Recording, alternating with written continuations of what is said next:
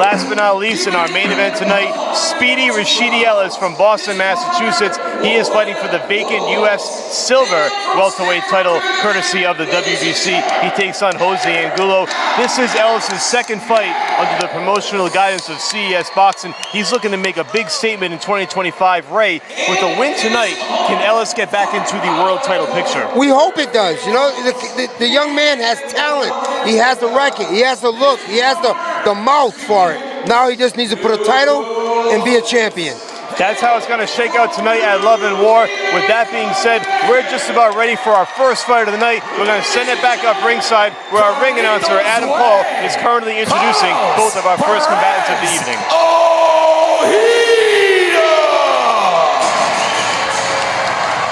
The man in charge of the action with the bell rings, Mr. Eric Nolly.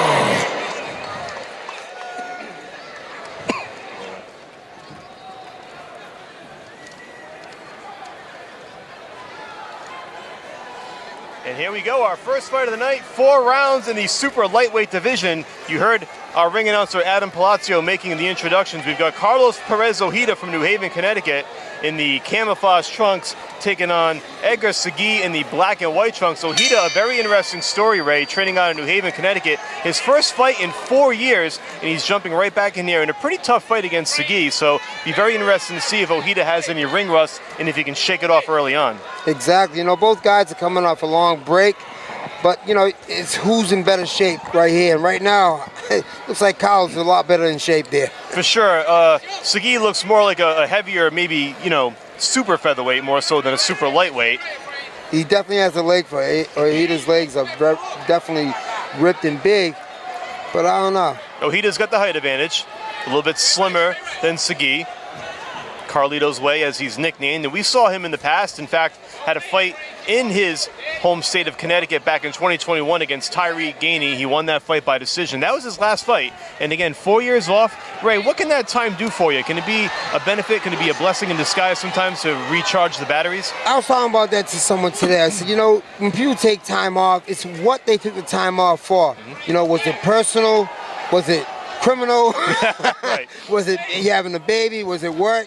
You know, if that time off, what was it for? Do you drink? Do you party? How do you take care of that body? Everything works on that. And also, Ray, as you know, guys may stay in shape during that time off, but there's a big difference between being in shape and being in fight shape. Yes. 2 totally different animals, and we'll see if Ojeda gets dragged into those waters in this fight. Again, it's only 4 rounds, so it's not too deep per se, but we'll see by the 3rd, 4th round if it goes that far where his cardio is. 4 rounds ain't long to you, but maybe it's... Sure. You tried doing it, right?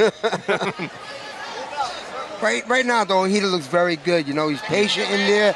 That straight right hand definitely hurt him right there. Body shot now by Perez. Segui trying to hang on, in a little bit of trouble here.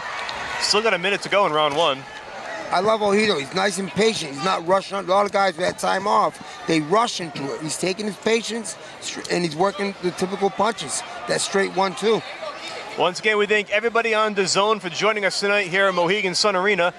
Michael Parenti and Sucre Ray Oliveira will bring you all the action from fight 1 through 9. We've got a stacked card tonight, so keep it locked on DAZN. Nowhere else you would want to be tonight. And happy Valentine's Day weekend, by the way, to everybody out there. Yes. All the lovebirds. Happy Valentine's Day to my Paula Carson, my fiance. They call it Love and War. Sometimes there is some war when you're in love. Just love in our house. Perez trying to close out this round strong. Final 15 seconds. I guess he definitely, you know, he's very calm and patient. Sure.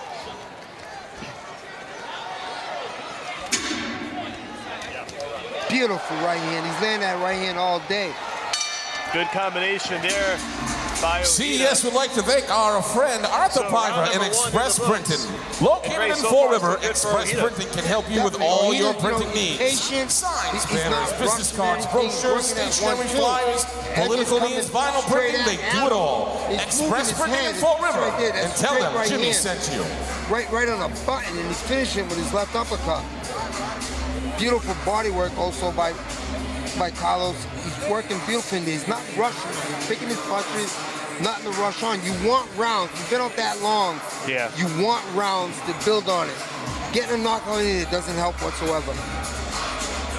And we'll see how many rounds Segui is good for in this fight. And of course, Perez looks good so far. The cardio looks like it's there, and doesn't look like somebody who's had 4 years off. And that's the key, of course, as you said, Ray, a testament to staying active and staying in shape. And like you said, you never really know what a fighter is doing with that time off. And most trainers and most camps would not put their fighter back in there if they did not feel he was ready, and they obviously feel that way here. Exactly. So here we go, round number 2. Again, this one's scheduled for 4 in the super lightweight division. And you got Ojeda in the camouflage trunks against Segui in the black and white. Nice right hand there by Segui, sneaks through. Yeah, definitely. He's moving that head and whipping that right hand over the top. But he's keeping his foot movement right in the middle. He's not taking out of the angles. As Carlos just did right there. He's taking angles. Straight right to Claudia, Frank. Straight right. I'd like to see Carlos work more on that straight jab. Ojeda got to work on that straight jab, that right hand. He's got Segui bloodied here at the nose. That body shot definitely got him backing up. Ojeda starting to land some combinations, certainly throwing a higher volume of punches. Segui again bleeding from the nose. So he's doing some damage. Beautiful step back with that right hand from Ojeda.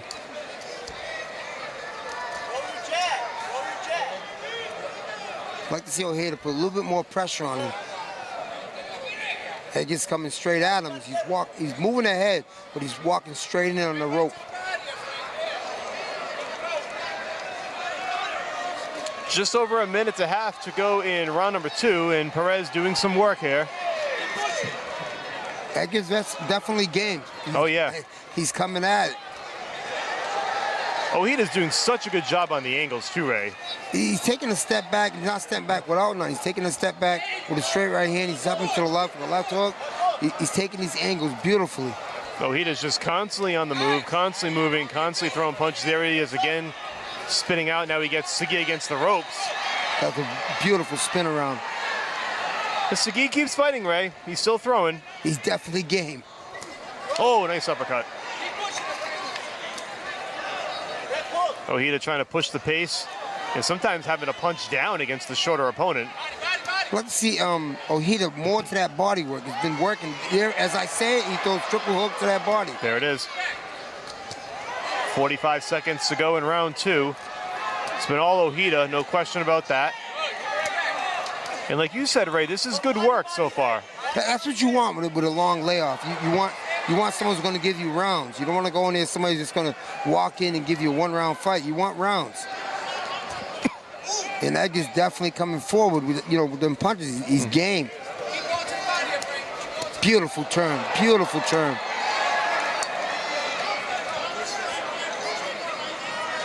Ojeda, again, just boxing a literal circle around his opponent. Turning flawlessly, throwing while he's turning, and always throwing while he's moving. He's not just making a move and waiting. He's making a move and connecting. And there's the bell for round number 2. So more of the same for Perez. And now, Ray, going into round 3, do you think this is an opportunity for Perez to put the foot on the accelerator a little bit more? Yeah, you got some rounds in there, not just good, easy rounds, good, tough rounds. Edgar Maurice was coming forward, landing his punches. You see right there, as Ojeda, he's definitely, taking a step back, but that body's working to the body, then coming back to the head. He's picking his punches. He's not staying in front of him. I would like to see a little bit more pressure. Now, this is a guy you want to get out. Sure. You want to get out of there. If it goes 4 rounds, beautiful. But you know what?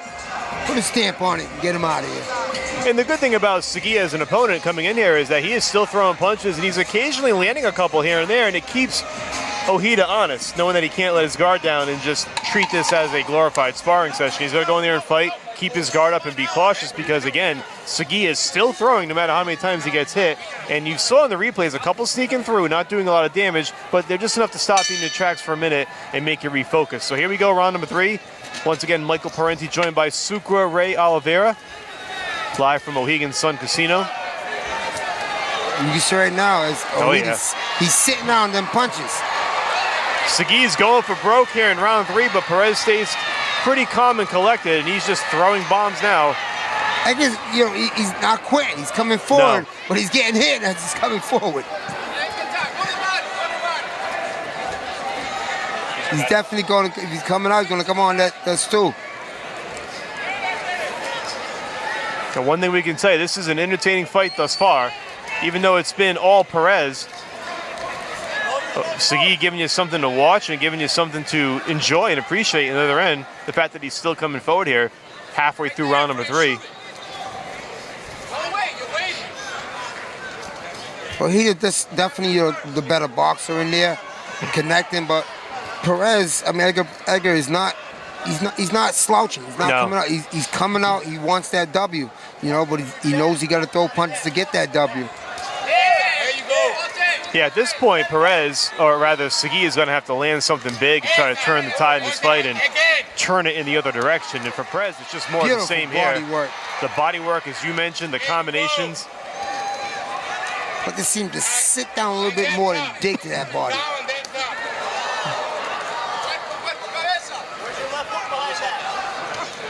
Beautiful right uppercut. Left, I'm sorry, left up. It's right there where I don't want him to rest. Yeah. Keep that pressure on. Keep making him work. And it's certainly been a frantic pace for both guys through 2 rounds. A lot of punches have been thrown in this fight. For both guys that have been out some time, they definitely came in today. Sure. With a work ethic. 1 minute to go in round 3. That's where you got to jump on him. You get him back, keep him going back. Perez continuing to put in the work. Kyle Merker definitely wants to come forward. This is mano a mano. And Segui keeps throwing as well. It's kind of been a familiar refrain for really this entire fight. He thought the bell landed. Yeah, Segui took his eye off for a second. He recovers and comes right back in there swinging. Nice body work again by Perez. Beautiful left uppercut. Right uppercut, I'm sorry. He's landed it so perfectly. Another flurry by Perez. Final 15 seconds of round 3. All action here in this super featherweight bout, super lightweight bout rather. Perez doing a good job here at the end. Couple of shots to the body to end round number 3. So again, it's more of the same for Perez, who's just piling up points here, Ray. Yeah, he's definitely piling up points. He's working that body. You can see, you know, Carlos is trying in there. He's bobbing and weaving and rolling, but he's getting caught with that double right hook to the body and back to the head. You can see right there, Ojeda, patiently, 1-2, that right hook to the body, digging hard. Like to see it, double it up though, double that right hook to the body head. All right, so round number 4 about to get underway here in our first bout of the evening. CES Boxing presents Love and War. Once again, Sucre, Ray Oliveira, and myself, Michael Parenti, bringing you all the action here on DAZN Boxing. And we've got so much more to come tonight. We've got 3 title fights to go. We've got the return of Amelia Moore. We've got the New England debut of the very highly regarded heavyweight Ali Feliz as well later on tonight. So much more to talk about. But here we go, round number 4 here in our opening bout. And we'll see if Segui has one last-ditch attempt to try to pull out a victory here. He's going to have to get a knockout to do it. He's definitely coming forward. He ain't stopping. No, why change the game plan now? This is where you really have to accelerate if you're Segui. This is where Perez is backing him up and putting the body work on him. Opportunity for Perez to possibly catch him making a mistake coming on the way in, and you see Perez continuing to just throw. Both guys beautiful launching haymakers here, Ray. Doubled it right up. Another right hook to the body, right underneath that his armpit. Triple right hand.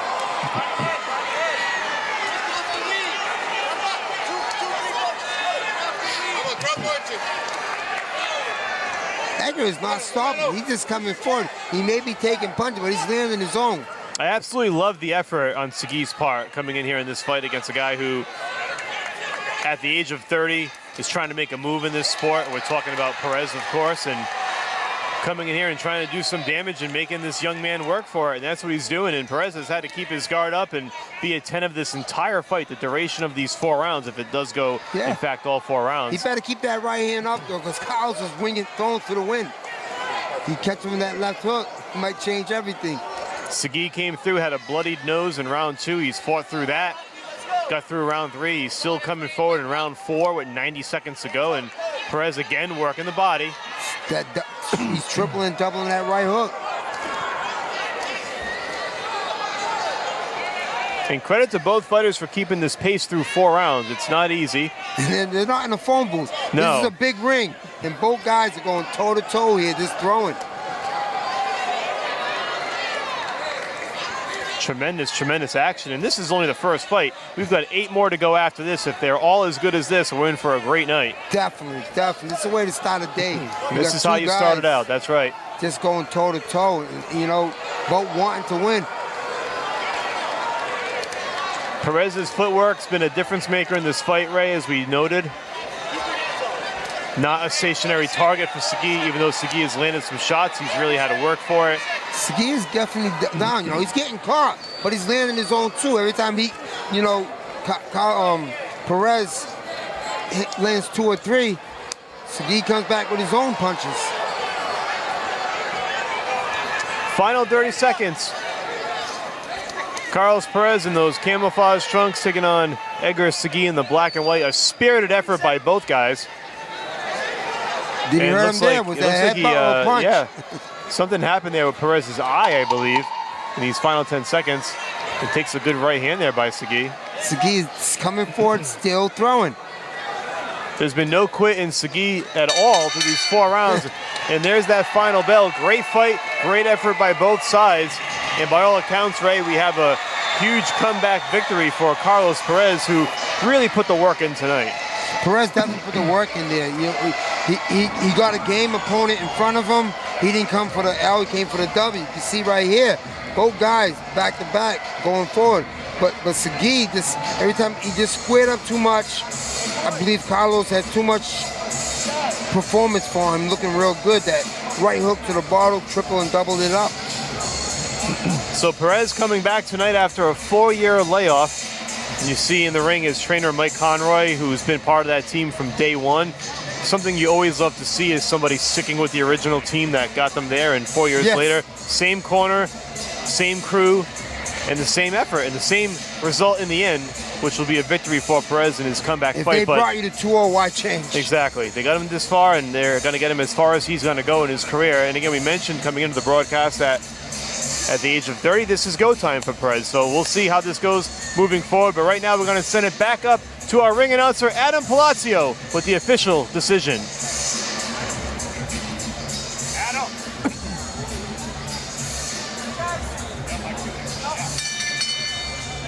Ladies and gentlemen, after 4 tough rounds, we go to the scorecards. All 3 judges scored the fight 40-36.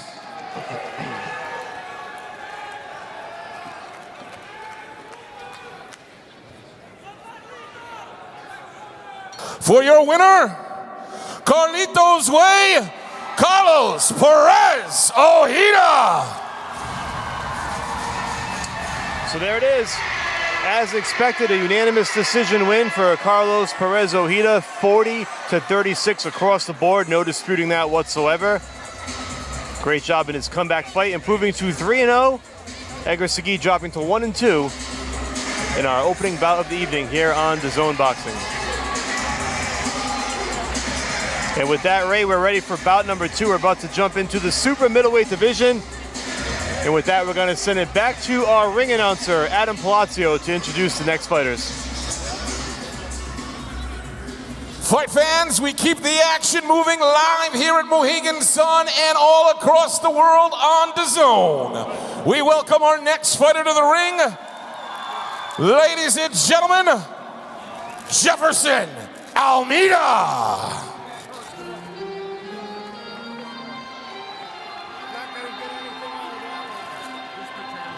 Jefferson Almeida about to make his professional debut right here on the big stage at Mohegan Sun Arena. And Ray, as we've talked about in the past, a lot of fighters have come in, they've been relative unknowns. Sometimes it's hard to find any film, any footage, any background on your opponent. when you were fighting, did you like to come in blind or did you like to do as much research as possible? All right, it's coming in blind, but when you're fighting amateur, do you really know who you're fighting that day? So the first 4-round fights you're fighting, you're not coming in blind. Just take it as an amateur bout. It's just 1 round more that gives you more time to beat up on somebody. And here comes Jefferson Almeida once again making his professional boxing debut, a relative unknown in New England, but we'll see what he brings to the table tonight, facing another debut fighter. So we've got 2 newcomers, should be a good one. And his opponent, Anthony Niez. And here comes Anthony Niez. You hear that crowd roaring. He brought a fan section with him tonight. 22 years of age, fighting out of Hamden, Connecticut. He was born in Florida, now training and making a living up here, up north. And Ray, we were told before this fight that Nieves at one point in his career, in his life, weighed more than 300 pounds and is now down to 168. That's a lot of weight to lose. Oh, wow. And we'll see, you know, and he's a big guy, but, you know, fighting at super middleweight could be an interesting standpoint for the training and what goes into that. But I'll tell you something, you've heard this in the past too with fighters who sometimes taking up boxing as a way just to get in shape, and it turns into something more than that. And we'll see if that's been the case with Nieves. Again, 22 years of age, 5'8" right-hander, making his professional debut. I'm very curious to see what he brings to the table, what the opponent brings to the table. We've got 2 newcomers. It should be a great one. Let's send it back up to our ring announcer, Adam Palacio, for the official intro. The following fight is scheduled for 4 rounds in the super middleweight division. Introducing first, fighting out of the blue corner, wearing the black and white trunks. He weighed in at 169 pounds. Tonight, he makes his pro debut. Hailing from Brazil, ladies and gentlemen, Jefferson Almeida. And his opponent, fighting out of the red corner, wearing the blue and white trunks. He weighed in at 170 pounds. Tonight, he makes his pro debut. Fighting out of the city of Bridgeport, Connecticut, ladies and gentlemen, Anthony, the Enforcer, Niez. The man in charge of the action when the bell rings, Mr. Johnny Callis.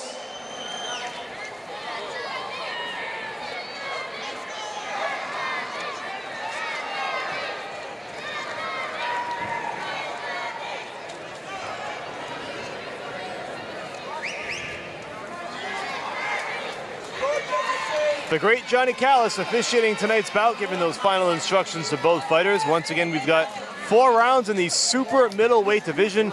Michael Parenti joined by Sucre Ray Alvera here on DAZN, bringing you all the action from Mohegan Sun Arena. Anthony Nieves in the blue and white trunks taking on Jefferson Almeida in the black and white. 2 professional debut fighters.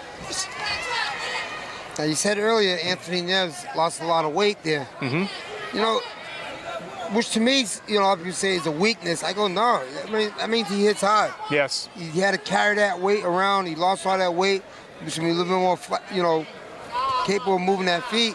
Now, can he hit hard at this weight? It certainly shows a lot about a fighter's and a person's willpower, his strength, determination to do that and make a lifestyle change, and now turn it into something of a career in the professional boxing world. And you have to respect that, no question about it. Now we'll see what kind of skill set he brings to the table. And again, he's fighting an unknown fighter in Jefferson Almeida. Kind of an awkward stance for Almeida.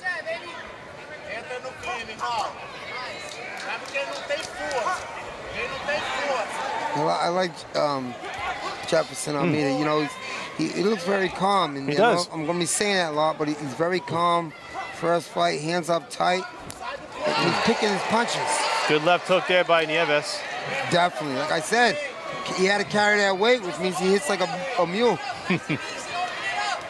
So he's in that orthodox stance, but landed a nice lead left on that last exchange.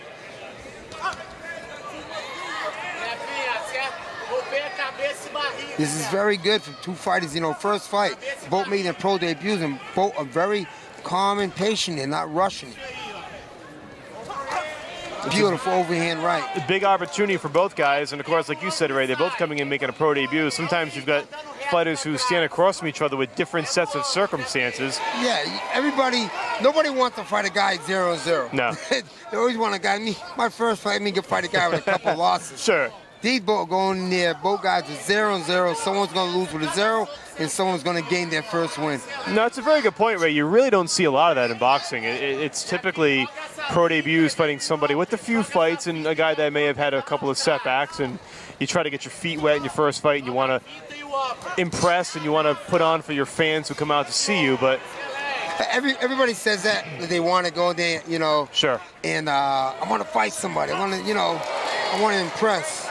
And why are you fighting a guy with a losing record? You want a definite W. Right. These two guys are jumping in 0-0. Clean slate, right? Clean slate for both guys. Both starting from the same position. You know nothing about me. Let's really give these guys a run for their money. Final 20 seconds here, round one. And Ray, when you think about it, even the amateur records doesn't make a big difference. At the end of the day, you're both 0-0 when you get in there for that first pro fight. Definitely. Almeida's got Nieves against the ropes. Nieves does a good job with the head movement, then lands another straight left. Both guys are very impressive, This has actually been a pretty solid opening round when you consider two fighters with entirely different styles, but they mix well in the ring together. It's been very entertaining action. And I think a pretty good job there by Almeida. I saw Nieves have some moments as well. Yes, both guys had their moments there, Nieves, he was moving very well, sitting on his punches, and that left hook and overhand is beautiful. And then you got Almeida, who's just nice, good bounce there and punches right down the middle. Both fighters are doing what I always tell my fighters, if you got a boxer, you fight him. If you got a fighter, you box him. And both fighters are mixing it up differently. So interesting opening round. Really nobody establishing a dominant pace as of yet. It's pretty even when you think about this going in round number two. So it will be interesting to see who can make a step forward in the right direction here for round two. Again, these 4-round fights are very interesting because you just don't have a lot of time to establish yourself. No. You got to come out right away. If you drop a round, if you drop the opening round, you're already behind the 8 ball with only 3 rounds to go. It's very tough sledding. And it really does benefit a faster starter when you're fighting this few rounds. I'd like to see Almeida. He's punching good, but he's got to sit down more. He's losing. I believe he's losing his power because he's got a little bit too much bouncing in feet. Nice right hand there by Nieves. As you see Nieves, he's sitting down. His feet are flat, and he's sitting with that power. He's using that weight he lost. Them legs are still big. Beautiful left hook by Almeida. Almeida's been throwing some pretty good combinations. And now he's got Nieves against the ropes. He's just going to sit more on it. I always tell my boxers in the gym, sit on your punches. You want to bounce, that speed. When you land that power, sit down on it. Oh, beautiful jab, beautiful jab.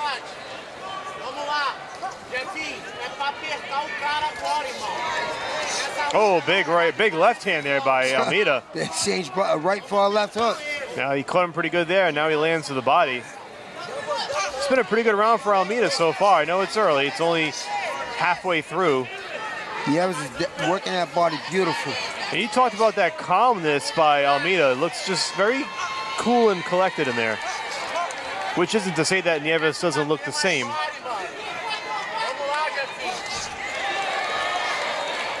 But it seems like so far, I would say Almeida's had better success taking what Nieves brings to the table. He's working beautiful right now. And Almeida has appeared to land some shots that have really stopped Nieves in his tracks here in this round. This is definitely a tough fight to judge. Do you like Almeida, who's backing up and landing his combos, or do you like Nieves, who's coming forward and landing his combos? No, that's a great punch. That's a great point, Ray. Sometimes judges favor a certain style. Almeida may not be coming forward and walking down his opponent, but he's landing some hard shots, particularly in this round. There's a nice uppercut there by Nieves. And now you hear the Nieves fan base starting to get loud. That's where Nieves wants to keep Almeida, is on those ropes. Because Almeida is staying tall. He's not bending his knees. Even though both are the same height, Almeida is standing much taller. When Nieves is working body head. Final 10 seconds of round 2. Looks like Almeida's a little bloodied under the nose as well. Nice combination there by Nieves. So a good closeout to the round for Nieves. That's a tough one to score. I think Almeida had some moments early in that round. This could very well be an even fight, 1 round apiece halfway through. It definitely is an even fight, even though it's only 2 rounds. Nieves is laying his overhand right. We got Almeida laying that left hook. It depends on what do you like. Nieves was coming forward or Nieves was backing up. You can see right here, as he's moving, he's staying tall. There goes that left hook by Nieves. Then you got coming back with Almeida with the right hand over the top and the left hook. You know, it's what you like and how you're gonna pick it. If you're what side of the ring you're on, you're seeing that right hand land by Almeida or the left hook by Nieves. Round 3 of a scheduled 4 about to come up, and this could be one of those transition rounds, Ray, if the fight is where we think it is, where the fighter who wins his 3rd round is now in the driver's seat going forward. So it's a very big round for both guys. Once again, we've got Anthony Nieves in the blue and white trunks. We've got Jefferson Almeida in the black and white. 4 rounds in the super middleweight division here on DAZN. We thank you all for joining us as CES Boxing presents Love and War live from Mohegan Sun Arena. Now you got Almeida who's sitting down now, and he's coming forward, landing shots. This is the desperate round. Both rounds, 1st and 2 was close. Like you said earlier, who wins this 3rd round is the one who's going to take control of the fight. And Ray, as you know too, sometimes it takes a couple of rounds to see what the opponent is doing and develop some patterns, and that's when you develop some confidence in what you're going to do. And yes, you know, if you feel like you can take what your opponent's giving you, you may have the confidence, like Almeida does right here, the confidence to come forward as he lands a couple of shots and drives Nieves into the ropes. He's sitting on those punches. Yeah, he's sitting and landing hard. And just by the looks of it, it's a big, strong guy, Almeida.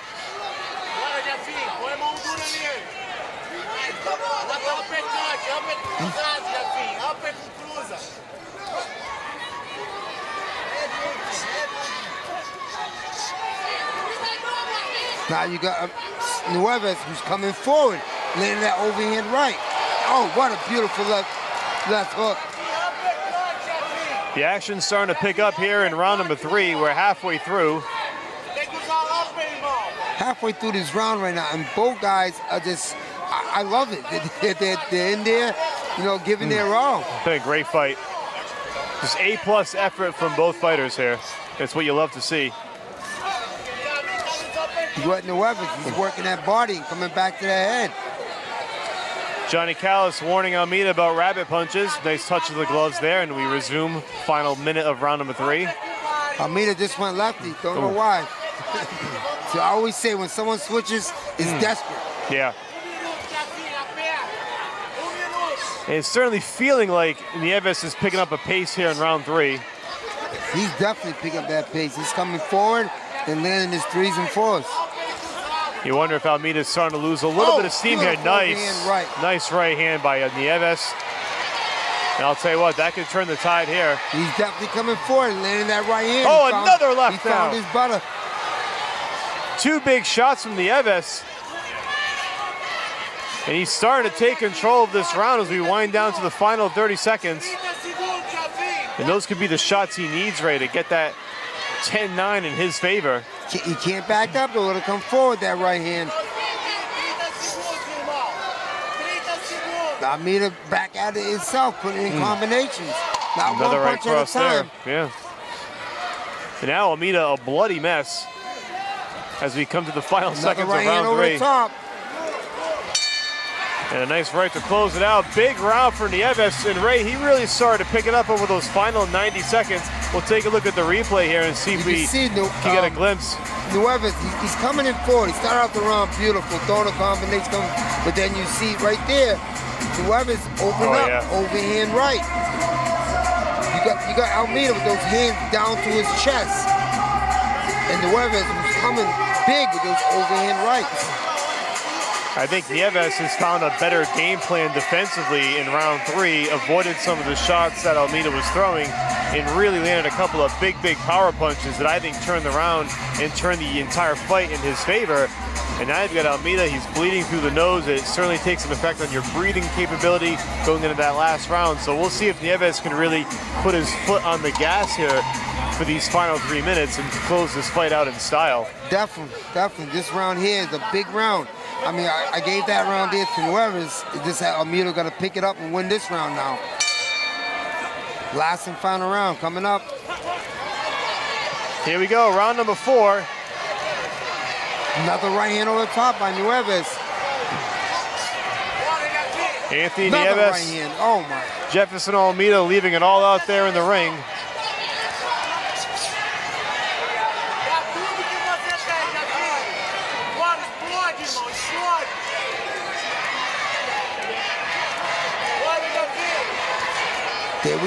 He just lined him up, that overhand right, walking forward, and he just throwing that 3-2. He's hanging up that phone with that right hand. But again, here comes Almeida, straight forward.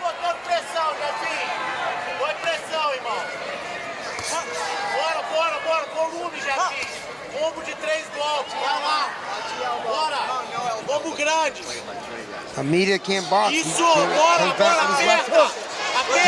forward. Now Almeida, yeah, coming forward again. This is rock'em sock'em boxing, what we all like, what the crowd likes. You're right, Ray. These are the fights people want to see. This is why they tune into CES Boxing. You're always getting the best of New England. Nice Beautiful right hand on there. the top, that stunned him. That one really sent Almeida Almeida reeling. gotta come back with that. He's coming back. Every time Nieves lands, Almeida comes back with 2-3 punch combos. It's been that way the entire fight. Like I said, it's Nieves overhand right with Almeida's left hook. He's gonna roll and throw that left hook from Almeida.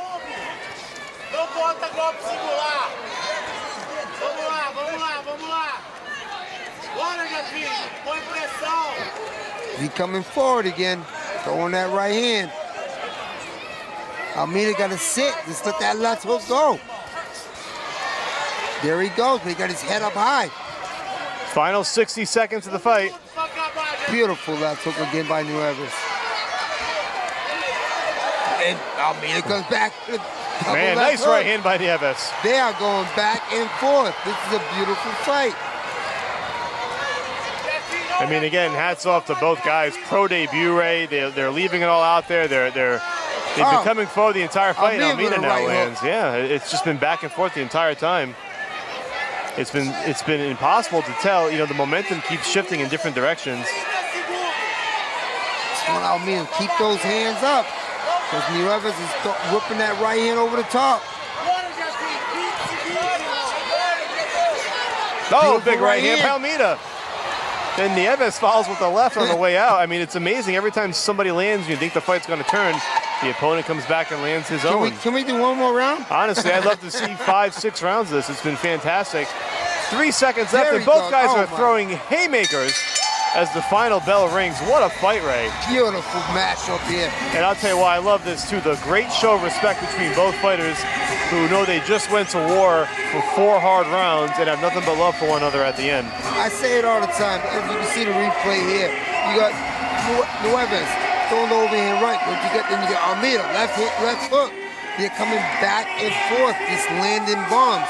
I'll hit you, you hit me. So 4 rounds in the books, both fighters making their professional debuts tonight, Anthony Nieves and Jefferson Almeida.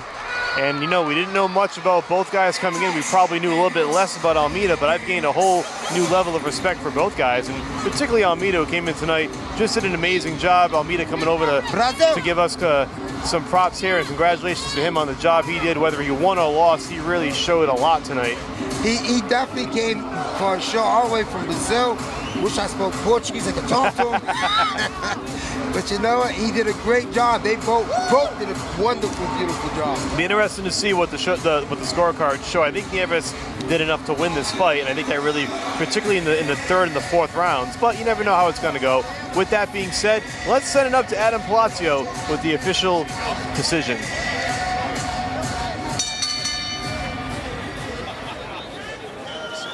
After 4 tough rounds, we go to the scorecard.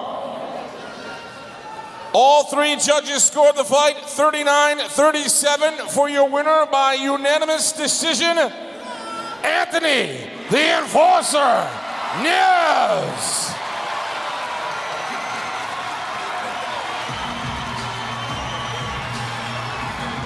There it is, Ray. 39-37 across the board. No big surprise there. That's the scorecard that I had in my head as well after watching the 4 rounds. But an impressive job by both fighters, particularly Anthony Neves, who I think adjusted to Almeida's style and then was able to bring the action to him and then take control of that fight midway through. Whoever did land more overhand rights there, I mean, Almeida came forward, backed up, boxed well. But Almeida was was landing those big overhand rights.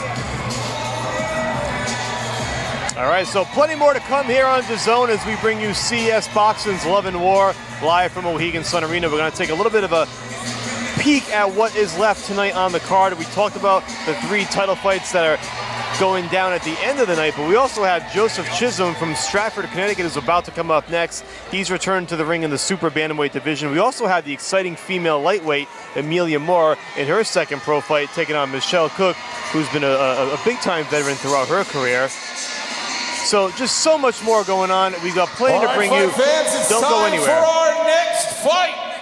Let's welcome our next fighter to the ring, Brian Andrew Cox. All right, making his way from Cedar Hills, Texas, Brian Andrew Cox in search of his first W in his career. And again, Ray, it's one of those situations, unknown fighter, somebody that's in a different state, different time zone. You don't really know much about what he brings to the table, but you have to have the confidence in your own ability to go out there. And Ray, a lot of times I think in boxing, it's less about what your opponent does and more about if you just implement your game plan, then you're going to be okay one way or another. Definitely, you know. Cox coming from Texas, a great state. Love to see their fighters. But today, taking on Connecticut. We are in Connecticut. And his opponent, making his way to the ring, Joseph Chisholm. And here comes Joseph Chisholm. He is one of CES's exciting new prospects who has fought his entire career under the promotional banner of CES. You see the patches on the jackets of the cornermen, the patches on the walk-in outfit. I mean, they are Team CES to the fullest. And Joseph Chisholm has been very impressive in his short career. 3-0, all 3 wins by knockout. We just saw him, Ray, in this very same building in November score another knockout win.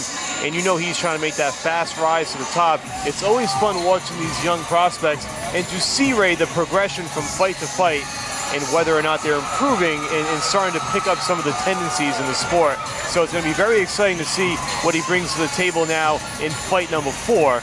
And with that, we're going to send it back up to Adam Palacio for the official introduction. The following bout is scheduled for 4 rounds in the super bantamweight division. Introducing first, fighting out of the blue corner, wearing the blue trunks with the white trim. He weighed in at 121.25 pounds. Tonight he fights in his 4th pro fight, hailing from Dallas, Texas. Ladies and gentlemen, Brian Andrew Cox. And his opponent, fighting out of the red corner, wearing the black trunks. He weighed in at 123.75 pounds. His pro record, perfect. 3 wins, no losses, with all 3 victories coming by way of knockout. Hailing from Stratford, Connecticut, ladies and gentlemen, J-Elite Joseph Chisholm. The man in charge of the action when the bell rings, Mr. Eric Dolly. We're just about ready for this fight tonight, the third fight rather, on our card here at Mohegan Sun Arena.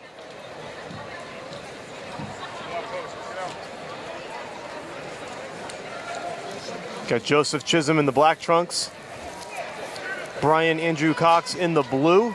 This one's scheduled for 4 rounds in the super bantamweight division. That's a 122-pound weight limit. Joseph Chisholm has so far scored 3 knockouts in all 3 fights, all in the first round. So we'll see if Brian Andrew Cox can be the first to get past the first round against Chisholm. I love Chisholm. You know, he's got that smile on him. A lot of people say we're cocky. I say it's confidence. The kid comes in, the young man comes in with confidence. And he's patient. I know you're going to say that all day, but the fighters we got here are patient and work. Keep in mind, he's 18 years old. What were you doing at 18, right? I always ask that to a lot of people. I was still an amateur. And here comes Chisholm again. Look at the hand speed, Ray. Just comes out firing. Brian Andrew Cox already in some trouble, trying to burrow his way out of the corner. And there goes Chisholm with that beautiful smile he has there. You never see any sense of panic on Chisholm whatsoever. Like you said, Ray, always calm, lands a big right hand there against Cox. Cox trying to throw back, trying to come forward. And we're only 1 minute into round one, and Chisholm's already unloaded 15, 20 punches. Beautiful left hook. Working the body, back upstairs with that left. Again with the left, now double hook to the body. Cox is in some trouble covering up. Referee on the peripheral. Yeah, he's got to answer at some point. Otherwise, it's going to end up, no. Could be another fast knockout for Chisholm. He's just pounding away now at Cox. That's going to do it. Cox turns his back, drops to his backside, and that is it. That is all she wrote. That is knockout number 4, win number 4 for Joseph Chisholm. He comes to impress. You know, he ain't going to give you that many rounds, but he's going to impress. All right, you know, it's a double-edged sword. We talk about wanting to get some work, but listen, if the knockout's there, if the opportunity's there, you also got to take it. Take a look at some of the replay action. He just threw, what, 6 right, 2, 3, 4, 5. Brian came with that double left hook, and the referee stopped it. If you don't attempt to do something, I must stop the fight. There's no standing 8 counts in Connecticut. I think Cox took as much damage as he could in the corner. Eventually, he turned his back to the fight, and that's when the referee stepped in and said that's going to do it. And rightfully so. That fight was not going to last much longer had they allowed it to continue. So another great job by Joseph Chisholm, one of the rising prospects. 18 years of age, already 4-0. Let's send it up to Adam Palazzo.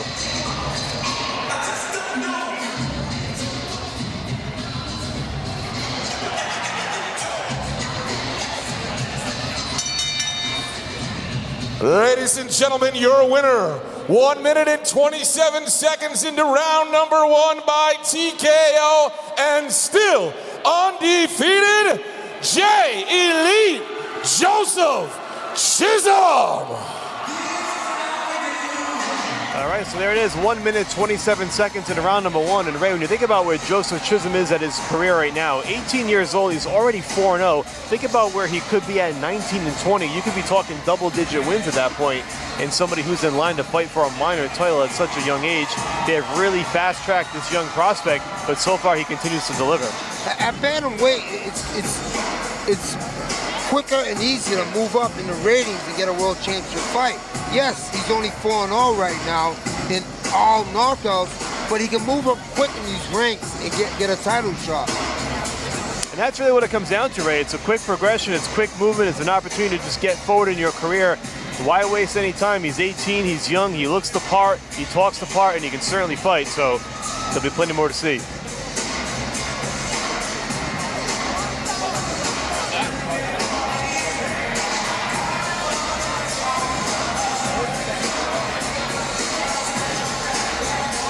And we're just about ready to continue. Let's send it back up to Adam Palazzo.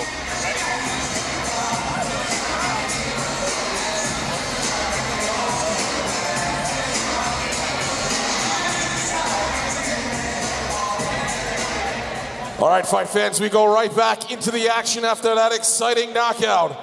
Let's welcome our next fighter to the ring. Ladies and gentlemen, Michelle Cook. Our next fight is 4 rounds in the female super lightweight division, and making her way to the ring, a name that some people, some fight fans in this neck of the woods may be familiar with, and that is Michelle Cook. This is her 3rd fight in Connecticut, her 3rd fight for CES. First time she has been here since 2019.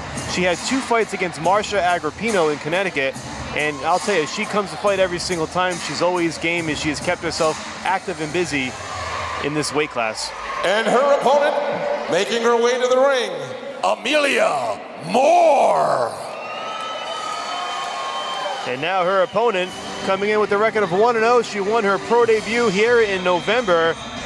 Amelia Moore, one of the bright prospects in female boxing. She's 35 years old. She had a late start, had a long amateur career, a 5-time national champion. She was an Olympic alternate in 2020, and she really started to get a taste for the pro game when she fought for Team Combat League last year with the Boston Butchers. She went 9-0 in TCL and was the Season 2 Rookie of the Year, and since then has made her pro debut. She had a big win over Michaela Nogue in November here at Mohegan Sun, and now is ready to try to make it 2 in a row against a very tough Michelle Cook. The following bout is scheduled for 4 rounds in the super lightweight division. Introducing first, fighting out of the blue corner, wearing the pink trunks. She weighed in at 139.5 pounds. Her pro record, 3 wins, 5 losses and 2 draws. Hailing from Hogansburg, New York, Mohegan Sun, Michelle Cook. And her opponent, fighting out of the red corner, wearing the maroon trunks. She weighed in at 139 pounds. Her pro record, 1 win, no losses.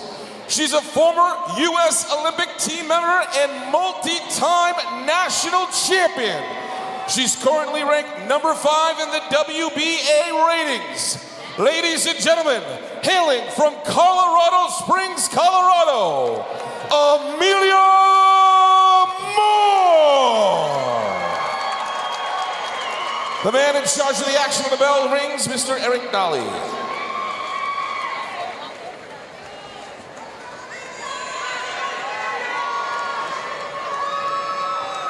Final instructions from the referee. This bout once again scheduled for 4 rounds. Michelle Cook taking on Amelia Moore.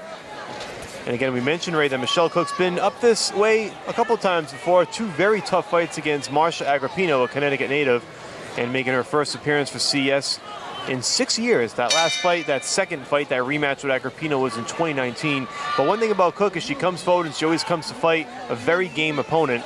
And Amelia Moore, of course, has that long history, that great amateur career. And Ray, she's one of the many fighters that has come to CES by way of the Team Combat League Season 2.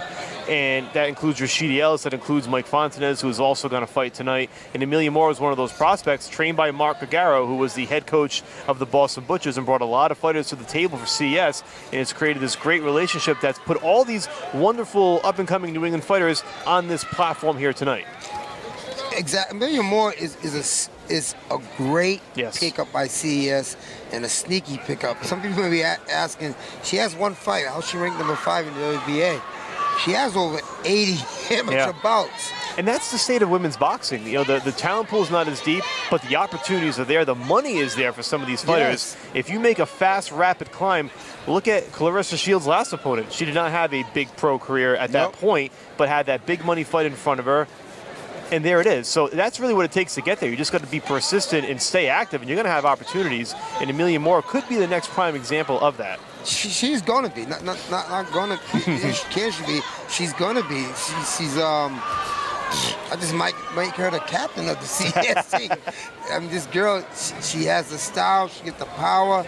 Look, this is her second fight, like I said, and she's ranked number 5 in the WBA.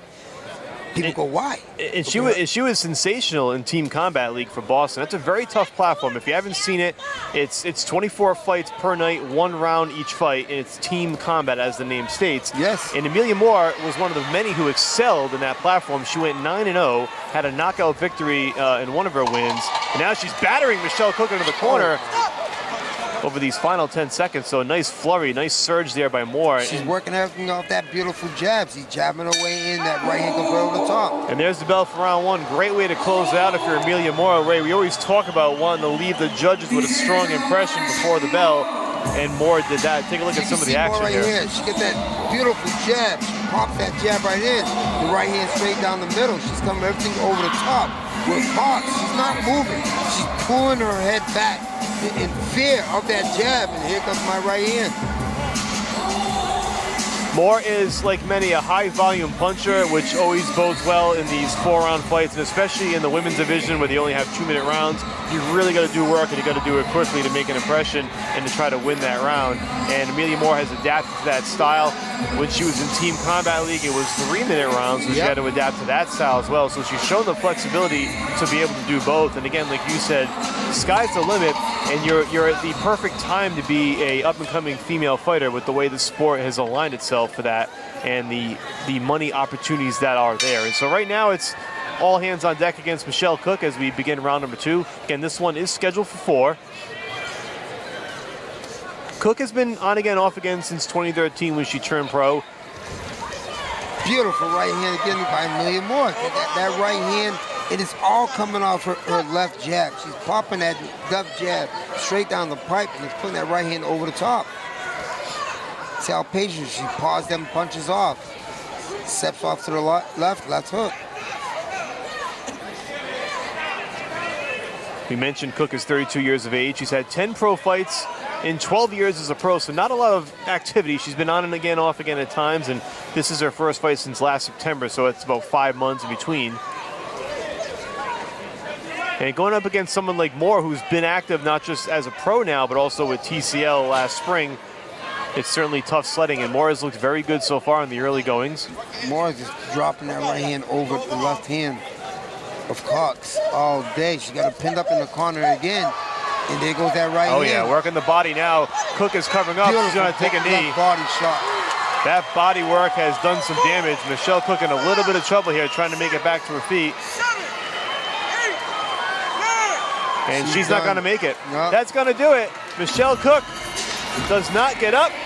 And Amelia Moore has a knockout victory. That's the first of her career. Win number 2 as a pro. Just a sensational effort, Ray. She was aggressive from the opening bell. She came charging forward in round 2, and just that work to the body did the trick. Cox ain't taking no mercy from nobody. She came over first round, just landed that right hand over the top.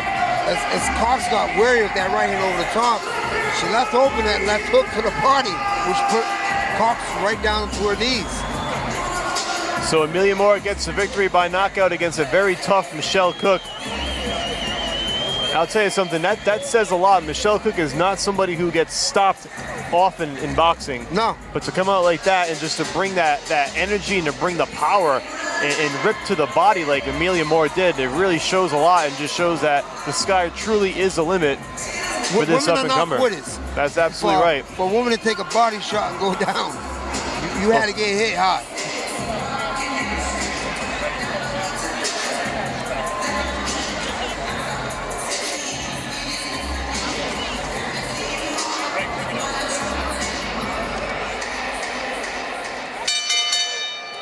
Ladies and gentlemen, your winner, 1:21 into round number 2 by knockout, and still undefeated, Amelia Moore.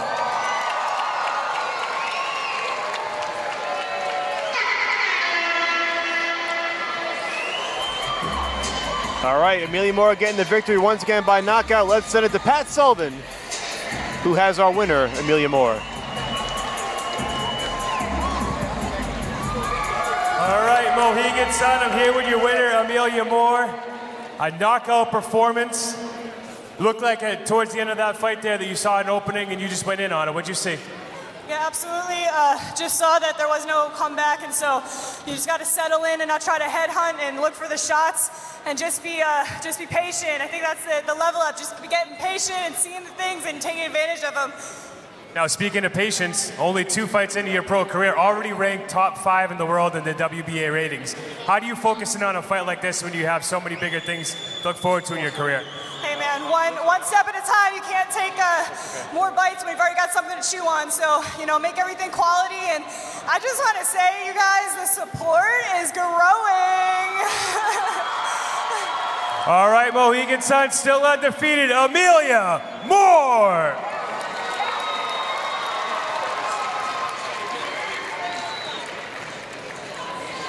All right, there it is. Once again, Amelia Moore improving to 2-0. We've got plenty more to go on DAZN. Stay with us.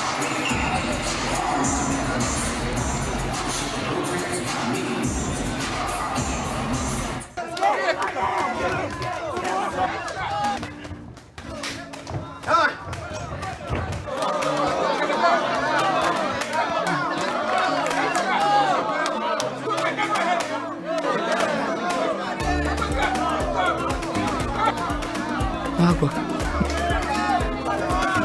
Sin sabor. Sin sabor. Vamos, dale, vamos, vamos. Dale. El sabor que golpea. Welcome back to Mohegan Sun Arena in DAZN. We're about ready for our next bout, so let's send it back up to our ring announcer, Adam Palazzo, with the official fighter introductions.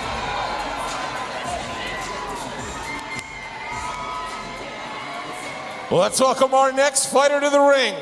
Ladies and gentlemen, Robinson Perez.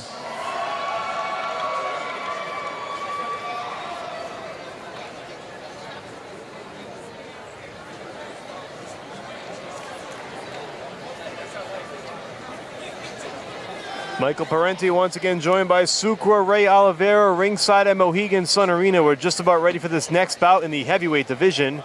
This one's scheduled for 4 rounds between Ali Feliz, the young up-and-coming prospect, and Robinson Perez, who's about to make his way to the ring.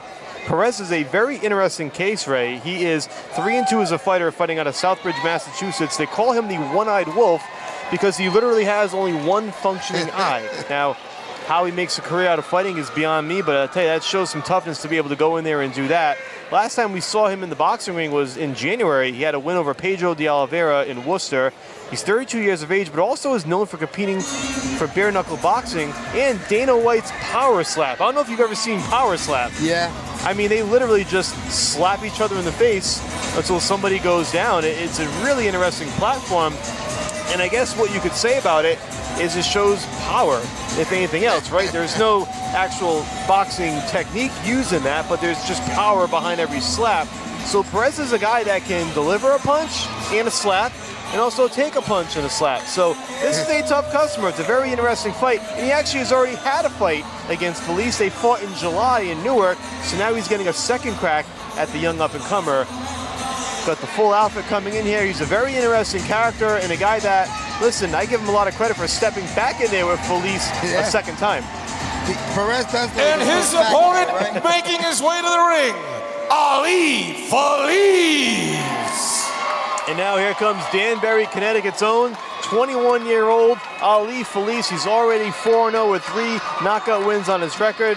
One of the rising up-and-coming prospects in the heavyweight division. He's promoted by Top Rank Boxing. What more can you say? 2003 Olympic trial winner. He was slated for the Olympics. Wasn't sure if he would compete for the United States or his home country of Dominican Republic. Decided in the end, we're going to decline the Olympics. We're going to turn pro instead. He is the son of Fernelli Feliz, the pro fighter, and the brother of Fernelli Feliz Jr., who is also 9-0 as a pro himself. I mean, the pedigree is there, the talent, the look, and everything, and we're going to get a first crack and an opportunity to take a look at it tonight. It should be very exciting.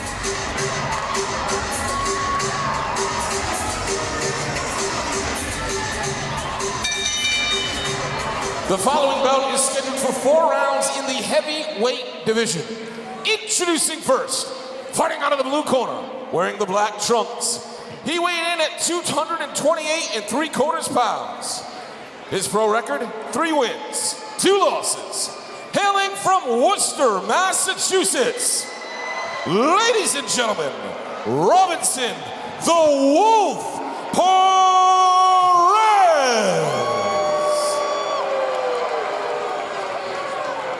And his opponent, fighting out of the red corner, wearing the red trunks with the white trim. He weighed in at 227.5 pounds. His pro record, perfect. 4 wins, no losses, with 3 big victories coming by way of knockout. Hailing from Danbury, Connecticut, ladies and gentlemen, Ali Feliz. The man in charge of the action when the bell rings, Mr. Eric Dolly. You saw the following fight is a 6-round fight. Tail of the tape, Ray, before the fight, and the biggest thing that stood out was the height advantage. 6'6" Ali Feliz against 5'11" Ray Perez. Should be very interesting to see how that fighter makes that work and if Feliz can use the height to his advantage. You and I have seen many tall fighters in the past against shorter fighters, and a lot of times we've noticed that the taller fighter doesn't always use his height to his advantage. Ali has been a different story. He certainly comes from a different pedigree. Definitely. You know, this is going to be, I know the last two fights, very interesting. This one here, I saw the press conference. They don't like each other. They fought before in July, and it was the only fight that Felice hasn't scored a knockout. So Perez took him the distance for 4 rounds. Now they get 6 rounds to do it tonight. So it's definitely a different story. Nice right hand by Felice. Right hand over the top. That's losing your height. When you hammer down. Another and he's right hammering hand. down. So but Perez came right back. Felice has stunned Perez early. Perez just trying to recover and get his footing back. Double right hand. There's 2 more right hands, and now Perez is in some trouble. I would love to see Ali take a step back. Yes. And just come back with that straight right hand over the top again. Perez doing his best to hold on there for a minute just to catch his breath.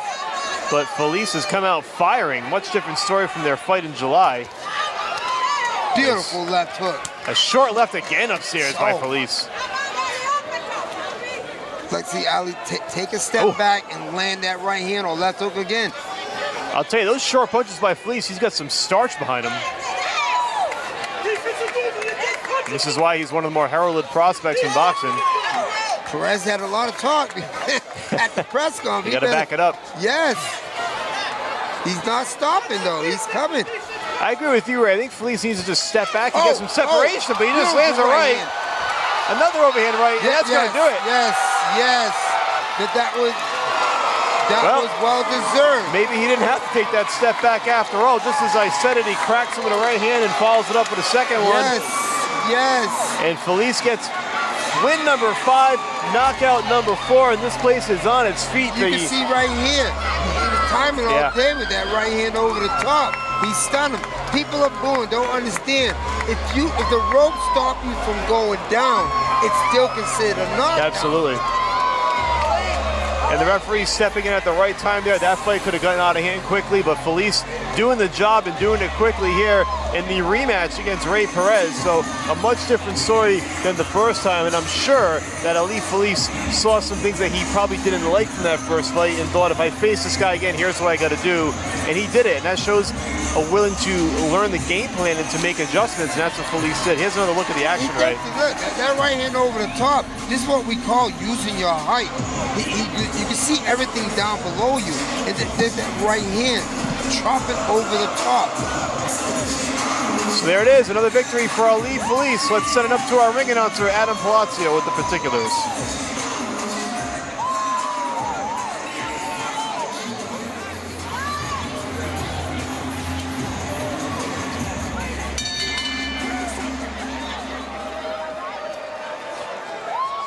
Ladies and gentlemen, your winner, a minute 39 into round number 1 by TKO, Danbury, Connecticut's Ali Felice.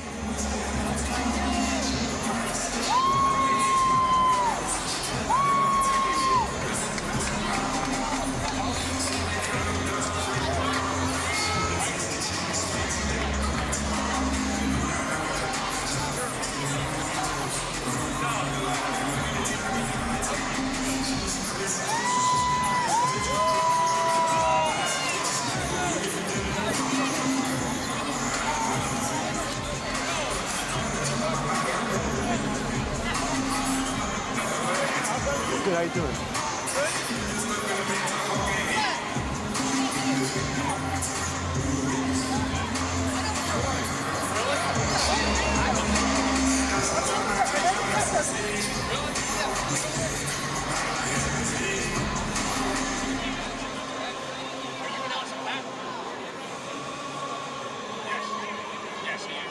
Ladies and gentlemen, if we could direct your attention to the fighter entrance, CES Director of Operations, Mr. Pat Sullivan, has the microphone.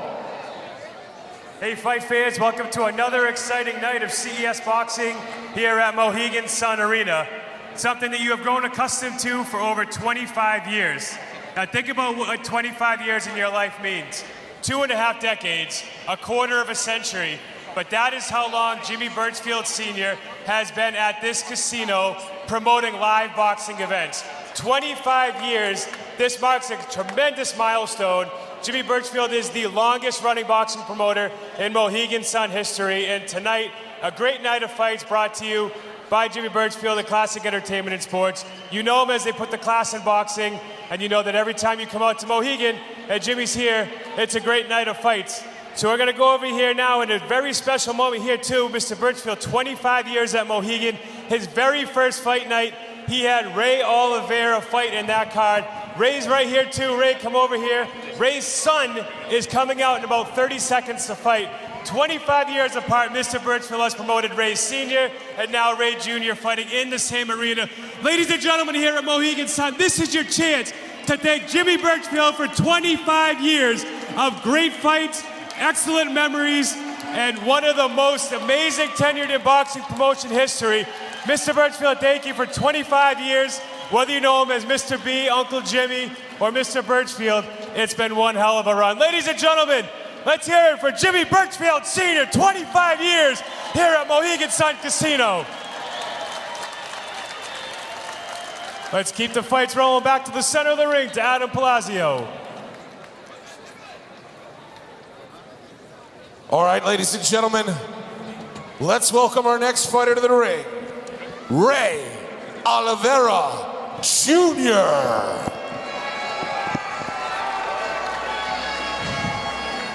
Here we go, 8 rounds in the super welterweight division, and making his way to the ring first. Ray, someone you're very familiar with, your son, Ray Oliveira Jr., making his long-awaited return, his first fight in almost 4 years. He's taking on a tall order tonight, but Ray, you have worked obviously with your son closely throughout his career on and off, and he comes in tonight at 10-3 with 2 knockouts. What is the one thing that Ray does the best from what you've seen in his skill set? What is his top strength? His biggest strength is he comes forward and he doesn't quit. That's what I like to see today. Not just come forward patiently and don't quit hitting those arms.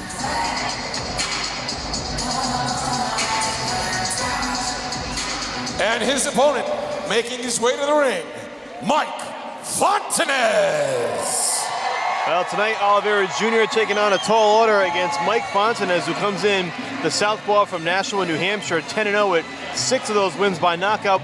Another fighter who came to CES from Team Combat League, and he was somebody who had a lot of distrust in the boxing industry, had heard some horror stories about promoters and how the game works. You know how this sport works, yes. Right? A lot of them are true, unfortunately, but the attention that he received from Director of Operations Pat Sullivan and the opportunity to work with Jimmy Birchfield made him want to sign long-term with CS. And they said, listen, we've got a plan here. Let's get to double-digit wins. Let's talk about fighting for a title in 2025. And that's what right now he is on track to do, but first he needs to get through Ray Oliveira Jr. Like we tell him, you either want to run with the gorillas or run with the wolves. We're the gorillas. Fontanez turned pro in 2022, started fighting at the age of 13 after getting into an altercation in 8th grade, and he's picked up the sport well and fell in love with it immediately. And here he is, even after a short-lived stint as a community college baseball player, he has now found his calling in professional boxing, and he is looking to make it 11-0 tonight. Let's set it up to our ring announcer, Adam Palazzo, with the official introductions.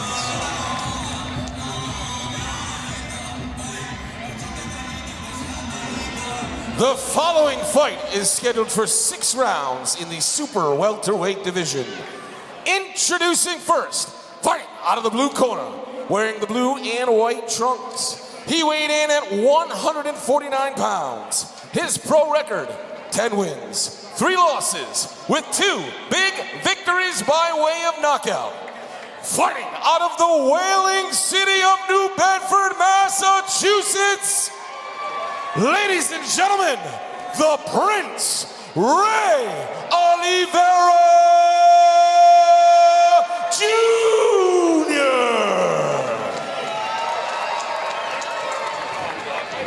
And his opponent, fighting out of the red corner, wearing the beige trunks. He weighed in at 154 pounds. His pro record, perfect. 10 wins, no losses, with 6 big victories by way of knockout. Hailing from Nashua, New Hampshire, ladies and gentlemen, the blessed Southpaw, Mike Fontenay. The man in charge of the action when the bell rings, Mr. Arthur McCanty. Another iconic referee, Arthur McCanty, in the ring tonight to give instructions to both fighters. And Ray, you will notice in the corner of Ray Oliveira Jr. is the Big Six Boxing Academy, Jason Estrada and Roland Estrada. And Ray, you had mentioned to me during the broadcast, if he's going to go with anybody else, this was one of the 2 camps that you wanted him to go to. And why is that? I trust him. They're not going to, you know, Ray needs to fear. I would say a fighter needs to fear the trainer. Yeah. They need to listen to him and respect him. Ray both fears and respects them. Some people go, what do you mean by fear? If I tell you to get up and go run, believe me, I told playing trainer I ain't running. But if I feared him, yeah, I want to go run.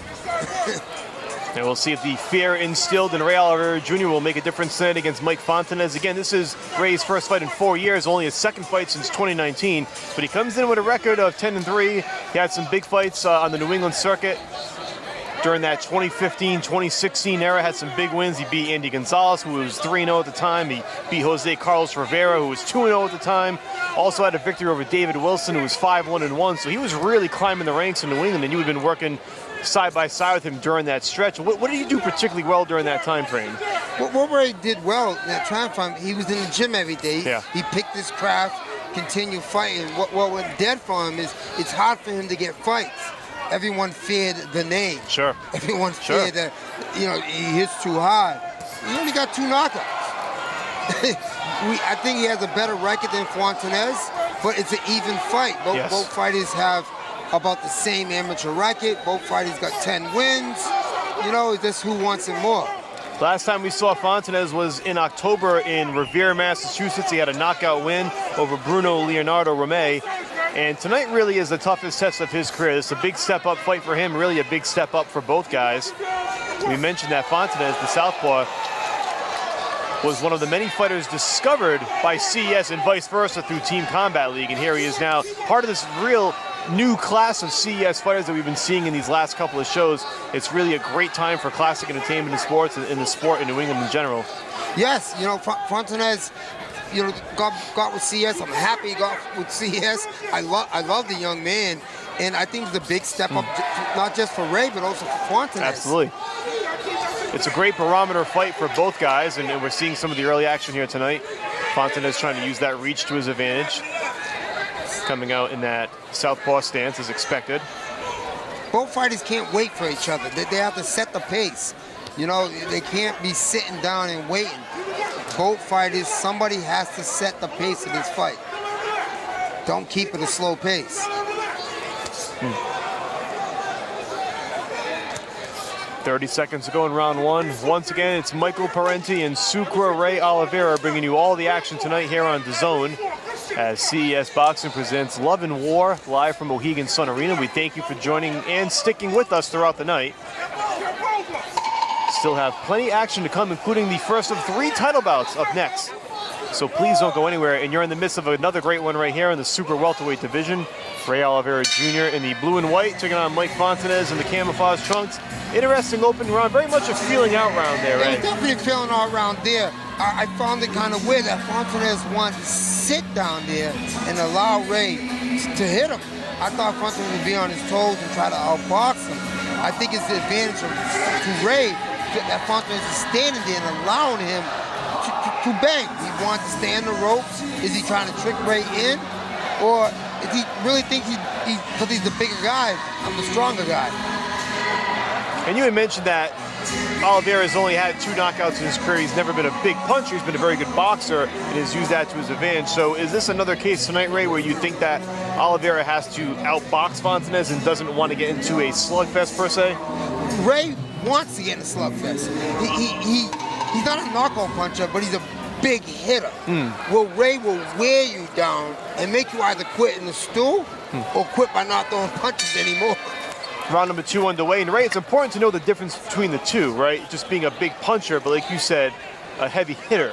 Yes, Ray is definitely the heavier hitter here. As I know Ray, I haven't worked with Fontanez, seen him fight a couple times. My thing to see, you know, the bigger guy is Fontanez. He came in yesterday at 154. Ray came in at 149. You know, I would have liked to see Ray coming at 152. Because, you know, carry the weight. If it's at 154, carry that weight. Yeah. Well, correct me if I'm wrong, too. I remember when Ray was more active in 2015, 2016, the talk of him fighting at 47, mostly, not 54. So, you know, he can certainly fight in both classes. Ray, you know, I liked him at 47. I haven't seen him in a while. You know, he grew up. And as you grow up, you get thicker. Tougher to drop that weight, too, for sure. So 54 might be a good weight class for him. But you know what? Come in at 52. Don't come in at 149. Fontanez working the body. Ray Oliveira thought that was a little bit low. He looked over to Arthur Mercanti to get a check on that, but Mercanti did not agree. Halfway through round 2. This one's scheduled for 6, not 8. Nice right hand there by Oliveira. That's backs where up Ray Fontanez. wants to keep Fontanez on the ropes. He's going to allow you to stay there. And again, Fontanez is where he wants to be, in the middle of the ring.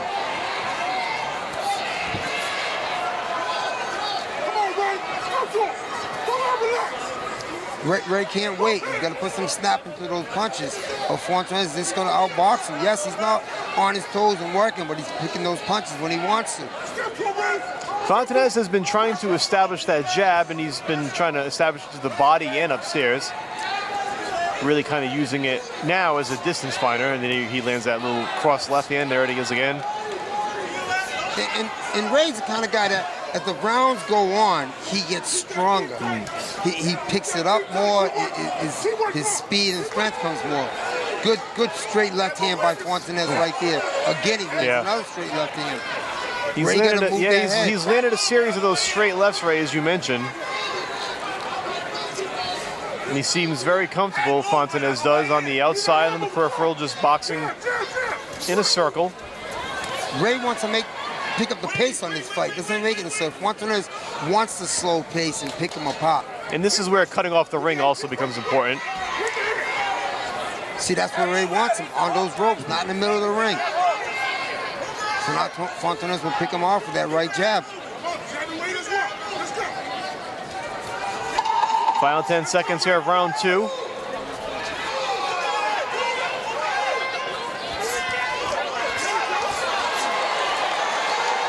Beautiful move by Fontanez right there.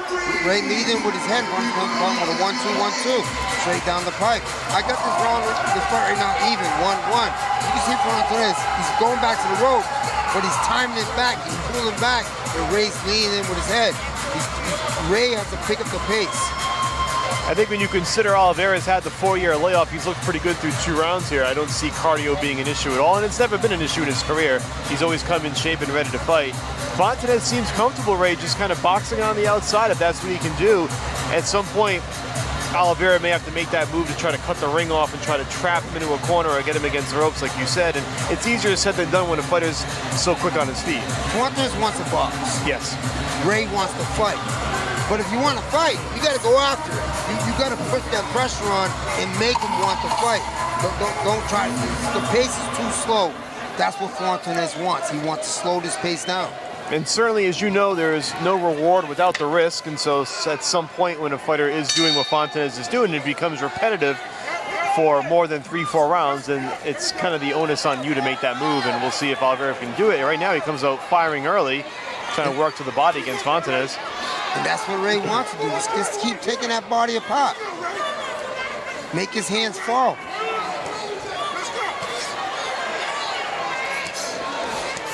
Now Fontanez working the body with that left hand. He's getting the spacing. Fontanez wants that spacing. He wants to keep it long.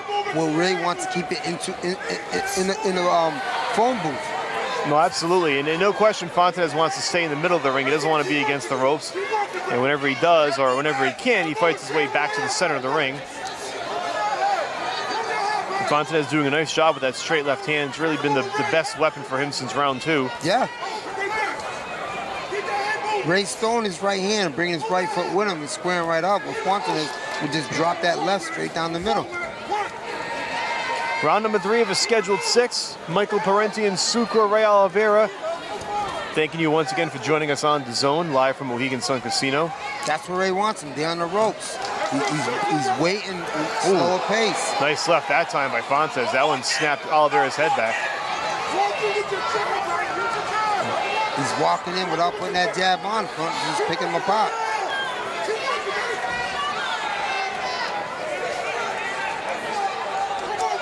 Nice body shot there by Fontanez with the left hand. Good right hook by Fontanez. Right hook followed by that left again downstairs. And now Fontanez starting to put a little pressure on here, Ray, in round 3. Like I said, Fontanez wants the slower pace. He wants to pick him apart. Fontanez probably said, I'll go to 6 rounds. I'll just pick you apart all day. Ray should make it into a war. Now Oliveira backs him against the ropes. Fontanez slips right back out, right back to the center of the ring. So Oliveira wasn't able to take advantage of it right there in that moment. And you're right, Ray, because you see whenever Oliveira has those brief moments where they're in that phone booth per se, he lets his hands go. That's where he wants to be. It's just harder to get there than he'd like to. He's walking in without throwing anything. Yeah. You go put a jab behind him. If you're going to walk in, your head's right there for you to hit. See, that's where Ray wants to be. He wants to continue punching. Because Fontanez could counter right off that. He's throwing his punches too slow and staying in the middle. 20 seconds to go in round 3. Oliveira trying to pick up the pace here at the end of the round. Nice right hand by Oliveira there. Lands on Fontanez. Is the right hand, left hand stance bothering Oliveira?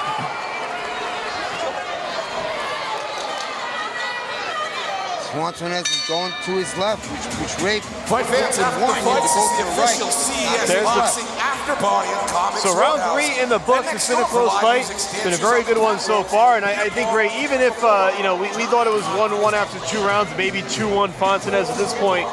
In any event, this 4th round's a real big swing round here for both guys. This is the round right here where I believe Ray Jr. has to win this round.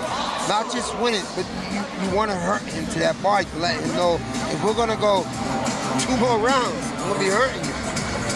So Ray has to pick up that pace. Boxing's all about the pace. Who sets the pace? And one of the fighters want to set the pace. Fontanez wants a slow, picking apart pace. Ray wants the fast, banging pace. And you certainly don't want to be counting rounds in the corners and start doing math in your head, but you got to start thinking about where you are and understand how many rounds you have and what the score might be, and understanding what those swing rounds are. And anytime you're in a 6-round fight, that 4th round really does turn out to be crucial, because you could be down 3, you could be up 1, you could be down 1, and in any event, that 4th round can certainly turn the tide. It can make it either harder to come back or put you right on pace to get the victory. Yeah, you don't want to go to round 5 when you're down 3-1. You don't want to make the job harder than it needs to be. Exactly. Nice exchange here by both guys. Fontanez working the body pretty effectively here, really starting to pick up the pace with the body shots in round 4. Nice right hand there by Oliveira. Got to put them hips behind those punches. We'll see if Ray can land some flurries here and just, at the very least, stop Fontanez from doing what he wants to do and getting in the center of the ring. Good right hook there by Fontanez on the break. He's throwing wide down the middle's all open.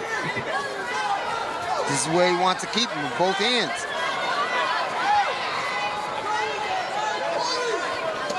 Nice body shot again by Fontanez. See, Oliveira's throwing 1 shot at a time. He's got to put them together. Fontanez is putting it in 2-3 shots.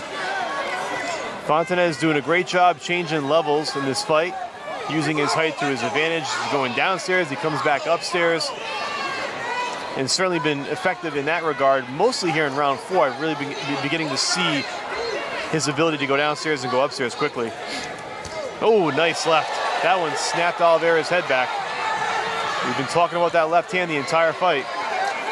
He's walking into these shots, and Fontanes is just picking them apart. I'll box you all day and take you apart. Again to the body by Fontanes. Follows with the right hook upstairs. That one just missed. See, Fontanes putting in combinations. Straight left again, right down the middle. And Fontanes starting to find his rhythm and find his pace. He's just walking in, trying to land that one punch while Fontanes is picking him apart. Ray has to get desperate here. He has to get desperate.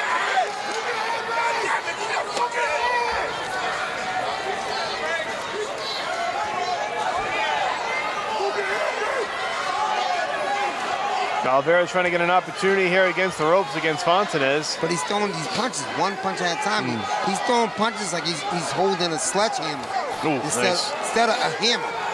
And people, what's the difference? The sledgehammer goes boom, boom. Well, a hammer goes boom, boom, boom, boom, boom.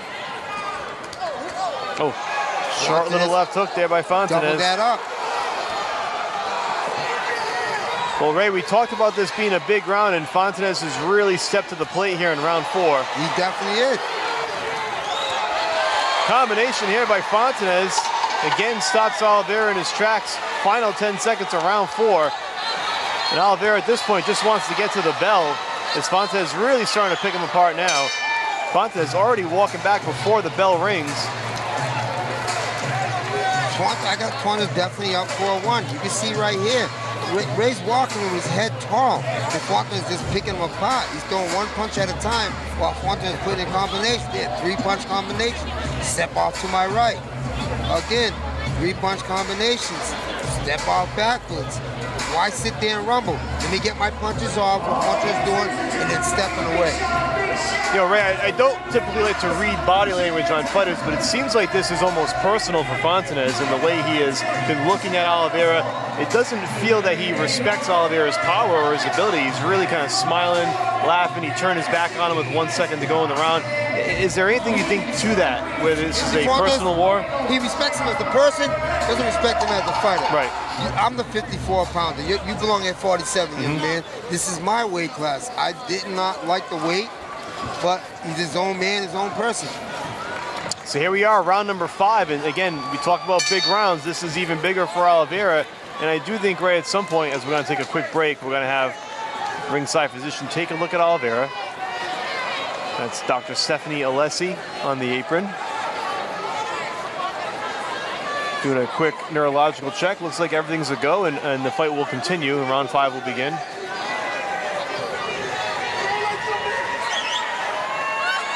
And you see Fontanes chirping, not sure what he's saying there. But Ray, as you know better than anybody, it only takes one punch to wipe the smile off somebody's face and change the style, change the momentum. So we'll see if Oliveira. And Oliveira does have that power to change everything in one fight, but does he want it? Yeah, I agree with you 1,000%. You want to see him want that and get angry here in round 5, and try to do something to change the momentum a bit. He's too calm, too patient. Take the smile off Fontanes' face. Yeah. If you want this, come get it. See, he landed a right hook there. This one he should get angry and throw something in there. Oliveira trying to dig to the body. Fontanes covering up nicely. His defense has been pretty solid in this fight as well. We've talked so much about the offense, but the defense has been equally impressive. Oliveira trying to get a couple through there upstairs. Fontanes seems willing here in round 5 to engage. I think Fontanes is happy with what the rounds he got. He doesn't, what Ray's throwing, it looks like Fontanes, I don't respect your part. Everyone says you hit, but I don't feel it, I don't see it.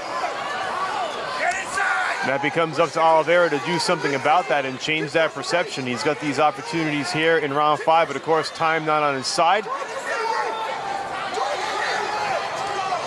And this would be a great time for him to make a move, and we'll see if he can do that. Again, this one's scheduled for 6. Mike Fontanes in the camouflage trunks taking on Ray Oliveira Jr. in the blue and white.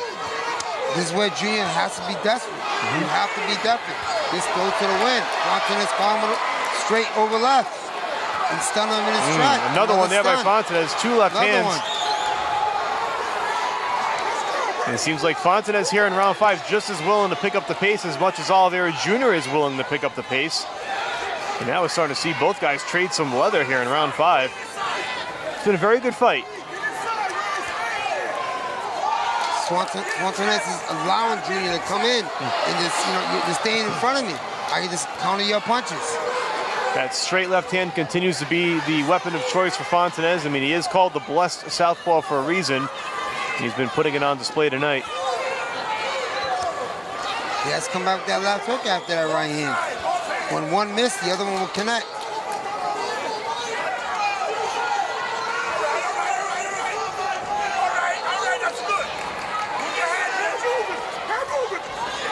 Good right hand by Oliveira. Now he's got a chance with Fontanez against the ropes. But Fontanez slips back out to the center of the ring. Final 15 seconds of round 5. Nice exchange by both fighters here in the center of the ring. Neither guy's back down. That's what you'd love to see. Neither one. And honestly, I got Oliveira winning this round here. He lands another left there right before the bell. A good round for Oliveira. I think he did show something there, Ray, and climb back into the fight. Still got one more round to go and still has a lot of work to do, but this fight's still up for grabs. Yeah, well, I got Fontanez let's say it's 3-2, right? 3-2. Yeah. But I think Ray needs a 8 count here to pull it away. If the scorecards are what we think they are, he would need to obviously win round 6. That would make it a draw. A knockdown could give him the victory. So Fontanez really isn't out of the woods yet. We don't know what the official judges have on their scorecards. This is how you and I see it. I see it the same way you do. I think Oliveira had a much better round 5, and I think at that point he was dictating the pace a little bit better and coming forward, and obviously has to do more of the same here in round 6, and maybe even a little more than that, knowing where he might be on the cards. And I'm sure his corner is telling him that. The only difference I have here is why is the ref asking the Junior okay? I mean, he's coming forward throwing punches. This their second time here. They've taken a look. Yeah, is he getting caught with punches? Yes, but he hasn't gone down. Didn't look like he got rumbled or hurt there. So why are we asking to see if you're okay? Yeah, I agree with you, Ray, and I understand that they're cautious and safety is the concern, but I have not seen anything from Oliveira that would make me think he can't continue the fight.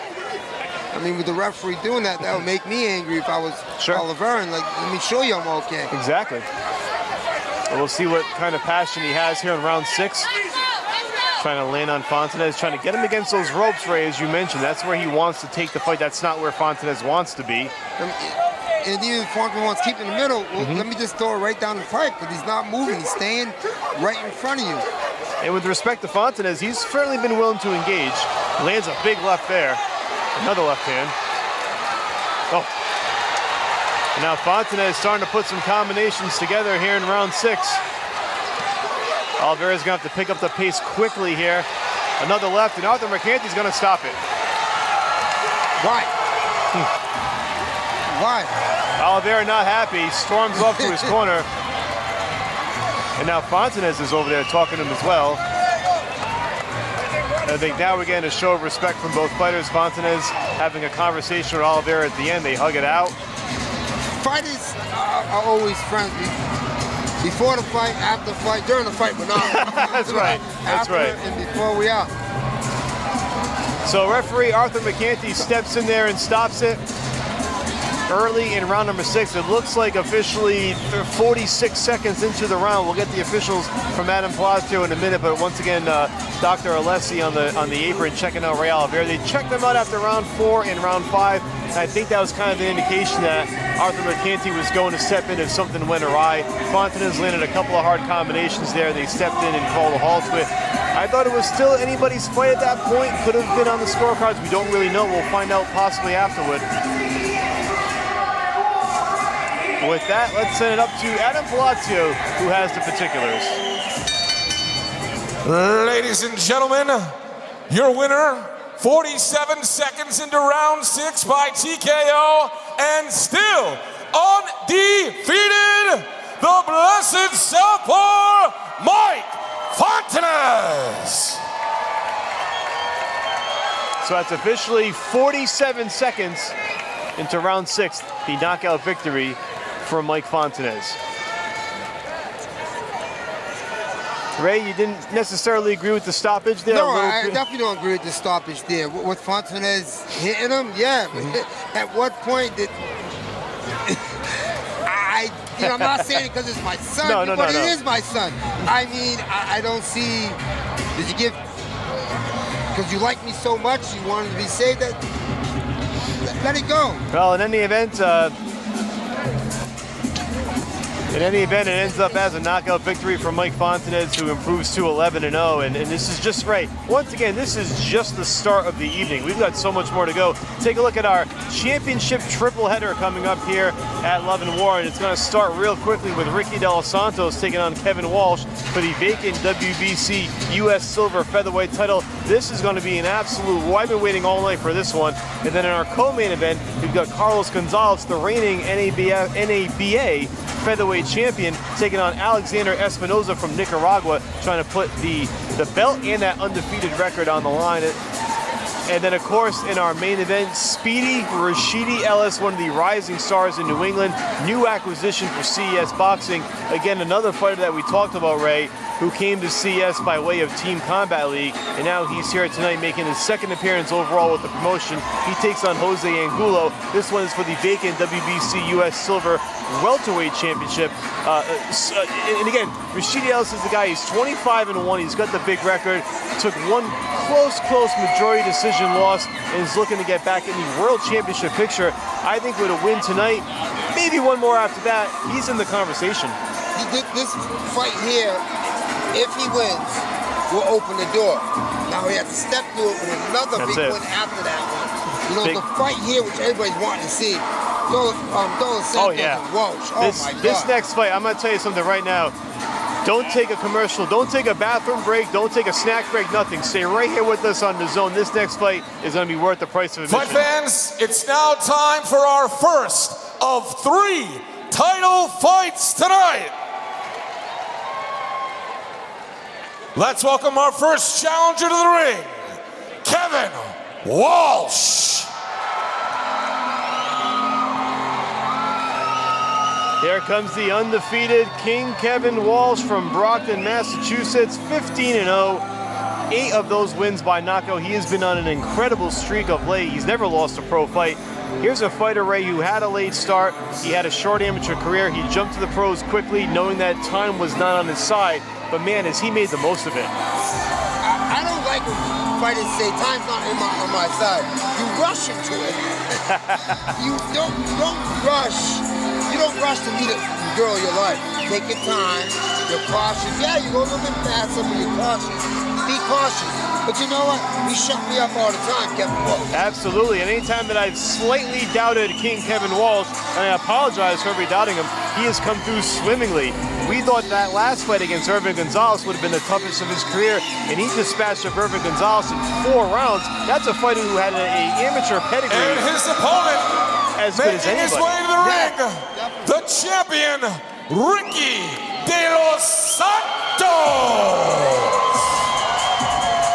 And here comes Ricky De Los Santos, the reigning silver featherweight champion. Ricky won that in his last bout, and he had to take some time off, unfortunately, after that fight. That was here in February of 2024 against Nathan Martinez, and then he has some time off due to a hand injury, so this is going to be the first defense of De Los Santos' title. Ricky is 35 years old, another late bloomer in boxing, won his first 10 fights before he suffered an upset loss to Jason Vargas in 2022. He's come back strong, in only 2 fights since then.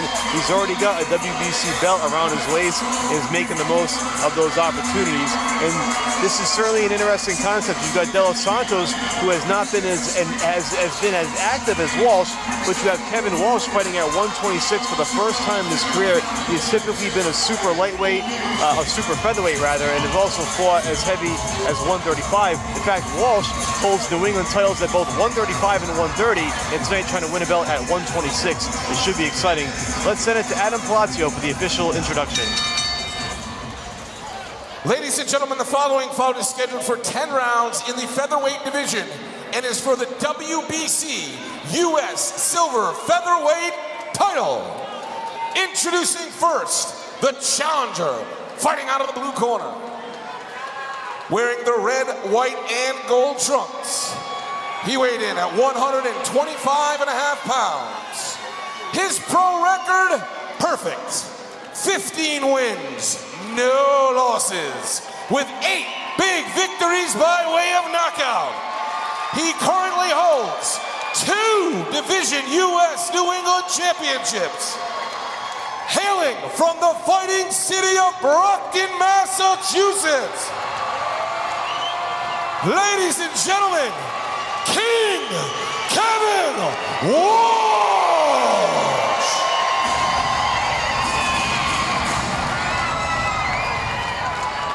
And his opponent, the champion, fighting out of the red corner, wearing the black and white trunks. He weighed in at 126 pounds. His pro record, 12 wins, 1 loss, with 3 big victories by knockout. Hailing from Pawtucket, Rhode Island, ladies and gentlemen, the champion, Ricky Dos Santos!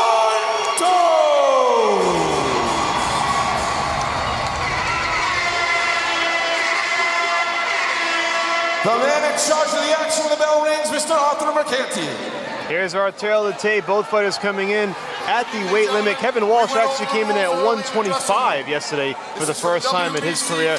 This fight, Ray, it's even on paper. Should be even in the ring. This one's going to be an absolute war. I am so looking forward to this one. And I'll tell you what, if you're joining us now on DAZN, if you're just tuning in, you're tuning in at the right time. The champion, Ricky Dos Santos, looking to defend the strap against King Kevin Walsh.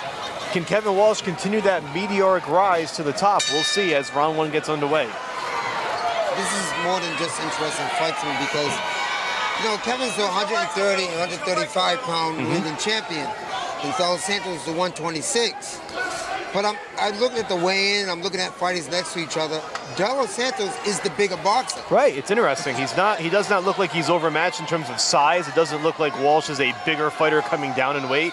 He looks pretty natural in terms of the fit at a 126. And I always thought he would stay at 130 when he fought. But here he is trying to win a title in a 3rd weight class, which not a lot of guys can say they've done. No, what's going to sound weird for me, I'd like to see one of the boxers box. But for some reason, I think both these boxers are just going to stay there and want to hit each other. They don't like each other. No, this is a personal fight. These guys had a lot to say to one another. Ricky Dos Santos has predicted a beating. Walsh has predicted a knockout as well. He says it's going to come, it's going to happen. He has shown that he can do that in fights where it appears on paper that he may not be the favorite. So I no longer will ever say that Kevin Walsh is overmatched. What I saw him do to Irvin Gonzalez here in November, I mean, that was real, page turner for me. It was an incredible fight, an incredible win. And it really shows that he belongs on this stage. And you look at the training he's had with Mike Capiello, Mark DeLuca, his manager Rich Capiello has got great tutelage on his side. They have done a fantastic job with Kevin Walsh, bringing him up and bringing him up quickly to get him to this point where he's 15-0. And this right here is what we need more, not just New England, but everybody. You got to clear your state up. Yes. A lot of these fighters are going around calling out world champions. You're supposed to. But if you can't clear your own backyard, how are you calling out somebody else? Now, I agree 1,000%. This is where you really prove it at this level. These are the proven grounds, and CES Boxing is among the best, if not the best, in matching these kind of fights that the fans want to see. Fighters from rival cities and rival towns. They develop the rivalries and they get the fans invested, and the fans are invested in both fighters, as you can hear tonight. Whenever one fighter lands a punch, there's cheers on one side. When the opponent lands, there's cheers on the other side. Yeah. Kevin Walsh in the red and white trunks, Dos Santos in the black. Dos Santos is the reigning WBC U.S. featherweight champion. You got Dos Santos coming forward, and Walsh, you know, he's boxing, flat-footed but boxing. He's backing it up. Like I said, the first fight we had, do you like the fighter who's coming forward landing, or do you like the fighter who's going backwards, out boxing and connecting? And this is not only Walsh's first fight in this weight class, it's the first 10-round fight for both fighters. It's scheduled for 10. So a lot of interesting dynamics to think about as the fight progresses, if it does progress that far, and we'll talk about it if it does in fact happen. Final seconds here for round number 1. Good opening round, Ray. Both fighters showing some flashes, but a good feeling out for both sides. It's definitely good feeling out round there. Like I said, you know, Del Santos was the guy coming forward, throwing the combinations, and you got Walsh who's backing up and trying to counter off the combinations. See Walsh there right there. He's backing up, but he's throwing the combinations, picking them apart. Then you got Del Santos who jumps in and lands his 3-4 big bangs. It was a tough round there. I got to give it to the champion. If you won, you got to go get it. Both fighters right now are on a fast track to something big, and this is the fight that could get him there. Del Santos right now is ranked number 15 in the NABF, and Kevin Walsh is ranked number 18, so they're right there on the precipice, and this is what is a byproduct of winning one of these WBC belts, as it gets you in the conversation. Kevin Walsh has gotten there the hard way by just continuing to make that climb. If Kevin Walsh were to take the title tonight, that puts him in another stratosphere. And again, it makes him a 3-division champion. He beat Matt Doherty in March for the New England lightweight title after winning the super featherweight championship prior to that. So he's shown the ability to go up and down in weight. Made 126 with ease when you think about it. Came in at 125 yesterday, so I don't think that'll be a factor going forward. I think the feeling out process is done for either one of these guys. I think so too. Now we may see some action starting here in round number 2. Once again, Michael Parenti joined by Sucre Ray Oliveira, bringing you the first of our 3 title fights, our championship triple header here at Love and War, presented by CES Boxing. Kevin Walsh in the red and white trunks, Ricky Del Santos, the champion, in the black. Del Santos back for the first time since last February, taking the necessary time to heal. And you know hand injuries can linger for a long time. My hand is still hurting. I ain't fought in about 20-something years. But, you know, when you get here, Del Santos probably, you know, the hand is no problem no more. Yeah. The adrenaline is rushing through me. I'm just going to come forward. If the hand hurts me, I'm going to feel it after the fight. Ooh. Both guys get tangled up. Arthur McCanty doing a great job separating. Nice light-left combination by Walsh. Caught him with the left on the way out.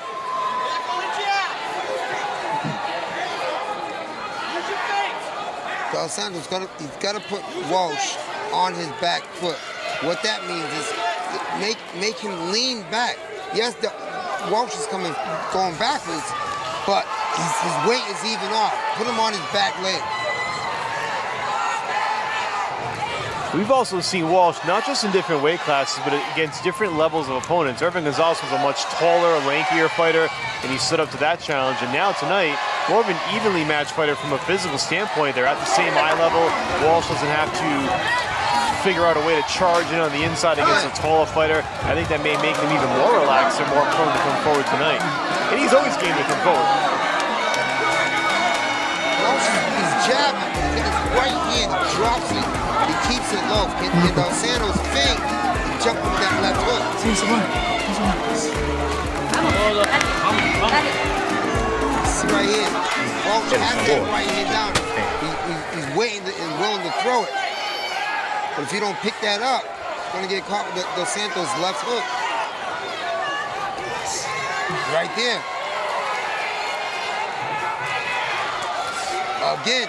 Back-to-back left hooks there by Del Santos. Walsh got to keep that right hand up.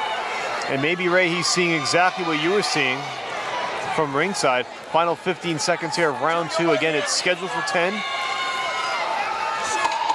And Del Santos' WBC US silver featherweight title on the line. First title defense for Ricky. Del Santos, Walsh is jumping in with that right hand to the body, which is leaving vulnerable for that left hook of Del Santos. And he caught him all day with that left hook. Good round for Del Santos, showed some patience. Take a look at Ricky Del Santos' corner. His father, who's been on the team since day one, and of course Orlando Valls, who has trained Ricky from the beginning. Orlando has trained many fighters through the years, including Vladimir Biasi.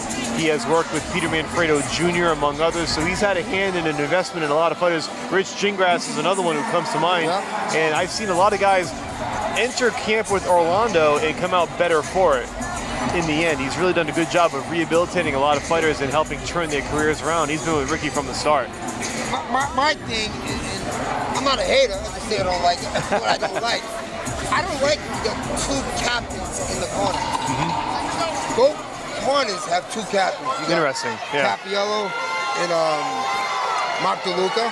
You know, you got Velez and Orlando. Two captains. That's right, Mike Veloz as well in the corner. I failed to mention that of Ricky De Los Santos as well. And so, Ray, as we get into round number 3, is there a possibility that sometimes there are too many cooks in the kitchen? And that's what I'm getting at. Yeah, you got too many captains in there. Somebody got to steer the ship. I'm not holding my left. You hold it with the right. No, I'm greedy. I'm taking range of this. Well, you're training a fighter, Ray. If you're in a fight like this, training somebody, you want that fighter's eyes on you the whole time in the corner. Yes. In between rounds. I don't need two directions. It's my directions. You're either with me, we got the same directions. You don't need to hear the same directions from two people. One person speaks. And they may say, well, one guy's a cut man.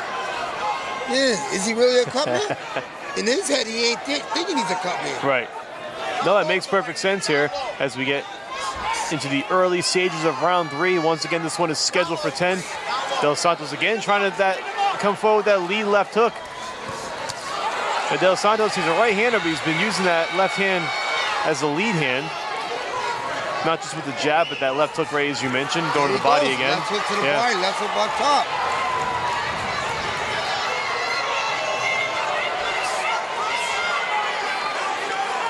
He's walking him down. That jab is working all day. Yeah, I was about to say the exact same thing. He's really starting to pick up a pace here. I think De Los Santos is finding a rhythm. This is a spot where he's comfortable against Walsh as he walks him down, and it prevents Walsh from coming forward with that bulldog-style mentality that he's used to seeing. Walsh has a slight abrasion on the right side of under his eye. He does. The De Los Santos fan base on its feet on the other side of the ring, and you got the Kevin Walsh fans on one side. It's amazing to see. These are the kind of fights, right, that make New England boxing a jewel of the sport, if you will. And this is what CES does best on this platform as you're watching on DAZN. Two heated rivals in the ring. Can Walsh catch Dos Santos coming in? You know, Dos Santos coming in, but he's coming in with punches. Walsh is trying to counter him with an overhand right as he steps in. But Dos Santos is throwing that left hook and bring that right hand back down to the body. 3 punches much better than one, unless that one is a knockout punch. There goes that left hook to the body. And Ray, you mentioned that abrasion under the right eye of Walsh, which makes sense because De Los Santos has really been using the left hand, and that's what's been landing. Don't want to see Walsh moving to the right. He's going to get caught with that left hook all day. He's got to move to his left. Oh, with Dos Santos hurt there. His legs are wobbly. He got hit. His legs are wobbly. De Los Santos. Yes, he got caught. He's in some trouble. Here comes Walsh coming forward. Walsh coming with the right hand and the left hand. De Los Santos. He's got to take a knee. Or he's going to fight and get stuck. De Los Santos is getting peppered here at the end of round number 3. Will he get saved by the bell? The bell is rung, and De Los Santos gets his bell rung again. Well, Kevin Walsh has De Los Santos wobbly. They're still going at it. I don't think De Los Santos realizes the bell rung. He didn't realize the bell was rung. He didn't hear it. I have never seen anything like that in my life. De Los Santos kept coming forward, squaring up. Walsh's corner is barking from the other side. I just think Dos Santos was stunned and didn't know what was happening. You can see right here, as he's throwing punches, the bell is rung, and Walsh just continues throwing. It ain't my job to stop. It's up to the referee to jump in. He jumps in, but doesn't say the round is done. So Dos Santos thinks it's not done. I'm going to go back after him. Very interesting turn of events in round 3. Just when we thought that De Los Santos had established the pace, he gets clipped. And Walsh, in the final 25 seconds, a frenzied flurry of punches, and he landed some big shots there, Ray. It's going to take more than 60 seconds for De Los Santos to fully recover from that. Exactly. You wasted about 15 seconds there. Yeah. You only had 45 seconds to get back into it. Kevin's going to go right after him. Walsh is ready to come running out of the corner for round number 4. We'll see if what caught him over the top. We'll see if De Los Santos is getting his bearings back. Here comes Walsh firing away again. Dos Santos got to sit still and just get your own worry back. Rights and lefts by by Kevin Walsh, and those are starting to get through, Ray. De Los Santos' defense is not what it was in rounds 1 and 2.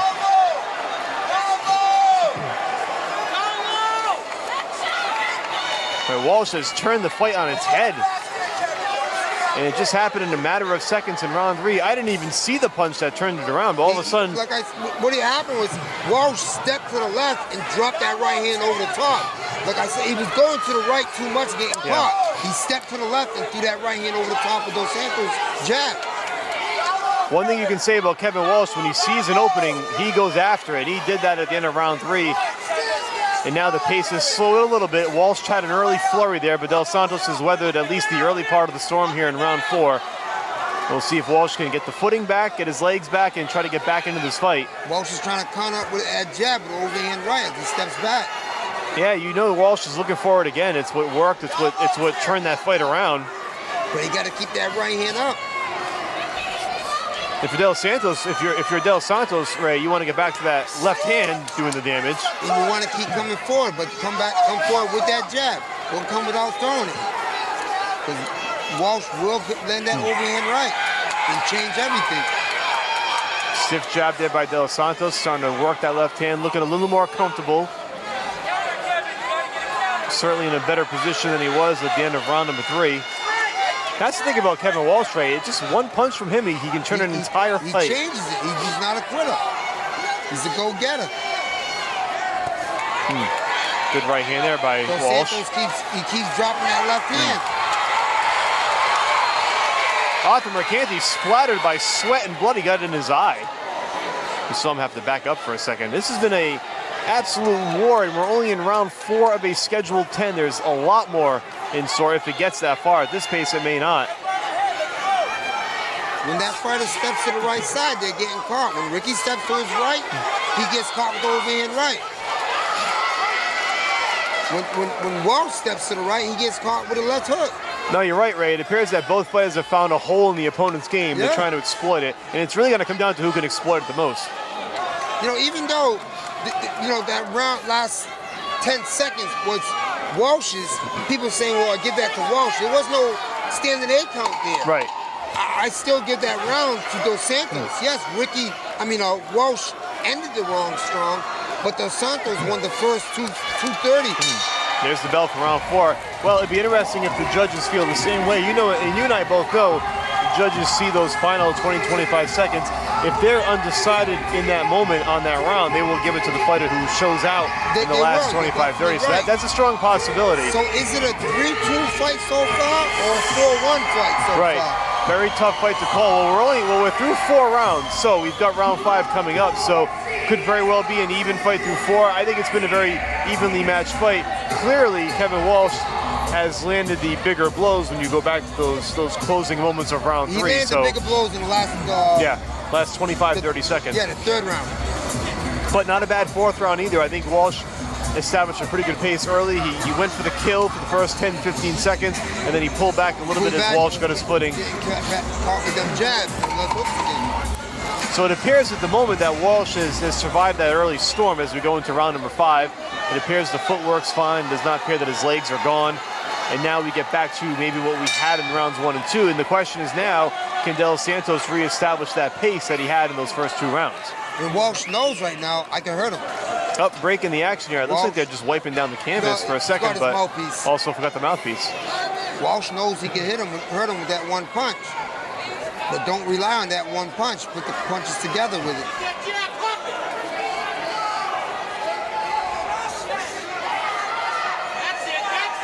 So again, is it 2-2 or 3-1? This is a big round right here. I was saying 3-2, 4-1. I thought it was round 6 coming up to round 5. So is it a 2-2 fight so far or a 3-1 fight? Those are the only 2 scenarios I would consider at this point. I don't think either side has won 4 of the 4 rounds. So clearly, I agree with you, Ray. It's either 2-1 or rather 3-1 or it's 2-2, which obviously again makes round 5 a very big swing round as we get to the midway point of the fight. Pace has slowed a little bit here from what it was at the end of round 3 and the beginning of round 4. And that happens. There's a lot of ebb and flows in these longer fights. Ooh, nice exchange by both fighters. Both guys landing on that exchange. I know I said earlier that Santos wants that left hook. You got to put a second punch behind it, a right hand. And again, with Walsh, it's the overhand right, but you put the left hook behind it. Someone's going to put the punches in combinations. 3-2 or 2-3.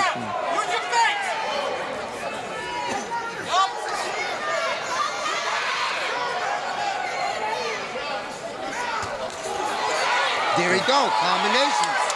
Good combination by Walsh. Del Santos trying to dive back in.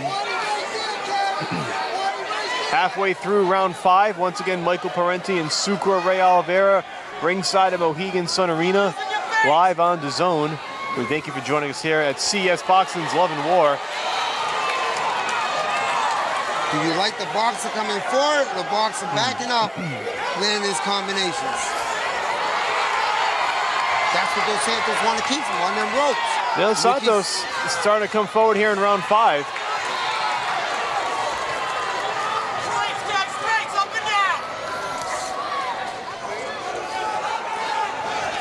And it looks like Ray Del Santos may be in the process of getting this fight back in his favor. He's definitely got him ahead on this round so far.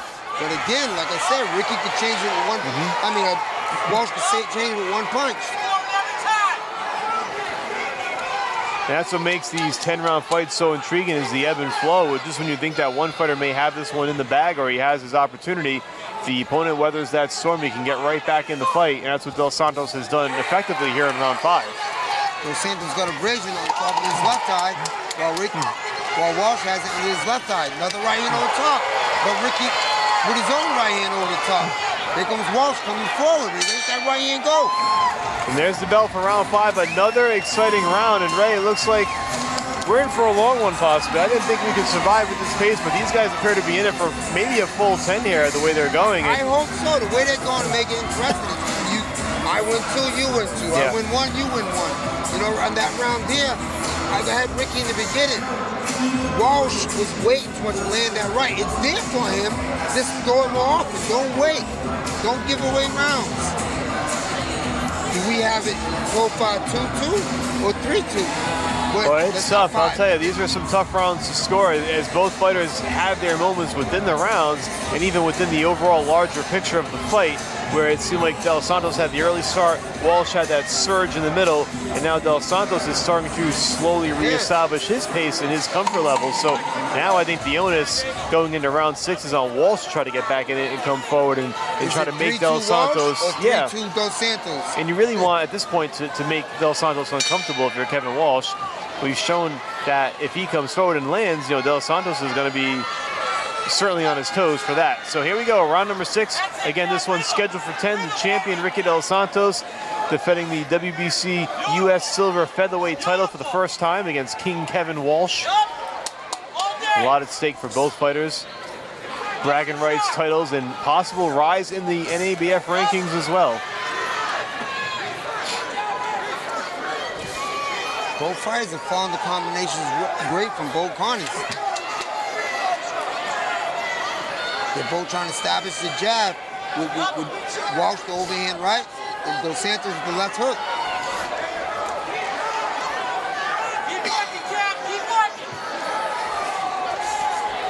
See, that's what Dos Santos got to stop. He's coming in, but not letting his hands go. Where Walsh is letting his hands go as soon as he gets there. Nice combinations by Walsh. Lands a big right hand in the left. His legs are wobbly. He had him backpedaling with that left hook prior to that flurry. So Walsh is starting to pick up the pace here a little bit in round 6. We'll see how Del Santos responds.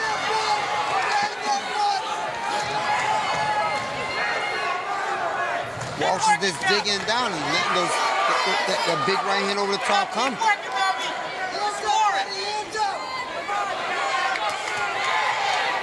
He's got to throw out while Dos Santos is throwing.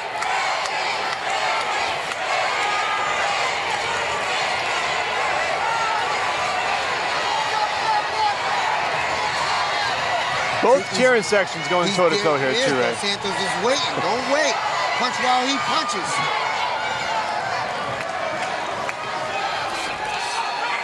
Continue punching. Don't wait. You give a second out. Walsh will land it. Great pace by both fighters here, and we're still a little more than halfway through. 4 more rounds to go at this pace if this gets through round 6. Walsh is just waiting to throw that big right hand. He wants to end it, but you gotta let those hands go. Dos Santos overhand right. And now Del Santos starting to pick up some pace here at the end of round number 6, final 30 seconds. That's what Dos Santos don't want, though. He doesn't want a hit-to-hit fight with Walsh. Let those hands go. Dos Santos, let him go.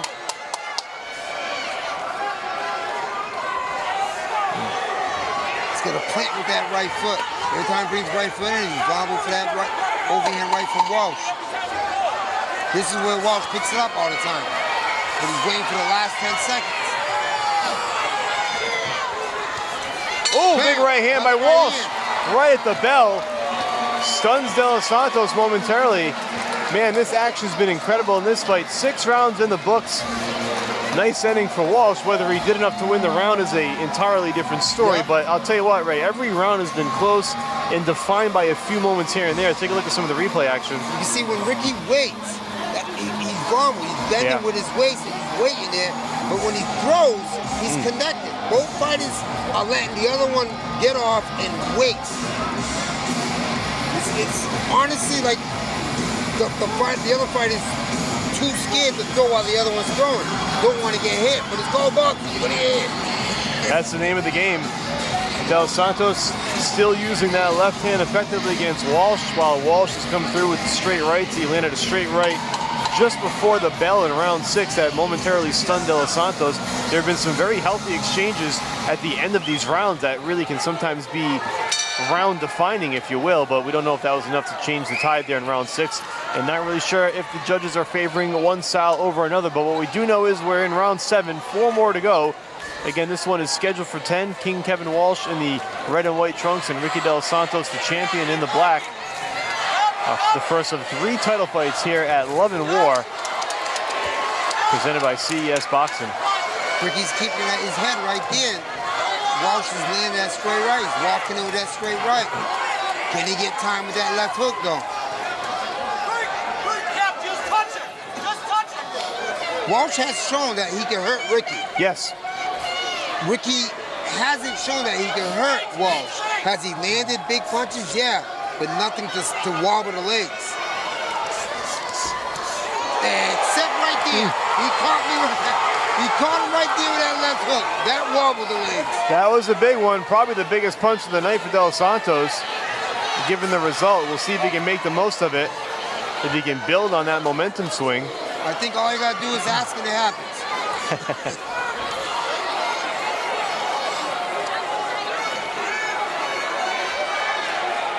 You can't come in with nothing, though. Let that jab off.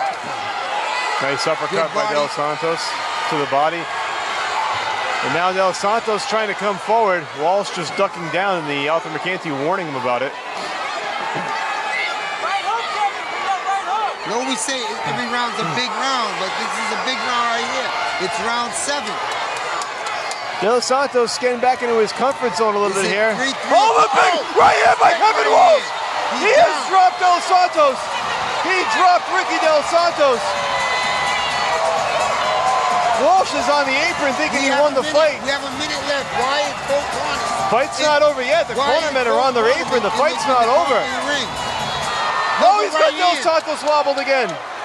They're not sure what's going on. Arthur McCanty separating both fighters. The fight's not over. Now it's over. No, it's not over. Or is it over? No, I'm not sure what is happening here. They've lost complete control of this fight. I mean, Ray, Arthur McCanty's going to be more decisive about this. Is the fight over or is it not over? Why is he separating the 2 fighters before anything happens? The fight goes on. The fight's going to continue. You got to let him fight. They're going to touch gloves. They've wasted 20 seconds here. The clock should have not been stopped. They stopped the clock. Now Del Santos gets hit again. Here comes Walsh charging. Del Santos trying to fight back. He's still throwing. Del Santos is wobbly. Can he survive these final 30 seconds? We have 20 seconds left in this fight. Big right hand by Walsh. He's coming forward, landing. We're down to 15. Can he survive the last 10 seconds here? The bell ended with 10 seconds left. Well, the bell does not match the time clock that is on the scoreboard, but regardless, Ray, there's mass confusion in this round. Del Santos went down like a ton of bricks. We'll see the replay here. Right here is that right hand over the top. He got hit first in the left hook. That's earlier in the round. Yes, and then Rick Walsh comes back. Oh, my goodness. Now, at that point, the corners think the fight is over. People are on the ring apron. And again, he throws another right hand over the top. That was the knockdown. Now, there was another flurry. I got confused myself, Ray. Arthur McCanty stepped in. I'm not sure why he stepped in the moment where he did. I want to see the full replay at some point. I'll take a look later on, but I think he stepped in and was given an 8-count. Everyone thought he was stopping the fight. Well, I mean, the second time. There was a second time where he stepped in, and I was confused as to why he did that. I thought he was waving it off, and so did, I think, both corners. I think he waved off that it wasn't a knockdown. It was a push or a slip. Yeah. As you can see right here. Here it goes. Nope, that's the first one again. Yeah, we haven't seen, and now we have the ringside physician, Dr. Michael Schwartz, checking out Ricky Del Santos before the action resumes here in round 8. Just a lot of confusion at the end of round 7. But be that as it may, what's not confusing is that Kevin Walsh, again, is in control of this fight after scoring a huge knockdown in round 7. He has proven he has that one-punch knockout. Del Santos got back to his feet like Tyson Fury against Deontay Wilder, if you remember that fight, where we thought Fury was out on his feet. He can't bend with his waist. When he bends with his waist, Walsh knocks him down a second time, and that's it. The fight is over. King Kevin Walsh is your new WBC U.S. Silver Featherweight Champion. What a performance by King Kevin Walsh. He's proven everybody wrong again. He is a knockout puncher. Do not doubt Kevin Walsh, or do so at your own risk. He once again comes through swimmingly. A huge knockout victory over Ricky Del Santos. What a sensational fight. Now, what can you say about Kevin Walsh? The last fight, that was 3 of our goals. We still have 2 more title fights to come. I mean, the action's just beginning. Ricky Del Santos, for a moment, protesting the stoppage, but Ray, he was out, and it was going to get worse. Del Santos did not have his legs at that point in the fight. I still don't believe he should have been stopped. I want a fighter to go on his feet. Sure. Yes, it's the referee being cautious. That's the second one I believe is being too cautious. Both fighters were landing. Big right hand. If you didn't stop the fight after that right hand, the Del Santos fell in his face, I don't think you stopped that after the other one. So Kevin Walsh does it again. We're going to send it up to our ring announcer, Adam Palazzo, with the particulars.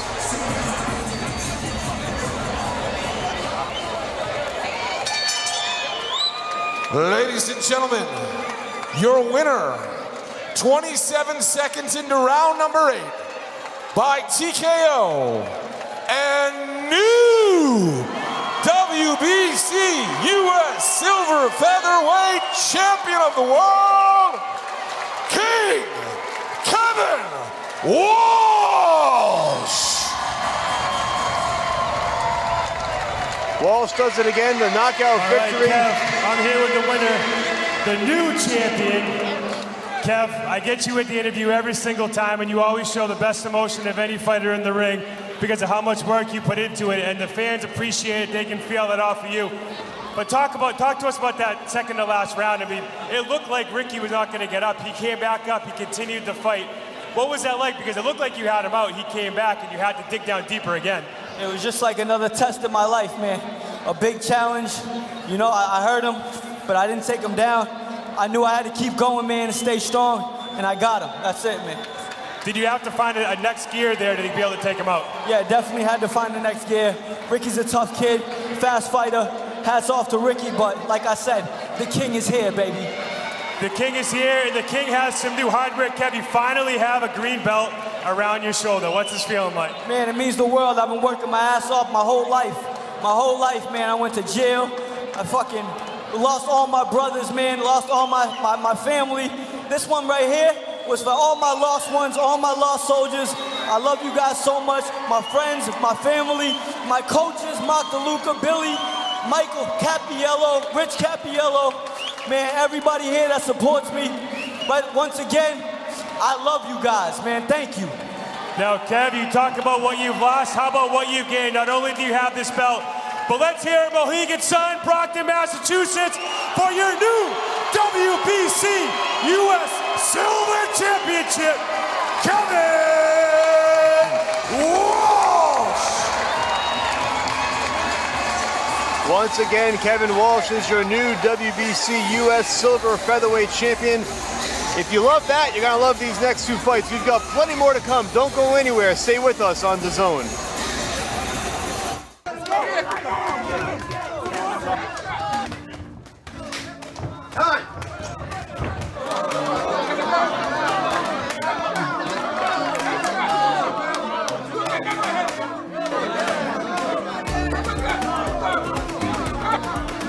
Agua. Sin sabor, sin sabor. Vamos, dale, vamos, vamos. Dale. El sabor que golpea.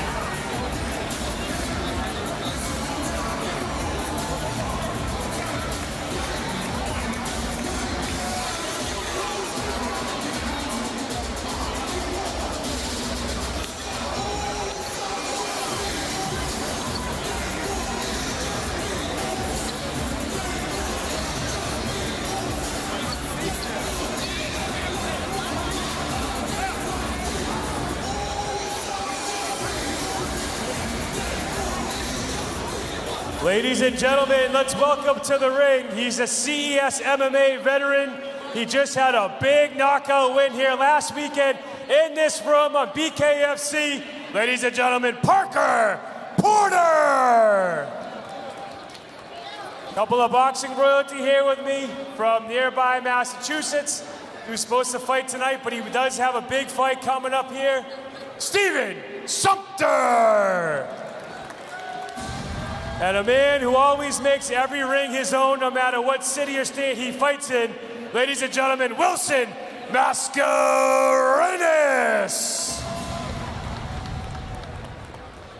All right, fight fans here in Mohegan Sun, we got some Johnny Rockets t-shirts.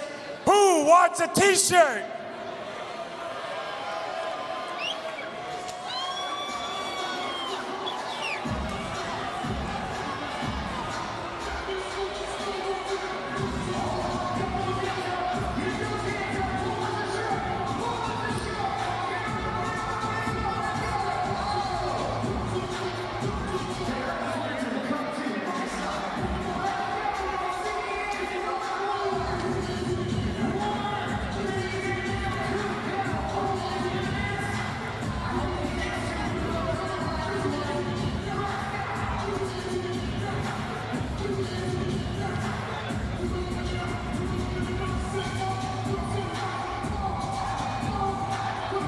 All right, still two big title fights to come, and here's one of them. Let's welcome our next challenger to the ring, Alexander Espinoza.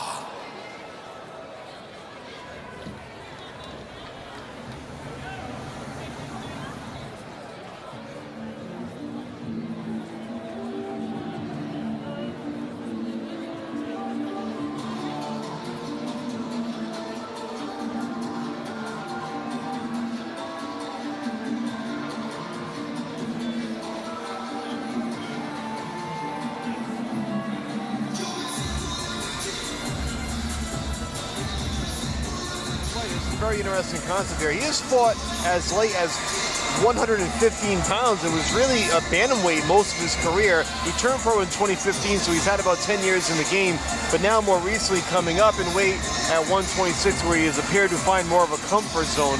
And we'll see if when these two actually get next to each other in that ring, if there's any sort of size advantage.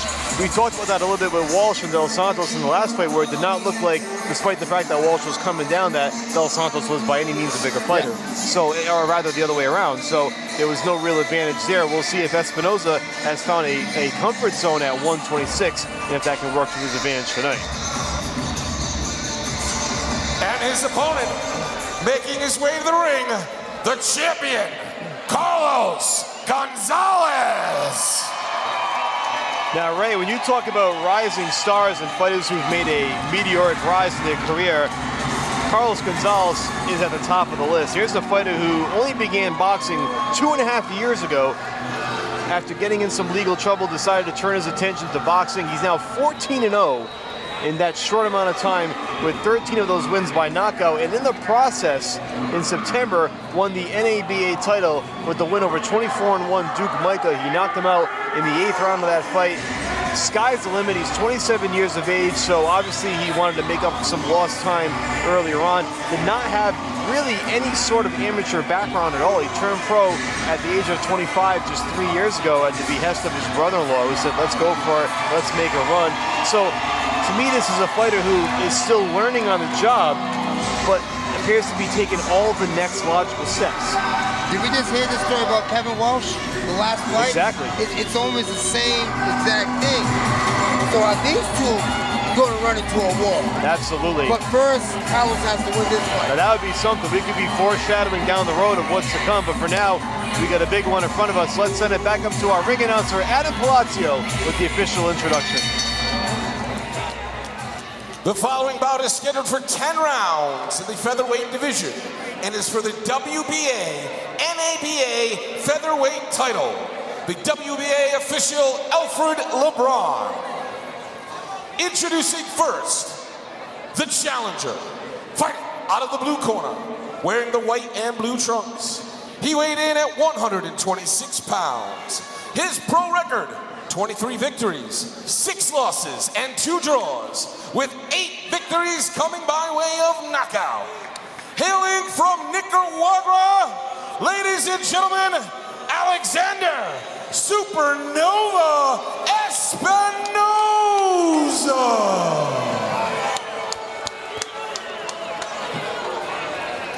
And his opponent, fighting out of the red corner, the reigning champion, wearing the beige, red, and blue trunks. He weighed in at 126 pounds. His pro record, 14 wins, no losses, with 13 big victories by way of knockout. Hailing from Springfield, Massachusetts, ladies and gentlemen, Carlos El Gallo Gonzalez.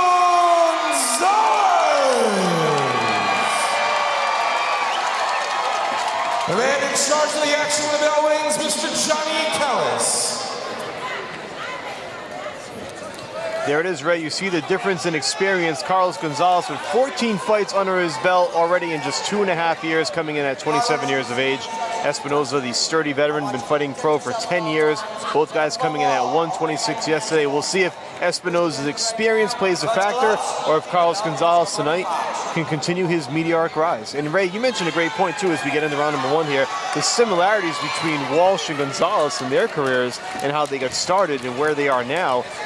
Perhaps foreshadowing something big down the road between those two. But first, Gonzalez has to get past Espinoza, who is coming off back-to-back wins and will certainly be a tough out as he challenges for the NABA Featherweight Championship. Here we go, round number 1 underway. Gonzalez is definitely the bigger puncher. 14 wins, 13 knockouts. You know, I'm not going to say he can't do it because someone just shut me up the last fight. But Gonzalez is the bigger puncher here. If you're just joining us on DAZN, Michael Parenti and Ray Oliveira bringing you the action tonight ringside from Mohegan Sun Arena as CES Boxing presents Love and War. And it's been a lot of war tonight. We just saw that in our last fight, and we've got 2 more to go, including this one. 10 rounds scheduled for the NABA featherweight title.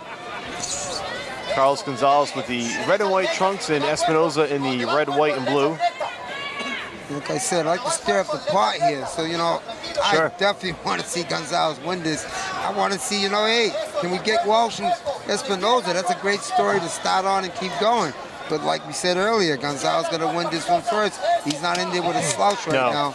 There's so much potential for big fights down the road in New England, and CES Boxing has done it better than anybody in terms of developing the storylines and building the great fighters, building the rivalries in the ring so that the next time there's another must-watch, can't-miss fight. And they've really begun doing this more so over the last 2.5 years of really starting to bring back that style. And here comes Gonzalez now, uppercut followed by the overhand right. He's got Espinoza backpedaling. That's stiff hard jab right down the fight. Espinoza tried to stay there and rumble with him, but I don't know if he wants to really do that anymore. But that's the only style he knows, to sit there and rumble. And you're right, Ray. Certainly when you get hit a couple times, it changes the game plan. And here comes Gonzalez again. Espinoza trying to fight back. Gonzalez very deliberate with every shot. Takes his time and waits for the opening. He's showing a lot of poise too, Ray, in just a short time. Yeah, he's sitting on those punches. He's grabbing those elbows and trying to throw around them. He's trained and managed by Hector Bermudez, who's brought a lot of great fighters to the forefront in New England and beyond. Love Hector. Love him. He's done a great job with so many pros. He also has Mark DeLuca back in another corner. See, that's what Espinoza don't want to be.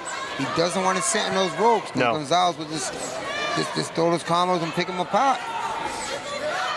40 seconds to go here in round one. Gonzalez with his hands up high, but he's going to keep wearing that body.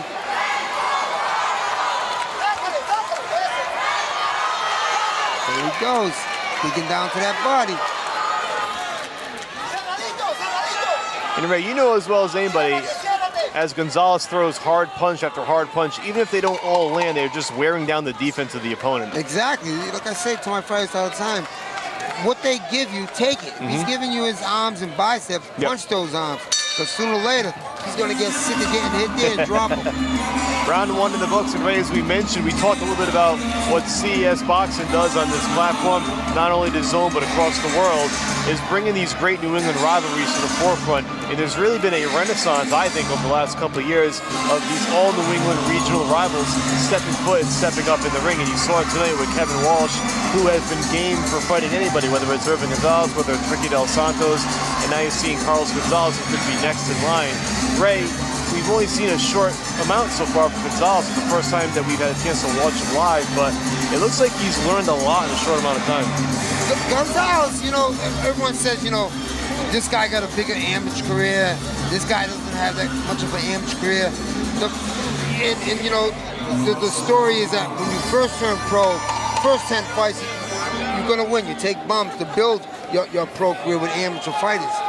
But then when you got these fighters like Gonzalez and Walsh, who don't have that time to take time, they're going to build it up.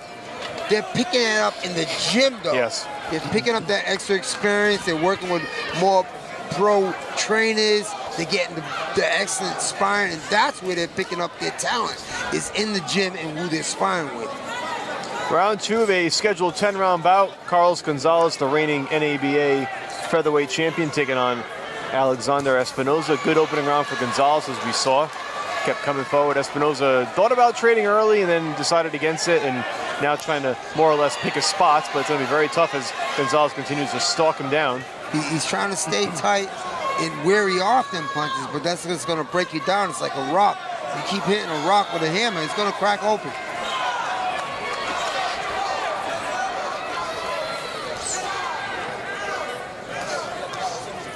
That's what Gonzalez got to open up right there.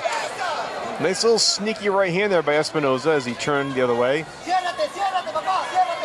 Gonzalez really trying to pick a spot here, Ray. I think this is where he wants to fight. He wants to try fighting off them ropes, but is it a good idea to fight off them ropes? Ooh. Gonzalez landing another good combination. He really has had Espinoza against the ropes for a long time in this fight. It seems like that's where Espinoza just can't get off the ropes. That's the only thing he wants to. He wants to stay there, but it's the wrong idea. Yeah. The interesting strategy. We'll see how it pays off, or if it does. And again, this one's in for the long haul here. We're scheduled for 10. Gonzalez, he's just not sticking that jab. He's pounding that jab down the middle, cutting off the ring real beautiful. Get him tagged on that rope, and he just rips away.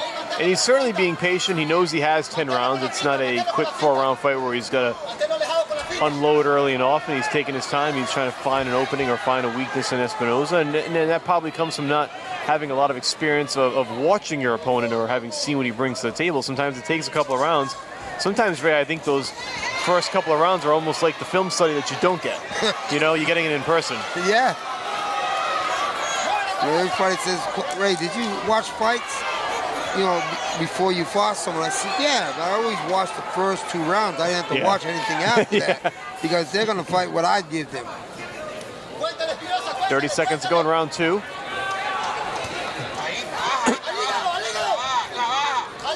Nice little sneaky uppercut on the inside by Espinoza. Gonzalez now trying to spin him around.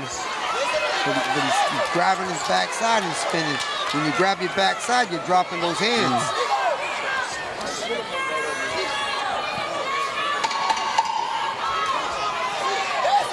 Like I said, this is where Espinoza wants to be. He wants to be in that pocket, but I like him in the middle of the ring in that pocket, not on those ropes in that pocket. No, you're absolutely right, Ray. I was going to say that he looked much more comfortable those final 40 seconds in the middle of the ring, not on the ropes trying to get out of the way of Gonzalez. So perhaps we'll see going forward Espinoza you can see more here, inclined to do that. He has his back on the ropes, and he's trying to counter off. You can't counter, but when you're in the middle of the ring, you could turn him and punch him. It's better countering from there, in the middle of the ring. And certainly, Ray, the only thing that Espinoza's been able to do against ropes is just defend. He's not mounting any offense. Yes. When he gets to the center of the ring, you saw some combinations there, and he landed a couple of shots. So that's where he really needs to be, and I'm sure his corner will give him the same advice. And for Gonzalez, you want to continue to try to stalk him down and get him against the ropes, where even if he thinks he's comfortable, he's not most effective. Yeah, you want to. What Gonzalez going to do is cut off that ring, make him Espinoza stay in the ropes and pound him off there. What Espinoza wants to do is get in the middle of the ring and turn him and counter. Because you can't counter off the ropes. It's hard. Round 3 of a scheduled 10-round bout. Michael Parenti once again joined by Sucre Ray Oliveira, live on DAZN, live from Mohegan Sun Casino, as CES Boxing presents Love and War. Carlos Gonzalez in the red and white trunks taking on Alexander Espinoza in the red, white, and blue. It's been a good start for Gonzalez. Espinoza trying to find a rhythm of his own, fighting in the center of the ring more so than against the ropes. We'll see how Gonzalez adjusts. A little different in this 3rd round. You got Espinoza backing up Gonzalez. See, that's where he wants to be. Middle of that ring, he can pick him apart. And he's not taking breaks. He's just kept touching. Now, you got to be cautious of Espinoza. He has 31 pro fights, and he's only 32. That's a lot. Big right hand there by Gonzalez, though. Stops him in his tracks. A lot of experience, however, on the other side for Espinoza. He's been through a lot of different fights, fighting mostly in his home country in Nicaragua.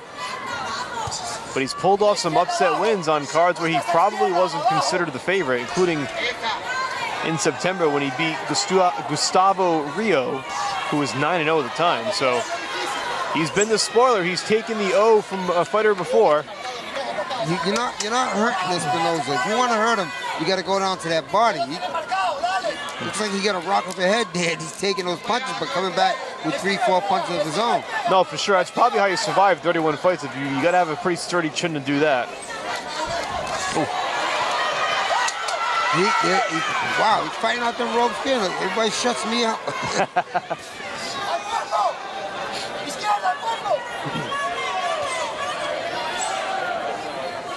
This is where Gonzalez wants to put Espinoza on those ropes and keep him. Don't stay in that middle of the ring. There goes Gonzalez, picking him apart. I mean, Espinoza, I'm sorry. That's where Gonzalez wants him, right there. But Espinoza turns him. Combinations, beautiful.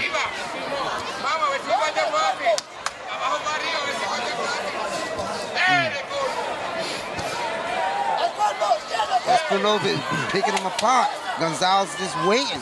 He's waiting for his turn, but Gonzalez ain't gonna give him a turn. Final seconds here. This has by far been Espinosa's best round. Gonzalez trying to answer here at the bell, or close to the bell.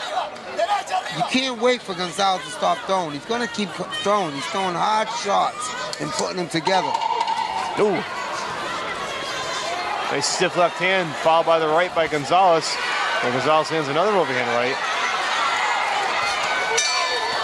And there's Espinosa right before the bell with a quick left hand. So good action there in round 3. Espinosa feels pretty comfortable so far, right? He's hanging in there. He's definitely hanging in. He's catching the combinations. Gonzalez is waiting to throw his punches.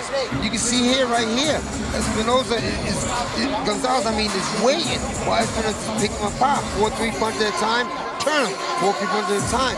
With Gonzalez, he's throwing one punch at a time. Yeah. There's a difference, right, between whether that's being patient or just not being sort of enough, right? There's a line. Being too patient. Yeah. Being patient, but too patient.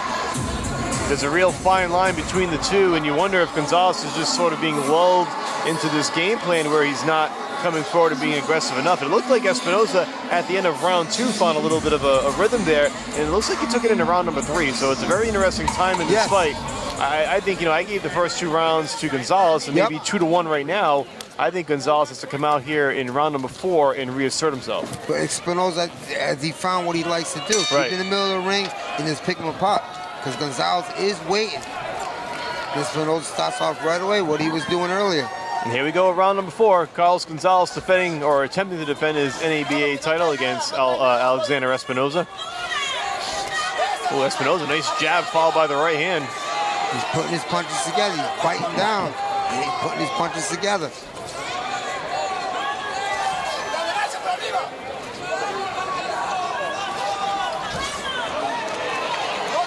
Now we'll see what Gonzalez can do here. And we mentioned patience, but sometimes maybe not being assertive enough. We'll see if Gonzalez could perhaps draw Espinosa in. Espinosa's been comfortable, or at least gained some confidence coming forward. We'll see if Espinosa, or rather Gonzalez, can make that work against him.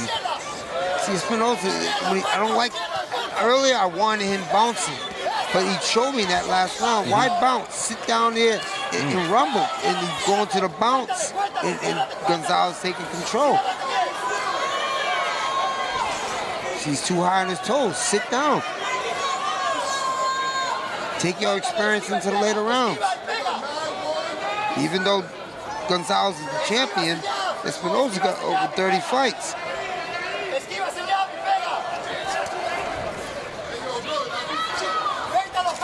See, there he goes.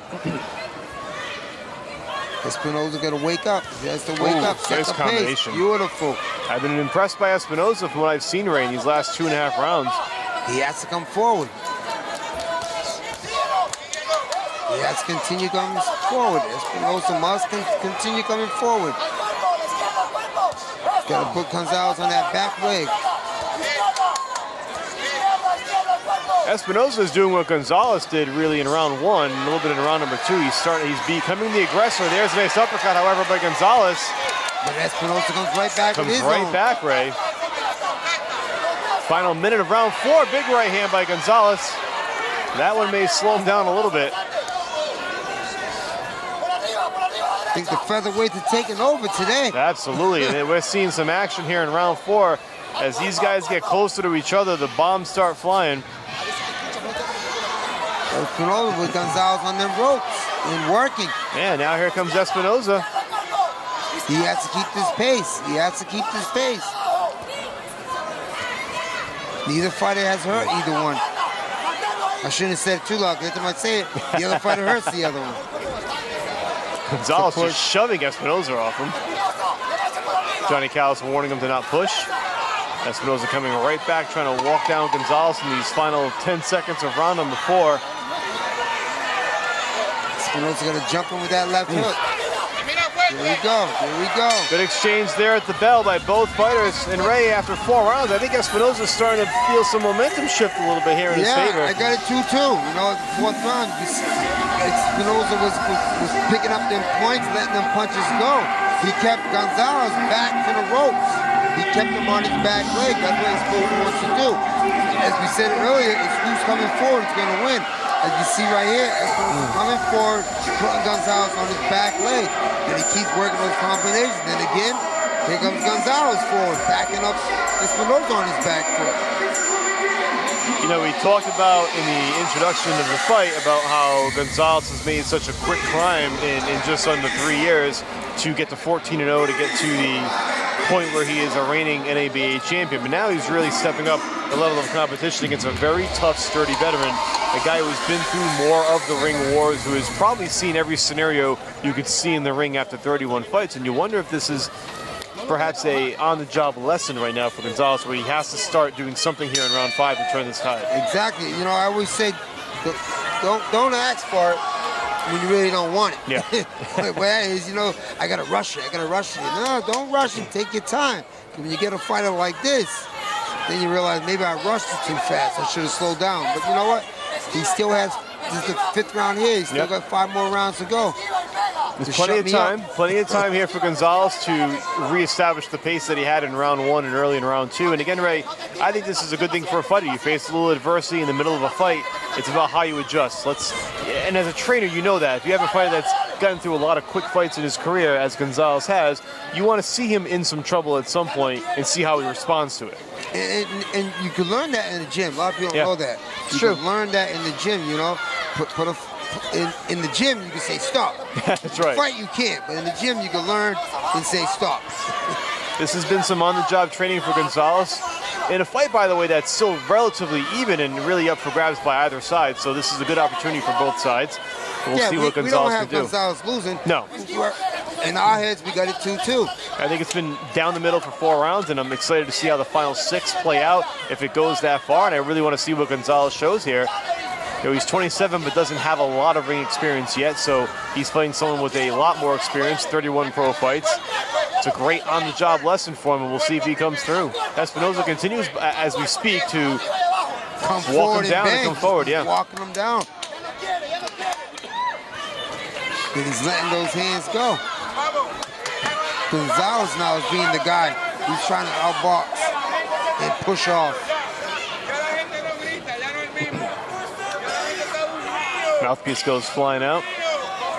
So, yeah, a slight break in the action here. And again, I still love what I'm seeing from Espinosa. He's been aggressive. Gonzalez has abrasion on his left eye. Nice jab there by Gonzalez. That left eye, as you mentioned, Ray, swelling up a little bit.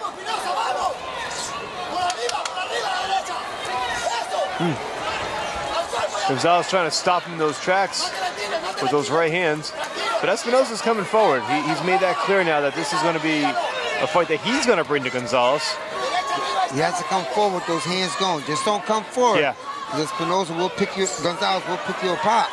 So come forward, but come forward throwing. There he goes. Yeah, this is if you're Gonzalez where you want to really show your counter-punching prowess, Ray, when you've got a fighter who's going to come forward. You don't want to sit on them ropes.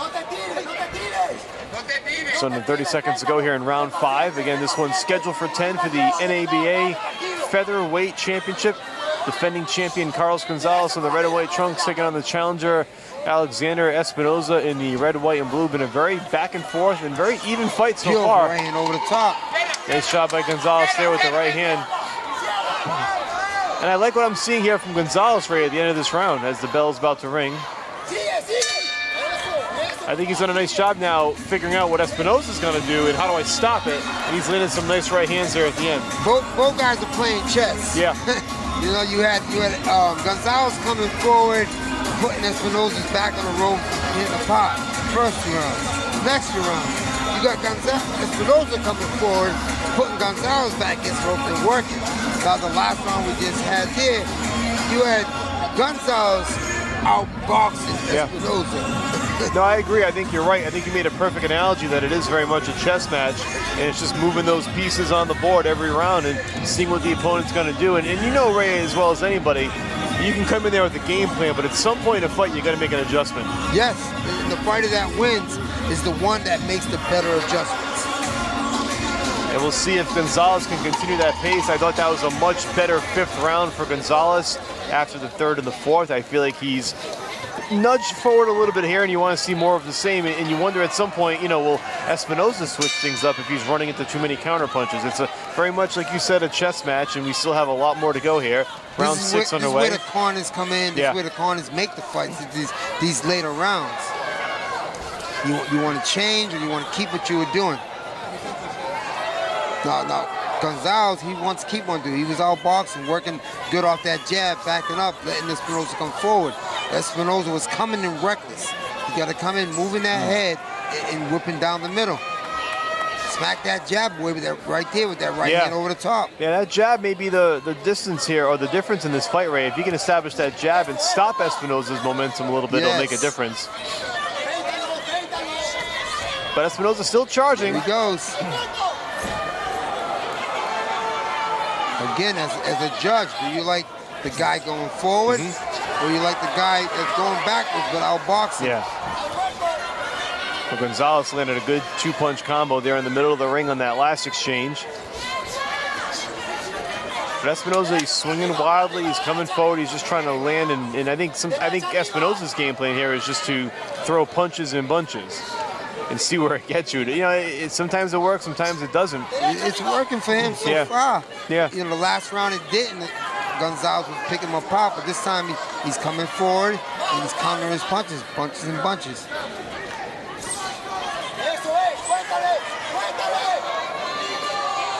Halfway through round 6. Very close fight. Nice right hand by Gonzalez. Stopped him dead in his tracks. And a follow-up left hand by Gonzalez. He got his attention there. They sure did. But here comes Espinoza right back. Just when you think, and a left-hand stance. Just when you think he may have stopped him, he's going to come forward again.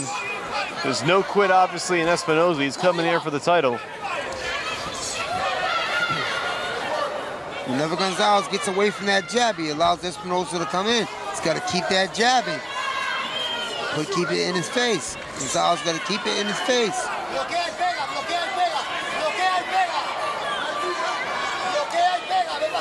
You don't wait. He's trying to rush in and jump.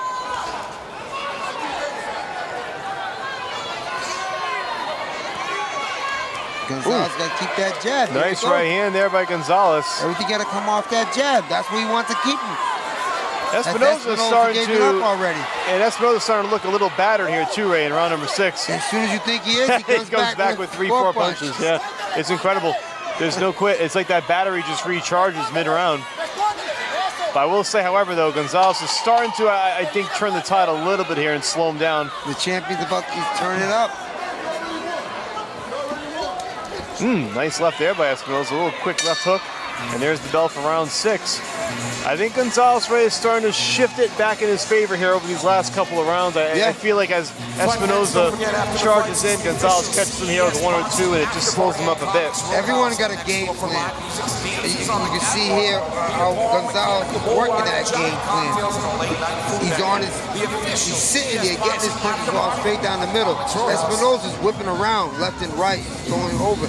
Down the middle's open, and Gonzalez is whipping him right down the middle. Everyone got a game plan, then you got to fix it. Yeah. You got another game plan, and you got to fix it. Oh, I found it. It's there. Let me keep to that game plan.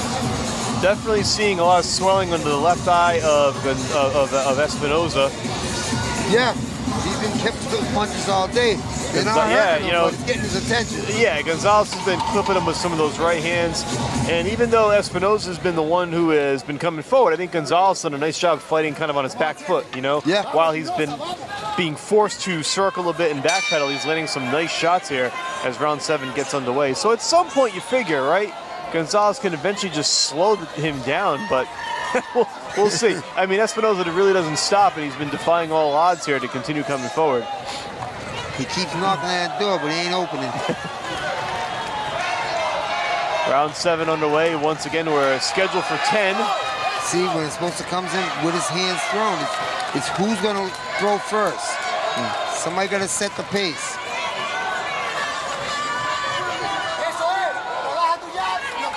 Got to come in with that jab. Got to come with something being thrown.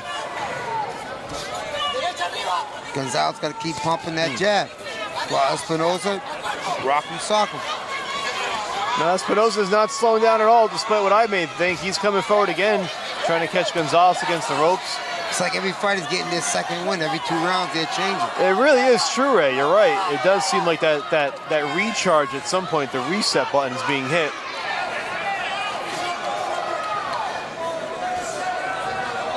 Now there goes Gonzalez with that jab, snapping his head back. Snapping Espinosa's head back. Espinosa, that's coming forward, covering up and just banging away. I like what I'm seeing from Gonzalez. I like the adjustments mid-fight that I'm seeing. It shows a lot about this fighter. And that body work got to work for Gonzalez. Get a fight off that back foot with that jab. That's what Espinosa wants him. He's got to keep going. There he goes. Jumping good left hooks. Yeah, nice little surge there by Espinosa midway through round 7. Now it's Gonzalez's turn. They're taking turns. Yeah, got to keep using that jab. I think that jab can make a difference for Gonzalez. But, you know, it's easier said than done with a fighter that's kind of jumping in from different angles, you know? Yeah. And he's jumping in, banging my body apart. Yeah. He's trying to burrow his way into the corner here. But that's one way of stopping him. Yeah.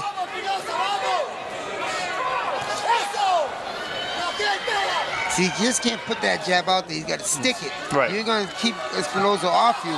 You're just putting the jab out there. You got to stick it.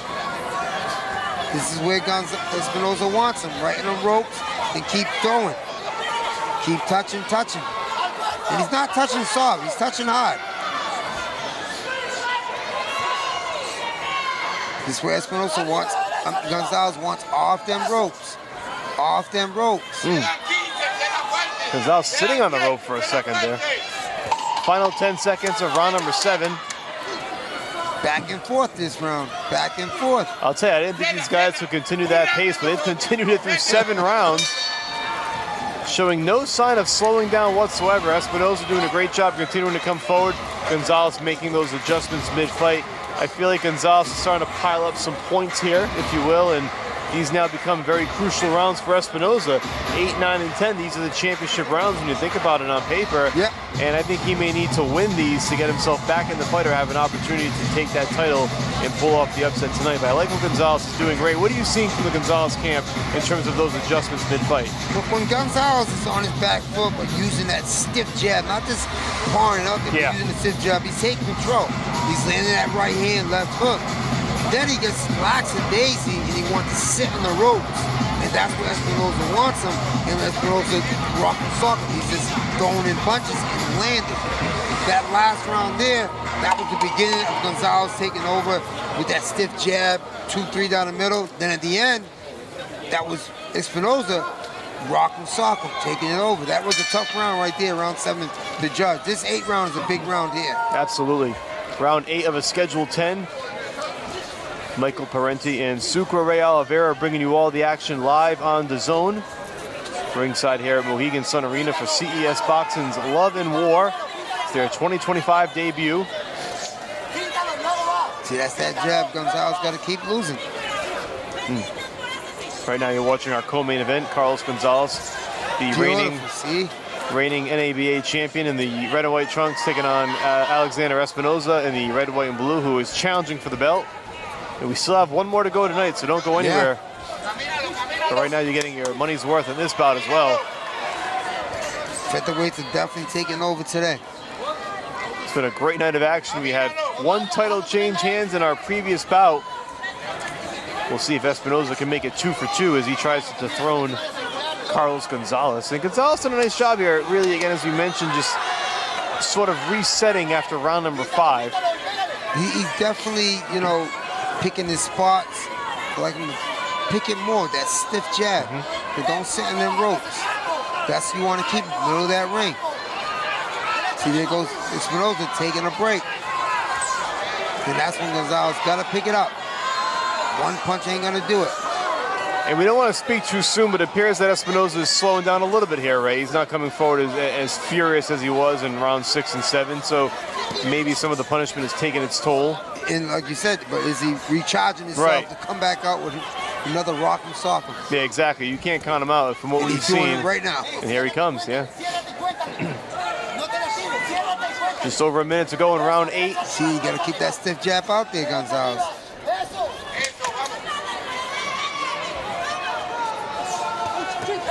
There he goes. Gonzalez, Espinosa taking over the body, head.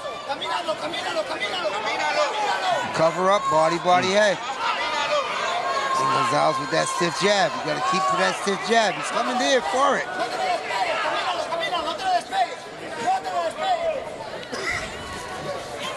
That's where he doesn't want to be. That's what Espinosa wants him.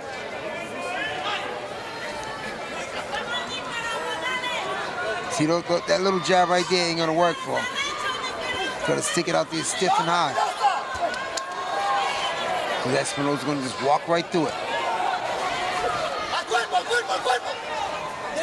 Espinosa trying to find his second win in this round. There he goes. You got Gonzalez, who takes the first minute and 30 seconds. Then the last minute, 30 seconds, you got Espinosa taking over. This is going to be a tough fight for all judges to score. I agree, Ray. As round 8 comes to a close, sometimes it's a tale of 2 rounds within a round. You know, 2 different rounds being fought, where one fighter is starting out quick, the other fighter kind of finishes strong. And you wonder if Espinosa is doing enough in these last couple of rounds, or if that gap is starting to widen a bit on the scorecard. Yeah. We don't really know until we get there, if we actually get there. So it will be very interesting to see if, in fact, this does go 10, how the judges see it. And what you really want to see is a detailed breakdown of how they scored those middle rounds. I feel like Gonzalez is setting a very good pace here over the last 3 rounds or so. But Espinosa still has something in the tank. It could make a charge. And now you kind of get, again, you talk about the championship rounds 9 and 10. This is where Espinosa really got to put the pedal back on the gas. These are the last 2 rounds that, well, like when you got 12 rounds, you call the last 2 rounds 11 and 12 championship rounds. Well, when you got 10 round fight right here for the championship, these last 2 rounds of the world championship fight. It's proven right here. Who wins these last 2 rounds will win this fight. This is what it comes down to. Round 9 of a scheduled 10. Carlos Gonzalez in the red and white trunks trying to defend his NABA featherweight championship against Alexander Espinosa, the hard-charging challenger from Nicaragua, who's been game from round 1 from the opening bell. Espinosa has to throw while Gonzalez is throwing. Right there.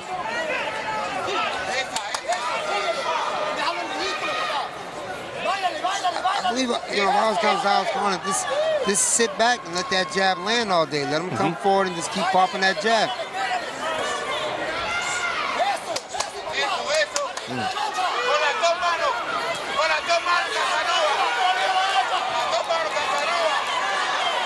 Looks like we have a, maybe you want to call it a wardrobe malfunction here, Ray, with the hair tie in the back of Gonzalez's braids, which they may just remove. They're not cutting his hair, just cutting the hair tie off. Mark DeLuca is going to retape that bad boy up, and we'll continue at round number 9. Surprised they allow the hair wrap. Well, you got to tie it up. Yeah. You know, if I was Espinosa's corner, I would complain. You're supposed to just take it off and allow them to fight, and then tie it up during the rest time. I saw a very interesting fight earlier this year with a prospect named Austin Deanda. They had to cut his hair mid-round because all the braids came loose. They gave him a quick little trim in the corner, and he went on his way and he won the fight and kept his unbeaten record intact. So he wasn't distracted at all by that. But when I boxed and I had hair, you wasn't cutting my hair. You was not cutting my hair. Carlos Gonzalez trying to continue the pace that he's established over these past 3 rounds, and Alexander Espinosa coming in as a challenger, Ray. I feel like you always have to take it from the champion. Yes, and he's coming. He wants it, but is it enough? We've learned over the course of this fight to not count out Espinosa or think for a second that he's slowed down, as here he comes again, charging forward. Nice counter shots there by Gonzalez, however. You got to bump him off and throw them punches. Mouthpiece came out. Espinosa's mouthpiece came out. Opportunity here for Carlos Gonzalez. And no reason to stop in the action. Yeah. Let the action keep going. Beautiful. Johnny Kyle's got a beautiful match here. Johnny Kyle's, as always, doing a great job. 1 minute to go here in this 9th round. Gonzalez has Espinoza against the ropes. Espinoza finally spins back out. But can he keep him on the ropes? Gonzalez did a perfect thing, just grab him. And now Johnny Kyle's breaking it up. Now we give the mouthpiece. Yep, we got the timeout, get the mouthpiece back in there, get it washed off. So we've had a couple of minor stoppages in action here. One for the hair, one for the mouthpiece. Right? We're even now. We've seen it all here in this fight. I like what the corner just did. Yep. Every corner is told to have 2 mouthpieces. Yes. What he did was take that mouthpiece and threw the second one in. Why wait? Don't give him time to rest. Exactly. Beautiful from Espinoza's corner.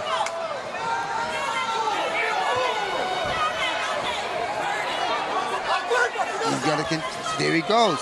Coming forward with those hand throwing. Is he taking this fight by the last 30 seconds? That's what he's been doing. Espinoza once again finding that second win at the end of round number 9. Trying to make a statement here against Carlos Gonzalez. Gonzalez sneaking in a couple of short left hands during the exchange. Nice flurry here by Espinoza to end round number 9. And there's the bell. One more to go, Ray. And I tell you what, it's up in the air. As a judge, how do you score these fights? Like, do you like the beginning of the fight when you got Gonzalez pick him apart, letting Espinoza coming forward, or do you like the end of the last minute and 30 when you got Espinoza grinding and pushing him and disconnecting? This is a beautiful fight, back and forth. I think Gonzalez will get credit in the eyes of the judges for that flurry in the 9th round, the one that knocked the mouthpiece out, and then the ensuing flurry against the ropes. It was aggressiveness on the part of Gonzalez. What I've seen over the course of the fight is Gonzalez adjusting midway through and showing that ability to do so. And again, he really hasn't had a fight as tough as this one. He's had 13 knockouts in 14 fights. And he's been pushed in some of those fights, but not pushed to the extent that he's been pushed tonight by Espinoza. So I think if Gonzalez comes through swimmingly, it's a win-win all around. It's a great opportunity to learn on the job, learn in the ring, make some adjustments midway through it, and show what you can do in the face of a little bit of adversity. He learned more in this 10 rounds, this one fight here, 10 rounds, than he learned in his first 14 fights. For sure. And he's still going. And here comes Espinoza again, going to come forward in round number 10. This is what it all comes down to. Final 3 minutes of this fight. We'll see if either side's got enough left in the tank, if someone's going to finish the show in style. It's back and forth, as we've been saying. It sounds repetitive, but it's going back and forth.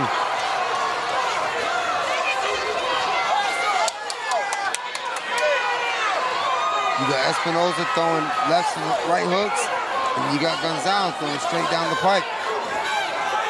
Yeah, Gonzalez coming right at him again, leaving nothing to chance in this fight. Beautiful left uppercut by Espinoza. But he's off balance. Espinoza, but he is catching him. Got caught there and may have lost his footing a bit. Now here comes Gonzalez. Still 2 minutes to go in this round. He's got Espinoza against the ropes. I'd like to see Gonzalez take a step back and take his punches off the long range. Gonzalez trying to finish him off. Espinoza continues to throw while his back's against the ropes. He's done that a lot in this fight.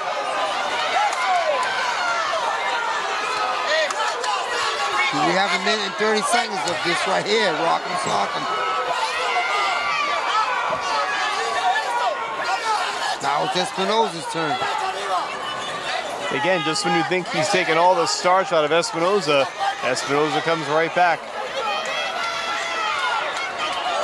Continuing to come forward, not backing down from the challenge. Espinoza back again. Nice left hand by Espinoza. Sneaks that right hand. He's working the body. He's got Gonzalez almost through the rope for a second. Gonzalez trying to fight his way off them ropes. Whose turn is it now? They got a break, so they get a break. Someone else takes turn. We got 1 more minute. A lot can happen in this final 60 seconds. Nice right hand by Gonzalez. And now here comes Espinoza again. Right back. It's back and forth. Left hooks, right hooks to Espinoza. He's straight down the bite. 1-2 by Gonzalez. Good right hand by Espinoza. Momentarily sent Gonzalez against the ropes. Now 20 seconds. Now Gonzalez with a right hand. Is he going to stand in rope for 20 seconds? There he goes. Espinoza coming forward. This crowd is roaring for Carlos Gonzalez. 10 seconds. They're going to end this throwing. Beautiful. Action right until the final bell. What a fight. What a great job by both fighters. I'll tell you what, no matter who wins this fight, both fighters showed so much poise in that ring. They showed a ton of mettle. Both fighters making adjustments, Ray, back and forth. What an exciting bout. As you can see right here with this round, you got Espinoza with his back on the ropes, but he as soon as Gonzalez takes a break, Espinoza comes back on and turns it around, puts his back on the rope. It was back and forth, you know. This was a great fight, beautiful fight, and it's not. You don't get to see the scorecard. No. Say it's 6 rounds to 4. Right. Which People 6 rounds? People Right. gonna be like, as a Rob. Oh, they were close fights. It's only 10-9. Yeah, 10-9. I agree with you. That, you hear that a lot of times in close fights. If the fighter that you thought won didn't win, you automatically assume it's a robbery. That's not really the case. It can really hinge right on just a couple of rounds. Yep. Somebody seeing a round or two differently is not indicative of how the entire fight is really scored. And again, without the benefit of seeing how the rounds are being broken down, it's very interesting to see what the final scorecard is going to read. And I think Gonzalez did just enough here in this fight. I think it was very close. I think he showed a ton of poise. He adjusted midway through. You got to remember, he's only been a pro since 2022. He is 27 years old, but a lot of guys after 3 years are in their early 20s. You know, maybe 21, 22. So it's a different ball game when you factor it in. But he continues to rise and climb that ladder. And if he gets that decision tonight, defends the title, you're talking about a guy who's now 15-0, and really sky's the limit. But we'll see what the scorecards say. You give a lot of credit to Espinoza, who just kept coming forward the entire fight. Did not quit for a minute. To take away from the champion. All right, let's see how it's scored. Let's send it back up to Adam Palacio.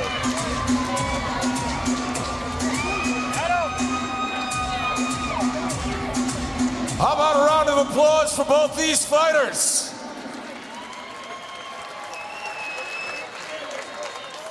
After 10 rounds, we go to the scorecards. Judge Steve Weinsfeld scored the fight 95-95. Judge Frank Lombardi scored the fight 97-93 in favor of Gonzalez.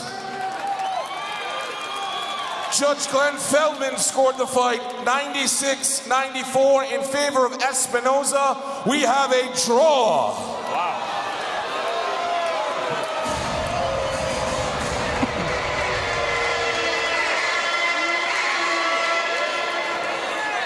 Very interesting turn of events here, Ray. We have a draw at the end of the day.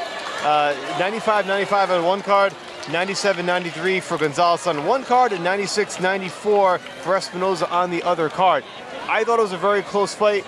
I don't hate a draw. No. I don't think that Espinoza won the fight on the cards. I think if you would have a draw, I would see more of a majority draw in one case. Two judges having an even, one judge having it for Gonzalez. But a very interesting fight. And Ray, at the end, what do you think? How does this end up getting scored a draw?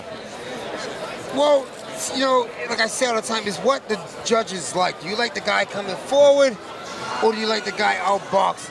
It depends on what you like. Hey, we get to see a rematch. We may get to see that rematch down the road, but with that being said, we're just about ready for our main event. Don't go anywhere. Stay with us on DAZN. Welcome to CES Boxing, bringing you one of the most highly anticipated fight cards in New England in quite some time.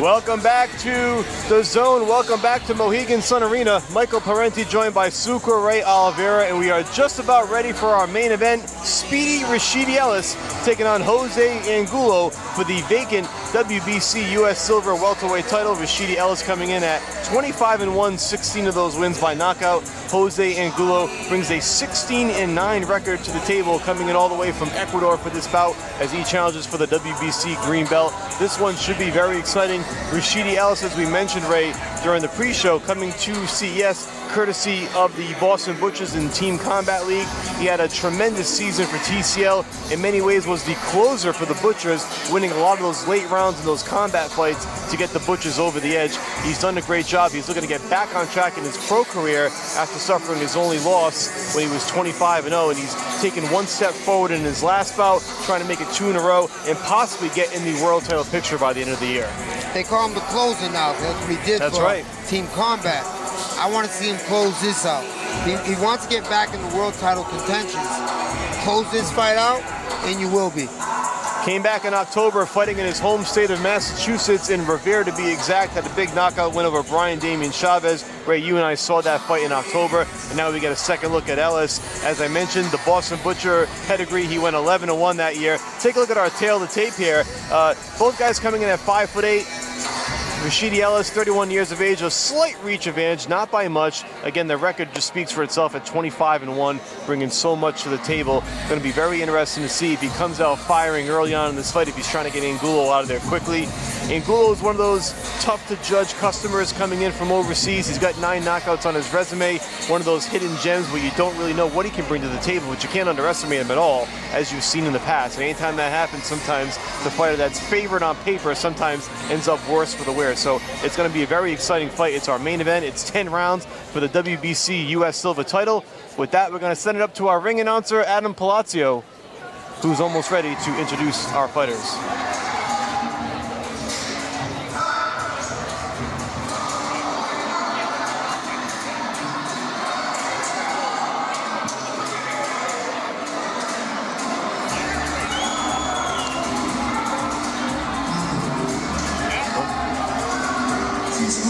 Ray, we'll take a moment here just to continue to talk about this main event and talk about what Rashidi Ellis brings to the table as the fighters get prepared backstage. We mentioned what Rashidi Ellis did with the Boston Butchers, posting that 11-1 record. It's been phenomenal. We're going to see it in action, possibly in play tonight. Ladies and gentlemen, it's time for your main events. 10 rounds for the vacant WBC U.S. Silver welterweight title. Let's welcome our first fighter to the ring, Jose Angulo.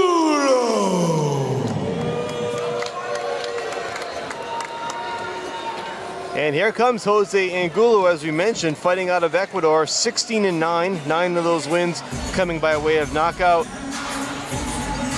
First fight for him since August, fighting against Trini Ochoa, who was 17-0 at the time. He lost to unanimous decision. But Angulo's a guy who is a 2-time title challenger. He also faced Cletus Selden at Madison Square Garden and lost by a very narrow majority decision, which really says a lot there. I think Selden's one of the top fighters in his weight class, 27-1 coming into that fight. And Angulo really gave him everything he could handle over the course of 10 rounds. So I don't think by any stretch of the imagination that this is going to be a walk in the park for Ellis. If he does, in fact, make it look like one, that says a lot about what Rashidi can do going forward. So I think Angulo comes in very tough. There's probably enough there for Ellis to see from the Selden fight, from that last fight in August, to develop a game plan against his opponent. Angulo got 9 losses. You know, he's not in a rush. He's also, 28? Sure. He's not in a rush. He's going to have another chance at a world title. Where you go to Ellis, who only got 1 loss, but only 1 time in the title. And he's 31. That's right. He in a rush to get there. Both guys are really in some way in a crossroads in their career. Both guys need this victory to get to the next level. We've seen what that WBC belt can do for a fighter's career. It's a great opportunity for Angulo, obviously a big opportunity for Ellis as well.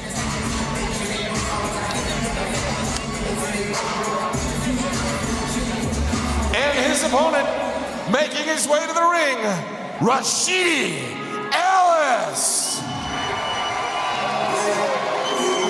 And here we go, Speedy Rashidi Ellis making his way to the ring. Check. Ellis, as we mentioned, only one loss in his career.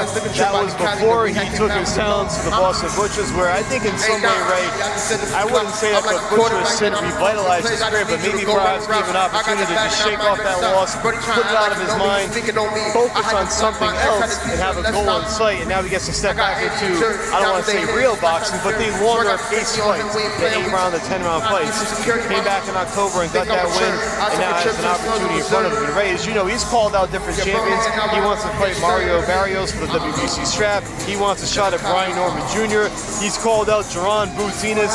He's had his target on everybody, but tonight has to get through this one first, obviously, in what's in front of him. But the opportunity is right there if Ellis can continue to deliver. He wants to make a statement. This here is going to make a statement. Do something today. That door opens back up.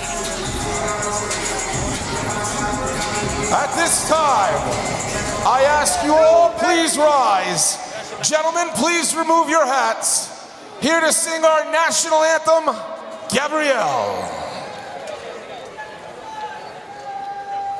Oh, say, can you see by the dawn's early light what so proudly we hailed at the twilight's last gleaming, whose broad stripes and bright stars through the perilous fight o'er the ramparts we watched were so gallantly streaming, and the rockets rang the land, the bombs bursting in air gave proof through the night that our flag was still there.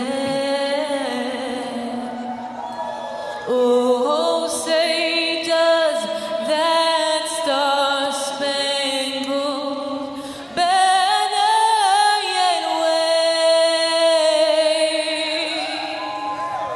o'er the land of the free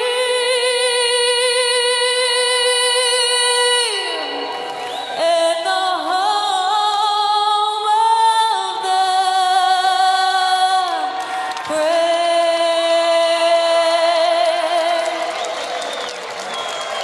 Ladies and gentlemen, Gabrielle. Tonight's bouts are regulated by the Mohegan Tribe Athletic Department. Chairman James Gessner, Chief Lynn Minerva, President Sports Entertainment Tom Cantone, and Supervisor ringside Mr. Mike Mazzula. Ladies and gentlemen, this is your main event. 10 rounds in the welterweight division for the WBC US Silver Welterweight title. Introducing first, fighting out of the blue corner, wearing the black trunks with the gold trim. He weighed in at 150 pounds. His pro record, 16 wins, 9 losses, with 9 big victories by way of knockout. Hailing from Ecuador, ladies and gentlemen, Jose Angulo.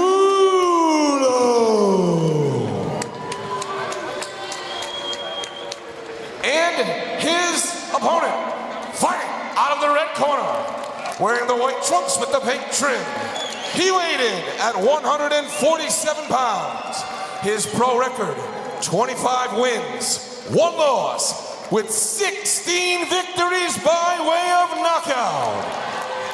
Hailing from Lynn, Massachusetts, ladies and gentlemen, the savage with a smile, Speedy Rashidi Ellis.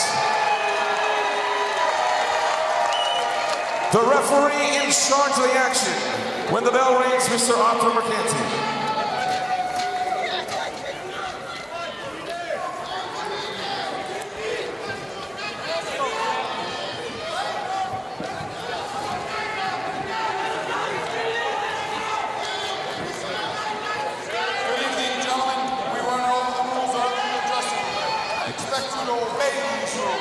touch gloves. Good luck to the both of you. Arthur Mercanti, your referee for tonight's main event. This one's scheduled for 10 rounds for the vacant U.S. Silver Welterweight Championship. Rashidi Speedy Ellis in the pink and white trunks taking on Jose Angulo in the black and gold. Michael Parenti and Sucre Ray Oliveira joining you ringside from Mohegan Sun Arena live on DAZN. And we thank you for sticking with us throughout the night. CES Boxing presents Love and War. It's been an exciting night. This is our 9th fight of the evening. And Rashidi Speedy Ellis trying to get to win number 26, get a belt around his waist, and get one step closer to a possible world title opportunity. But in front of him is the tough Jose Angulo, who comes in again 16-9 veteran. 9 of those wins coming by knockout, fighting out of Ecuador. Angulo looks dry, like he didn't warm up. You always want to see a sweat on your in your boxing. It doesn't look like, you know, you broke a sweat inside that dressing room. And we'll see what kind of pace Ellis tries to dictate from the opening bell. Well, we know he's gonna put a speed pace on this. That's why they call him Speedy, right? He doesn't like to waste a lot of time in that ring, and when he sees an opening, he goes after it. We saw that in his last fight back in Massachusetts. Made quick work of Damian Chavez in 2 rounds. And we very much love to send the crowd home happy tonight here at Mohegan Sun, and more importantly, get himself back in the conversation where he was earlier on in that career before he suffered that loss. And you know, he was 24-0 when he lost to Romain Villa. Very, very close fight. He had hurt his hand in that bout, wasn't 100%, and it affected him in the end. And he really wants to, at some point, even avenge that loss if it's possible. That was a majority decision setback. And think about that when you're 25-1, your only loss was by a narrow decision on the scorecards. I mean, Speedy's, the light's not turned off on him. No. It's on. It's just waiting for him to make it brighter. That's what the light is waiting for him to do. It's up to him. His name is Speedy, so you got to get speeded up. Ellis still only 31 years of age, had a lot of fights under his belt. He's just going to make statements. He's going to make big statements. Unfortunately, he has to make a spark in this. He got to get these guys out of here. No, I think you're right, Ray. I think when you're looking at potential for a world title opportunity, sanctioning bodies and other promotions want to see guys that get guys out of there and take advantage of those opportunities. And that's a lot of pressure for a fighter, but Ellis has certainly always been able to live up to that and handle that pressure with ease. You know, last time we saw him, we mentioned the Fighting Ellis family, his brother. Yeah. Right? Ronald Ellis, his sister Rashida Ellis, both world-class competitors. So, I mean, it's been in the blood from day one. See, Angulo is he's bone dry. I mean, he's not letting the hand punches. He's just, after this, you know, it's first time looking, he's just not doing nothing, just lasting. It feels like if Ellis just picks up the pace a little bit there, the fight going to turn pretty quickly. Round 1 in the books. That was more of a feeling out round for Ellis, as we could tell, and certainly Angulo not really mounting much offense there. No, Ellis was a feeling out round. Angulo, did he wake up yet in the dressing room? Not quite sure yet. Is he going to do something in there? I mean, great, we had two co-main events with beautiful like that. Angulo's getting paid to box. He better open up the box. Well, he's going to be taken apart by Rashidi. Yeah, we'll see if round 2 brings a more spirited effort from Angulo's corner. Referee Arthur Mercanti coming over and checking on him and probably telling him the same thing. That maybe he definitely did. Pick things up a little bit. Let's pick some up. You want to fight? You came to last. Ellis showed some flashes of that speed over those final 10 seconds, which kind of leads you to believe that as round 2 gets underway, perhaps we'll really start to see him let it go. You see his corner, Alex Rivera, his trainer, who's been with him from day one. I mean, he's coming out in the middle of that ring like he wants to do something. He has to prove it here. You want that belt, you got to go get it. This one's scheduled for 10 rounds. Live on DAZN. It's your main event of the evening. We'll see if Ellis starts to pick things up as well, working the body early on in this round. Start to let some combos go. Ellis flipping that left jab nicely. Nice body work by Ellis. Left and right hooks to the body, back upstairs. Ellis is definitely doing his part. Angulo's saying it's not hurting, let's go. And Angulo calling for more, but Angulo really hasn't done anything in this fight. He hasn't thrown a punch this round yet. No, there's one quick little left hook there that missed, and the output really hasn't obviously been there for Angulo yet. Now we get a quick timeout here by Mercanti. Action resumes. Just under a minute into round number 2. Again, we've got 10 rounds scheduled in this bout for the vacant WBC U.S. Silver Welterweight Championship. When he just threw a 2-punch combination. That's what he's got to throw more than that. He's got to let those hands go. If you wait for Ellis, he's going to pick you apart. And Angulo got to throw while Speedy's throwing, hopefully land something. There he goes. It's interesting because this is a fighter in Angulo who's gone the distance with Cletus Selden and some others. And so, you wonder if you're just seeing a different look tonight or if it really is just a feeling out process. And maybe there's something there with Angulo that makes him a tough out. We'll see if Ellis can exploit any weaknesses. Ellis still picking his spots here a little bit in round 2. I know it's 10 rounds here. You got rounds to win. This is round 2. If you don't do something, the referee is judged to ask you going to fight or no. Yeah.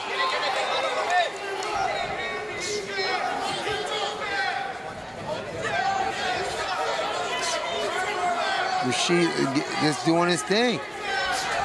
Making a miss and connecting him. That's all he really can do, right? Is just stick to your plan and keep going after it. Yeah. You really can't, at the end of the day, control your opponent's output. No. He's going to give you what he gives you, and you just got to go in there and take what you want and really put your foot on the gas. As long as you're doing your job, it's up to him to do his. 3-punch combo there by Ellis. Speedy is definitely doing his part.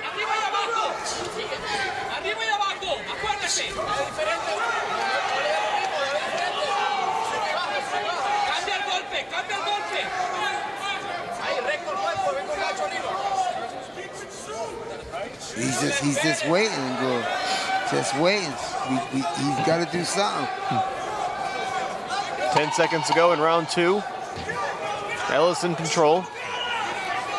So Ellis, just walk him down. Walk him down, let those hands go.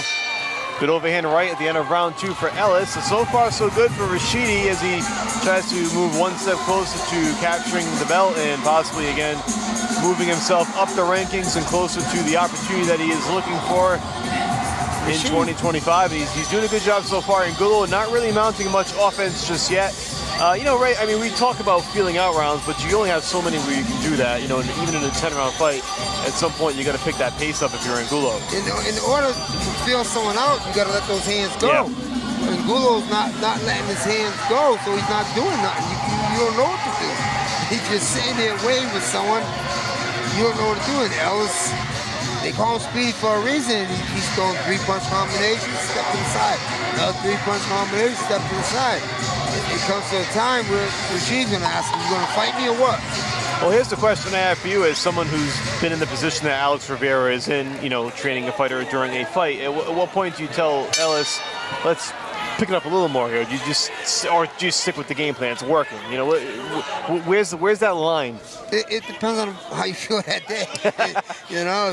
If you feel uncomfortable of this, your fighter is going there, picking the other fighter apart, okay.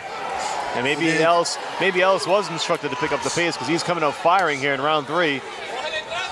And you're right, Ray. I guess it also depends on what you're seeing for the opponent and how confident you feel in your fighter being able to do that without getting himself in any trouble. Is Angulo trying to crave you into for him to punch you, or does he really want to fight? So go after him and see what he wants to do. Unless Angulo's a monstrous counter puncher, I'm not sure if his game plan is to draw Ellis in, maybe try to coax him into a mistake. But Ellis doesn't make a lot of mistakes like that in the ring. That's very tough to do against a fighter of that caliber.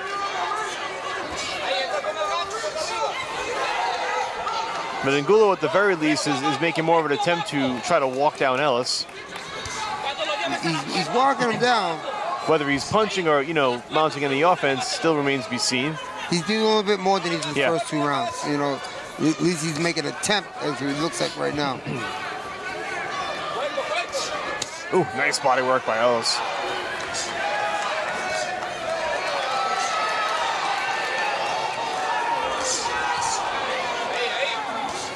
I I honestly think Angulo's just trying to lure him in.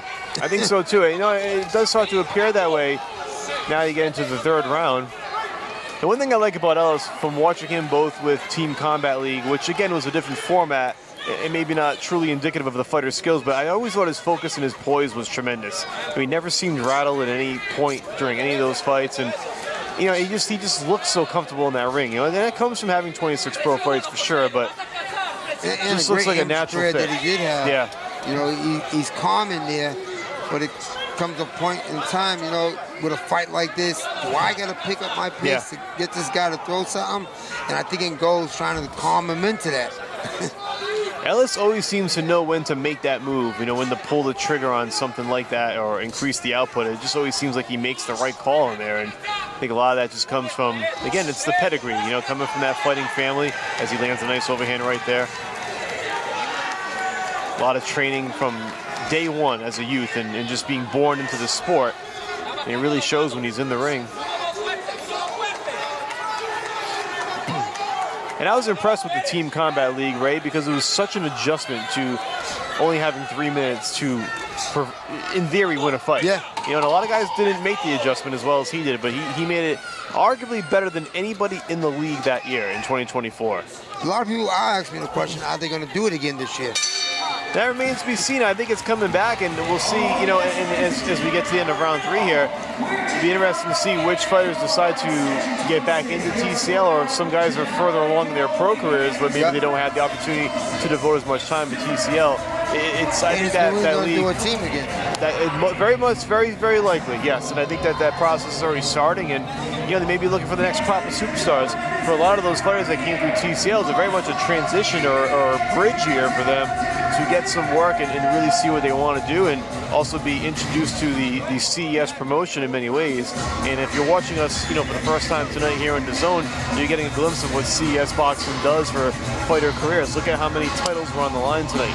2 WBC belts and an NABA belt, which is another important belt in the sanctioned body world where it gets you into the rankings. So CES continues to build champions, develop champions, and get them to the next level.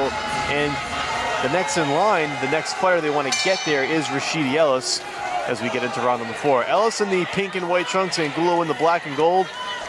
Michael Parenti and Sucre Ray Oliveira bringing you all the action. This is our main event here on the Zone, and we'll see here. Ellis has been in complete control of this fight, and now he's starting to throw some bombs here against Angulo. He's coming forward, Rashidi. He's letting those hands go. You know, Angulo is, you know, shaking off some. No, nothing. Sure. Nothing. But they're points. Right. Doesn't matter. He's shrugging his shoulders. And we say that all the time, Ray. We see fighters do that, and we say, okay, that's great, but you're losing the fight. You know, like, if there's a moral victory in just not being hurt or stunned or knocked out, I guess that's great if that's your goal, but goal here is to win. There's a belt on the line, and that's what Ellis is doing thus far and what he's trying to do. He's doing, like I said earlier, Ellis is doing this part.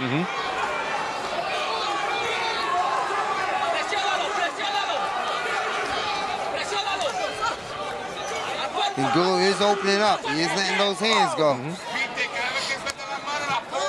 One thing I'll say about Angulo is he keeps the defense pretty tight to the body, keeps those elbows tucked, and that's probably a big part of the survival skill for him. It's why he's been able to go around with some of these great welterweights in his career. Wait a minute, these two are welterweights? They absolutely are. They look big for they look, right, Ellis has always looked big. No, he's always looked big and muscular, and you know, he's the guy that could fight at 154, I think, if you wanted to, you know, but why do that if you can make this weight at 47 and have that speed and power combination? All day I'm thinking these guys are 154. They're 147 welterweight. They're bigger than me. Ellis came in at a clean, crisp 147 yesterday.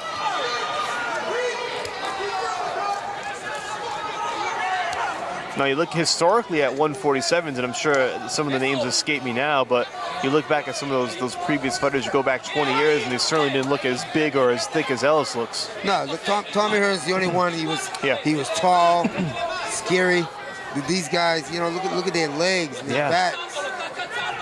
You're right. You're either very built close to the ground and you're thicker, or you're a Tommy Hearn type that's tall, lanky, and rangy. So dangerous at that weight as the opponent, not the fighter. 36 seconds to go here in round number 4. Ellis, again, still in control. as he's been since the opening bell. Angulo is letting those hands go. Sure. He's finally opening up. He broke that sweat. You can see sweat all over him now. Sweating. He's a little more comfortable in there and not, not as inclined to just cover up and wait. Trying to make something happen here in round 4. That's where he's got to keep Ellis, on those ropes. He's got to keep him on those ropes. He's doing the right thing, walking him down. So you got to keep him on those ropes. That left hook, Angulo landed beautifully. There's round number 4 in the books. Again, Ellis doing his thing in there. And Ray, you talked about this earlier in the fight. You mentioned the possibility of Angulo just trying to draw Ellis in or lull him into some false sense of security. We've seen that before in fights where one fighter gets a little too comfortable, lets his guard down, the other guy sees the opening and he takes it. And we'll find out if Angulo has that in him. This is kind of the time where you really want to do it. You're now at the midway point of a 10-round fight, and I think it's safe to say that Angulo's lost every round. Yes. He's got to pick it up now. So I think if you're Ellis's corner, right, you got to say, okay, think about where he is and the level of desperation, and that should be in the back of your mind when the bell rings for round 5. Angulo got to be thinking in his head, I can knock this kid out. Now, Rashid has never been knocked out, or hurt, I believe. And Angulo, to me, he only has 9 knockouts. Don't look like he's a big puncher there himself. But maybe he knows something we don't know, that he can get in there and get Rashidi out with one big punch. Now here's Ellis at the start of round 5. He's dancing, he's smiling, he feels good, he feels confident. This is where, if you're Angulo, you want to draw him in and try to do something. See if he possibly lets his guard down. It's easier said than done. A fighter with 26 pro fights like Ellis is not a guy that typically gets careless in there, so that's not necessarily the best strategy. But this would be the opportunity for Angulo. It's kind of now or never. If you continue to lose these rounds in the scorecard, your chances of trying to get that W just become more slim as you get further along. Angulo got to get some rounds. He got at least against 1 or 2 more of these rounds and show that he can hurt Rashidi. He's letting those hands go, it's fine. He's connecting. But he's got to sit down more on it. He's got to pressure this fight, pressure with them hands. Just don't walk in.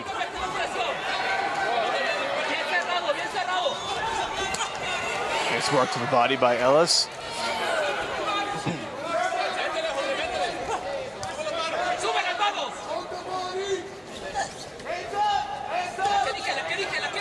She isn't that easy to hit either. No. He's got great defense. Even when Angulo lets his hands go, not a lot of those shots are landing. Ellis is quick. They call him speedy. Head movement's always very good. The footwork's always exceptional. Ellis just having some fun out there. Talking to the referee as he's going.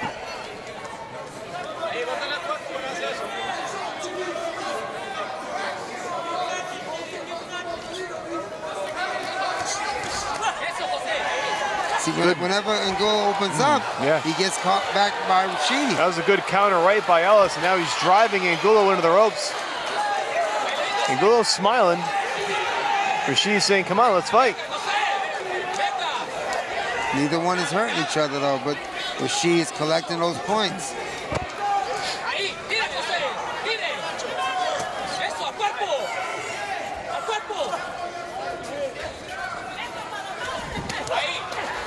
Like I said, he's luring Rashidi in. You know, he's talking to him, making him want to bang. But Rashidi's got great defense.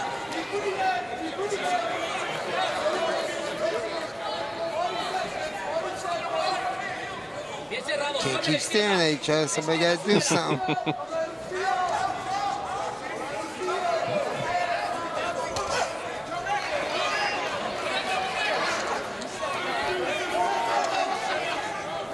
Somebody got to do something. They got to let those hands go. Rashidi's coming forward, but you got to come forward, letting them hands go. If he doesn't want to fight, make him fight. Ellis trying to go back downstairs to the body, see if he can possibly get Angulo to drop those hands and open up an opportunity upstairs. And there's the bell for round 5. So we're halfway through. Rashidi Ellis again in complete control, and Jose Angulo at this point in a bit of survival mode here. He's letting his hands go in some brief flurries, but not really enough to do any damage. I mean, Angulo has 9 losses on his record. He's only been stopped 4 times, so he's a tough guy to get out of there. Hasn't been stopped since 2023. That was a knockout loss to Kane Sandoval, who was 8-0 at the time. So it's going to take some work if Ellis wants to finish the fight and get the knockout against a guy who, you know, tends to stand in there pretty tall. And again, I think it's a lot of Angulo's defense and perhaps at times the unwillingness to exchange is how he keeps himself out of trouble. Well, Rashidi, I don't, you know, he's building on the points. He hasn't hurt Angulo, not one punch yet. He could get a stoppage by landing more and tons of punches. The referee says, look, you're not doing nothing, Angulo. I'm stopping the fight. That's a scenario I could see play out because Arthur McCanty keeps going over to Angulo's corner between rounds. He's kind of hyping him up a little bit, smiling like, hey, let's go, let's fight. But you're right, I've seen that. I remember, you know, distinctively Paulie Malignaggi suffering a loss in that fashion where he wasn't particularly in danger of getting knocked out, but he was not going to win the fight, and the referee decided why take more damage. They stopped the fight between rounds. Bingo, exactly. And so that's something that could happen. I don't know if Angulo sustained enough damage for that to be the case. That's sort of what he did with Oliveira in Vera's fight. You know, he probably thought, you know, you're getting hit, no reason for you to win, continue, so I'm going to stop it. I don't agree with it, but that's what he probably did. It is a very slippery slope, and a lot of people don't agree with it, and they like to see a fighter, like you said, go out on his shield, and you know, if he's gonna get stopped the conventional way. But this one here, you know, the fighter's not doing nothing and getting caught all day. No, you're not getting hurt, but you're not doing nothing. Yeah. It looks like you don't want to fight. And that's what it is. It seems more, those cases seem more like stoppages for a lack of effort. Yes. If anything else, not necessarily the sustained damage. But Angulo, I think, is doing enough here as he charges in on Ellis to stay active and just kind of keep himself honest. I mean, Ellis will stand there and bang with him if he wants to, but you got to make an effort to try to bang. And Ellis still has to be cautious. There's always a sleeping giant that at any point can be awoken inside that fighter. And you never know when it's coming as Ellis tries to, again, you know, circle and land a couple of rights and lefts here.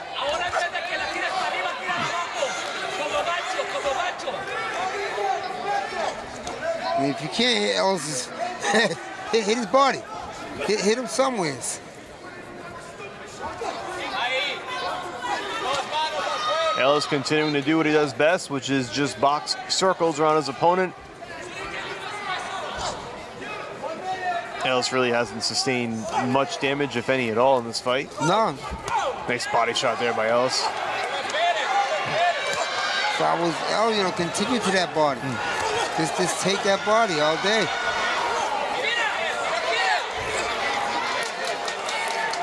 Ellis showing off that speed, the footwork, and the head movement. Yeah. Been very elusive, tough to hit.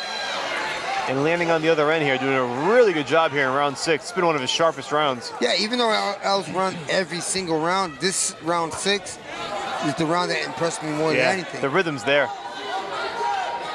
Angulo's missing, and Ellis is landing, and it's just been the perfect storm for Rashidi Ellis. This is the Ellis I want to see more of. If someone ain't gonna fight, make them fight. Ellis having some fun, stalking down Angulo, high-stepping his way over to the corner.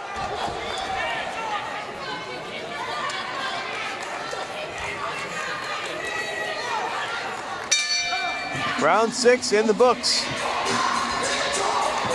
Little jawing back and forth there. Arthur McCanty had to step in and separate the two. I think perhaps Angulo's taken exception with some of the hijinks by Rashidi Ellis, but at the end of the day, you got to do something about it to make him stop doing it. Rashidi's doing his part. You see here, Angulo started out the fight, you know, smothering and throwing some punches, but it's just Rashidi just picking him apart, doing what he wants. Great defense, making him miss, and connecting.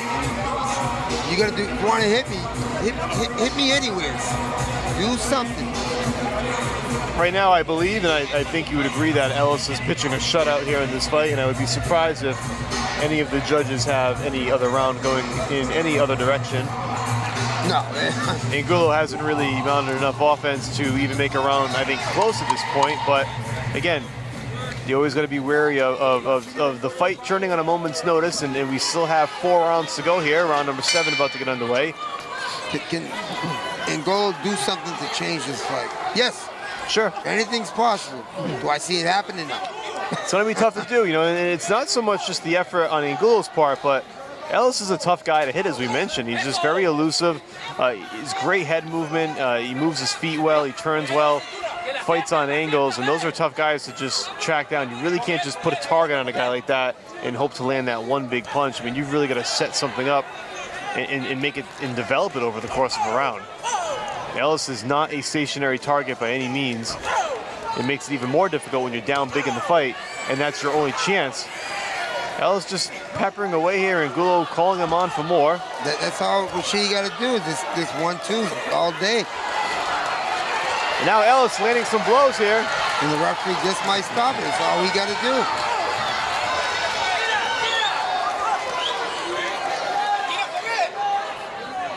And we'll see. Yeah, I think you're right, Ray. We'll see how much Arthur Mercanti is willing to let Angulo either absorb or just go out there and continue to not put out a great effort. Right.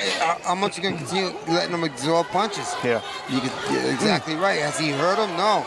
But he's not doing nothing to show that he wants to fight. You got to show that you want to fight.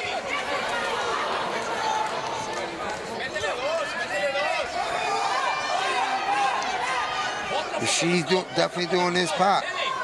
He's showing more and more. He's there for you. And there's really no need to take a risk for the sake of taking one if you're Ellis. You know, it just you continue to do what you do and let it come naturally. You're winning the fight. You're doing everything on your part, like you said. There's no reason to go in there and try to get crazy. That's how you open yourself up to something dangerous. Safa and Gulo to show that he wants this fight. He wants to do something. He came here to win a title. Final minute of round 7. It was one shot at a time.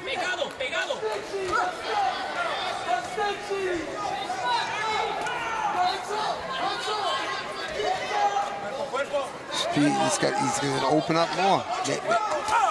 If you don't want to fight, I'm going to make the referee stop it.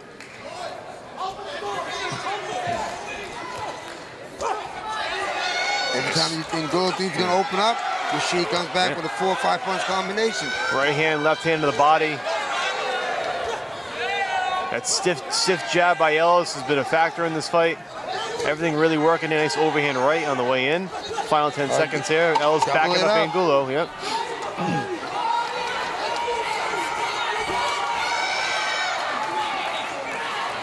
She's definitely doing this part. He's definitely pitching a shutout.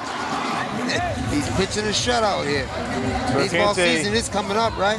Mercanti coming over to check again. He said something to one of the cornermen, kind of shaking his head. I'm not sure what he said, but I'm sure it's another plea to pick up the pace a little bit on Angulo's part. But but at the end of the day, Mercanti kind of has control over that, whether it continues or not. But I don't know. I don't know if it's enough of a situation where the official would stop it here. I think it would have to take one round of some real severe punishment on the part of Ellis to maybe get him to step in there. I don't think it's been enough punishment per se. It's just kind of been an accumulated beating of sorts where Ellis is winning every round. Yeah, he definitely win every round. Is it a plan to say, I'm going to call the fight because you don't like you want to fight? And right, he has to kind of give him that warning before the round. Like if I don't see something here in these next 3 minutes, I'm going to stop it. It doesn't. That's it. That's going to be it. Yeah. Well, just as we mentioned, I think at this point, perhaps maybe the corner waved it off. Not sure if it was Mercanti or not. We'd have to get the official ruling on that. But the fight is over. And Gulo gave it up. Yeah. The corner asked if he wanted to go. He said, nah.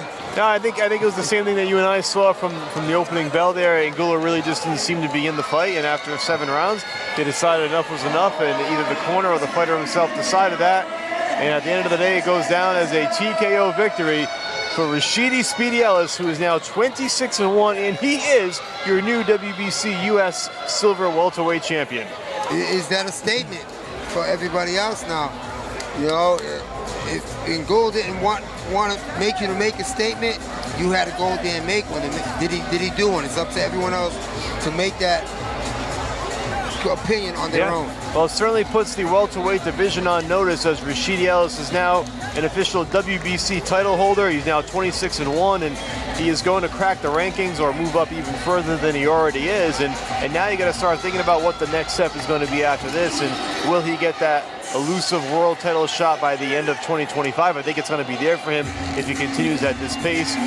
and you know the productivity of CES Boxing and the number of events they put out, he's still got the opportunity to get 2 or 3 more fights before the end of this year and just take his time and get that opportunity when it comes. For Rashidi, what I believe he should do right away is jump back into that ring right away. Yeah. And continue trying to make a statement all the time. Don't sit back and wait. Continue to make a statement by going in that fight and doing something. Ladies and gentlemen, your winner by TKO at the end of round 7 and new WBC US Silverweight Champion, the Savage with a Smile, Speedy Rashidi Ellis. Here to present the belt from Johnny Rockets, Lloyd Sugarman.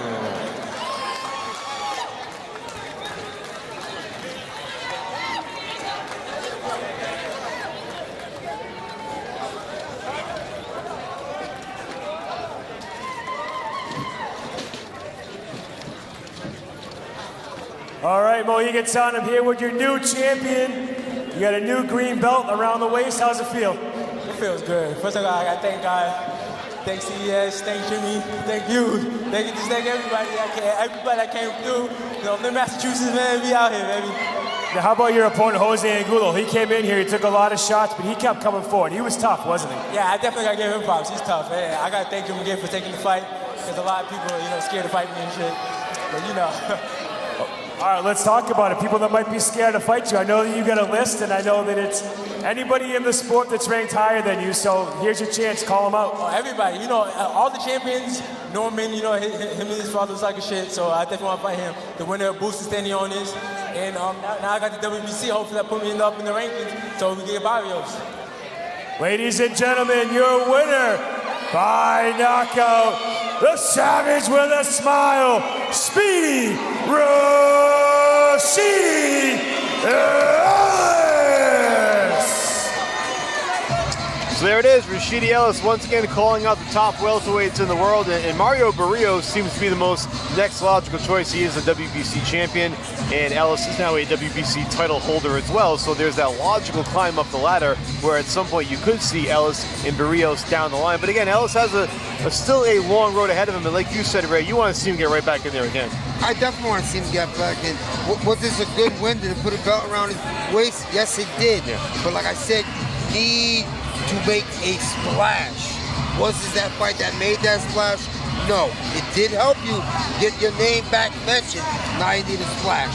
Once again, Rashidi Ellis gets the victory in our main event to improve to 26-1. He is now your WBC US Silver Welterweight Champion. But I want to talk a little bit about some of the other cards in this fight, particularly that Kevin Walsh, Ricky De Los Santos fight. Right, every time you and I think that maybe Kevin Walsh has bitten off more than he can chew, he goes out there and he takes it, and he really brought it to Ricky De Los Santos tonight. He definitely did. He gave some rounds. We thought the fight was going to Ricky De Los Santos' time, but he showed us again with that one punch that he got in that right hand, that brick he keeps carrying.